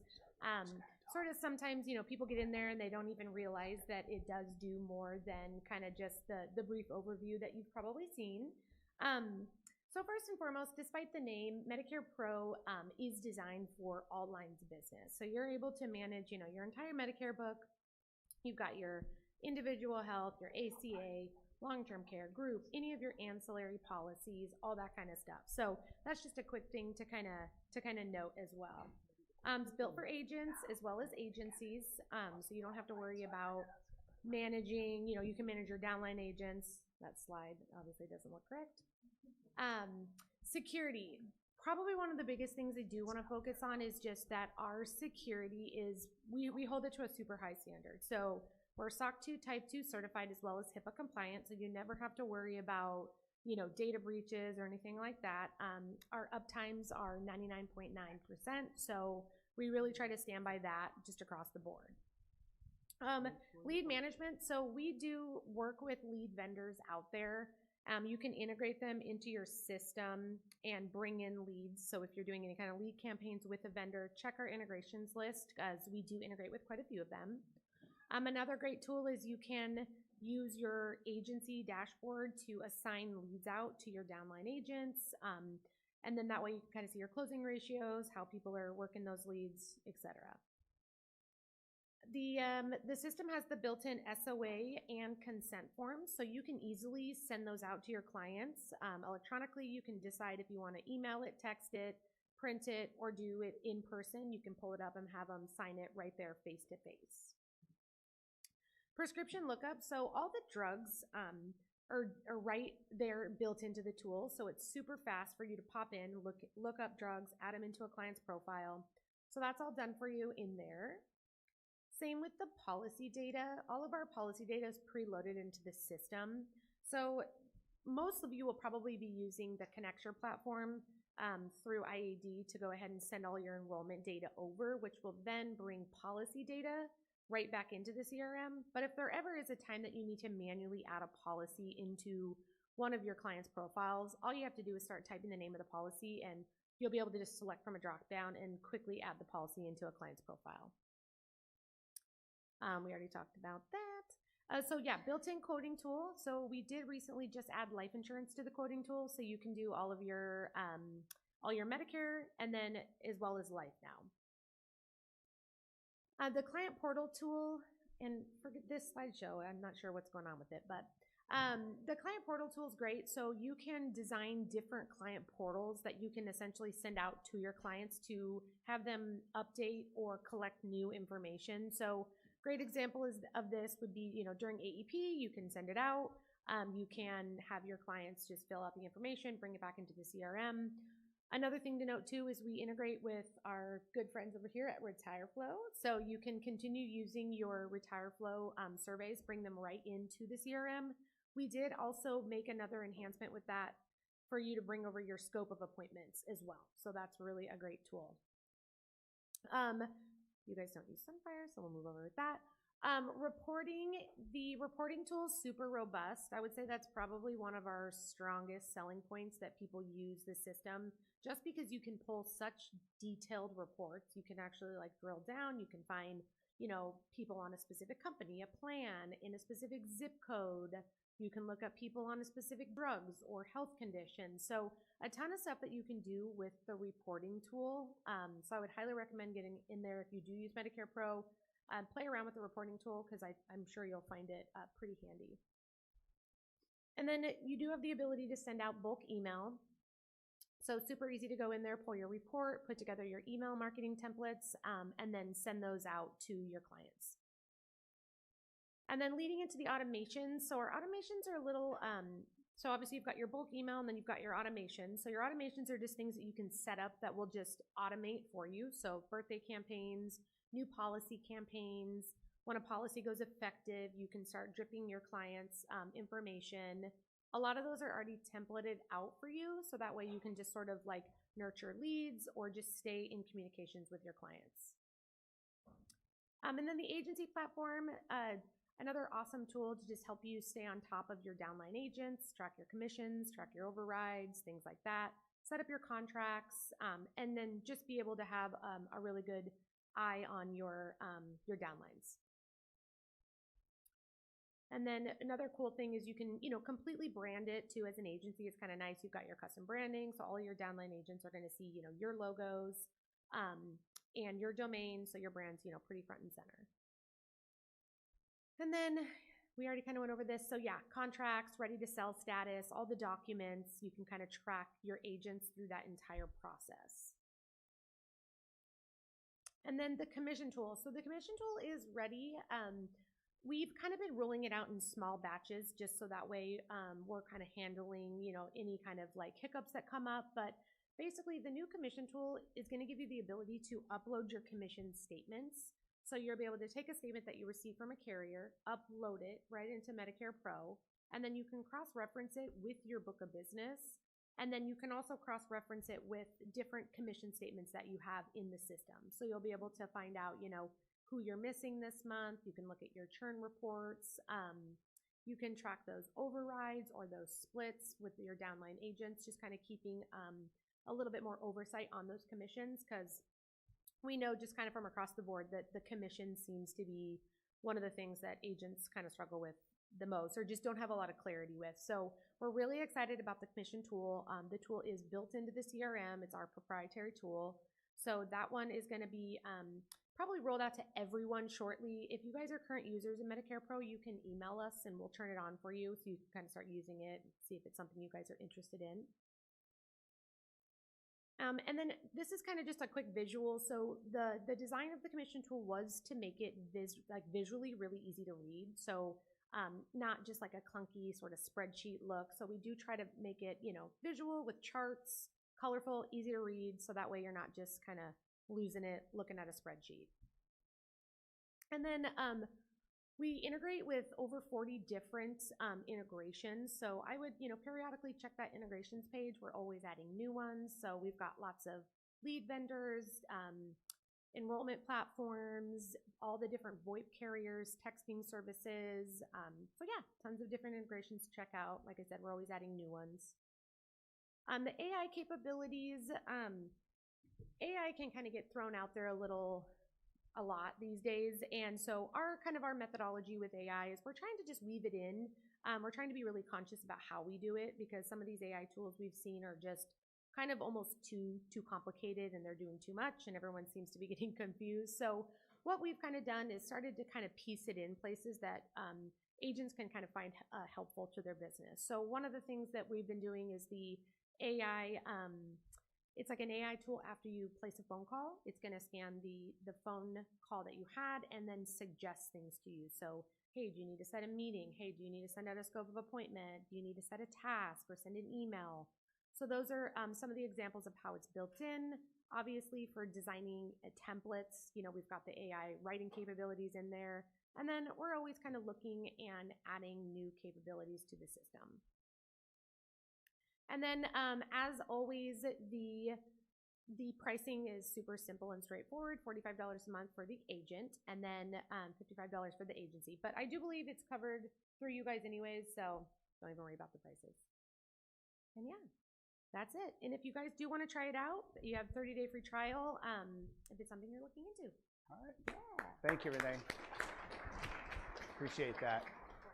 No, that was good. Thank you very much. Nice little highlight reel of the program, but very simple. We've had a lot of agents compliment us on that platform, and credit to their company for putting that together. While we're switching this back over, let me, anybody here using Medicare Pro right now with us? Rita, you guys want to get her a gift bag? Who else? Right up here. Anybody else? Nathan, we'll give him a gift bag too. So you can tell we're just trying to get rid of the gift bags. With when you're signed up for. I'm going to invite up real quickly. I know we get a lot of questions on RetireFlow, and that is one of the pieces of our Bridge 360 that we're excited about. So we're just going to give a couple-minute commercial on RetireFlow because we do get so many questions. So Thank you. Hi, everybody. My name is Miles Miller. I am the Senior Account Executive at RetireFlow.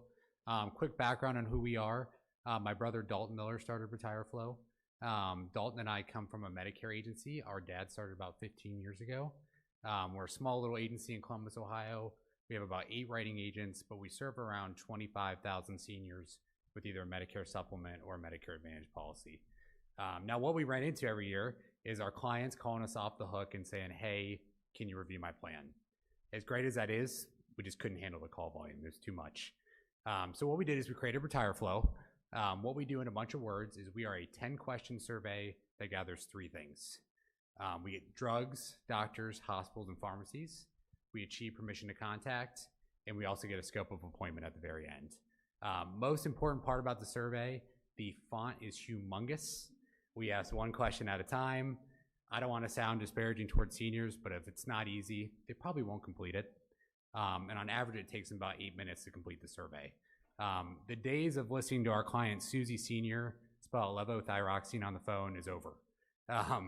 We give you a link when you signed up. You just have to text it or email it out to your clients or book a business, and you gather all that information at once. The last thing I want to point out is we do integrate with both Medicare Pro and Connecture. So when one of your clients fills out the survey, we will automatically either update or create a contact in both platforms.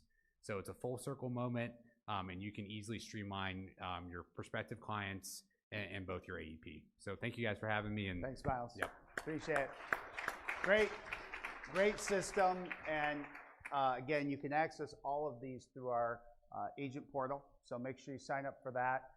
You'll have access to those programs. If you want to get signed up for a couple of the platforms, you can reach out to our team and they can help guide you through that. Looks like we'll get out of here early. We've just got like 2 minutes left. I wanted to quickly announce, as I mentioned, some of our top agents were invited out to Cabo just a few weeks ago, and we're doing it again. So all your production with Insurance Advisors Direct this year qualifies you for our next conference. And we are taking that group to St. Martin. We're going to get the details out, but it will be April 3rd through the 8th, St. Martin, Maho Bay, Sonesta Ocean Point Resort. So we hope all of you work hard, and we hope to see some familiar faces out there next year. So we're excited to announce that. And again, we didn't get into a whole lot of detail. I know some of you are new to Insurance Advisors Direct, but hopefully throughout today, you've seen the value that we can bring to you as an agent partner through our technology, through our training, additional support. If you have additional needs, questions, ideas, please work with myself, our team, ask those, because no doubt We've created them for many other agents around the country that have partnered with us, and we would be happy to help you out with those or develop something if it was something new that we haven't done. We base everything on our 7 pillars of success, and that's what's listed here today. So with that, next steps, again, contact our team or you'll be hearing from somebody. If you have a question, if you have additional needs, please reach out. But as this says, log into our portal, get registered, connect with our IAD team, and we'll help guide you through those next steps and determine, again, we'll let you know when our events are going on with Philippe and any additional trainings coming up. Keep an eye out for our email blasts. Obviously, we're constantly sending updates as far as what trainings are coming up, what virtual events are coming up. We've had some questions from our agents who are live streaming. Yes, this is all being recorded, so if you want to go back and view any of this, help yourself.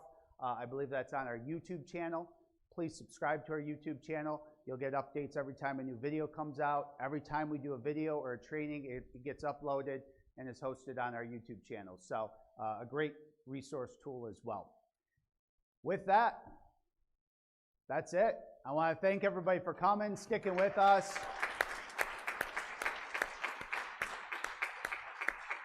I hope you can all take some information home, something you can apply to your business. So we appreciate it.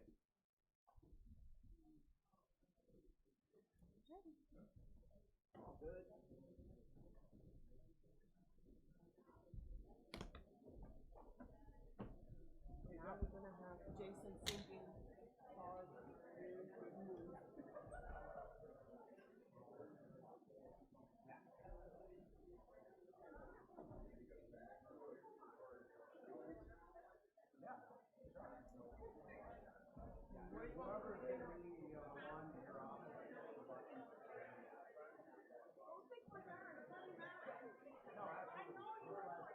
When the events come up and have her on. Absolutely. All right, Mike, good seeing you. I will, thanks.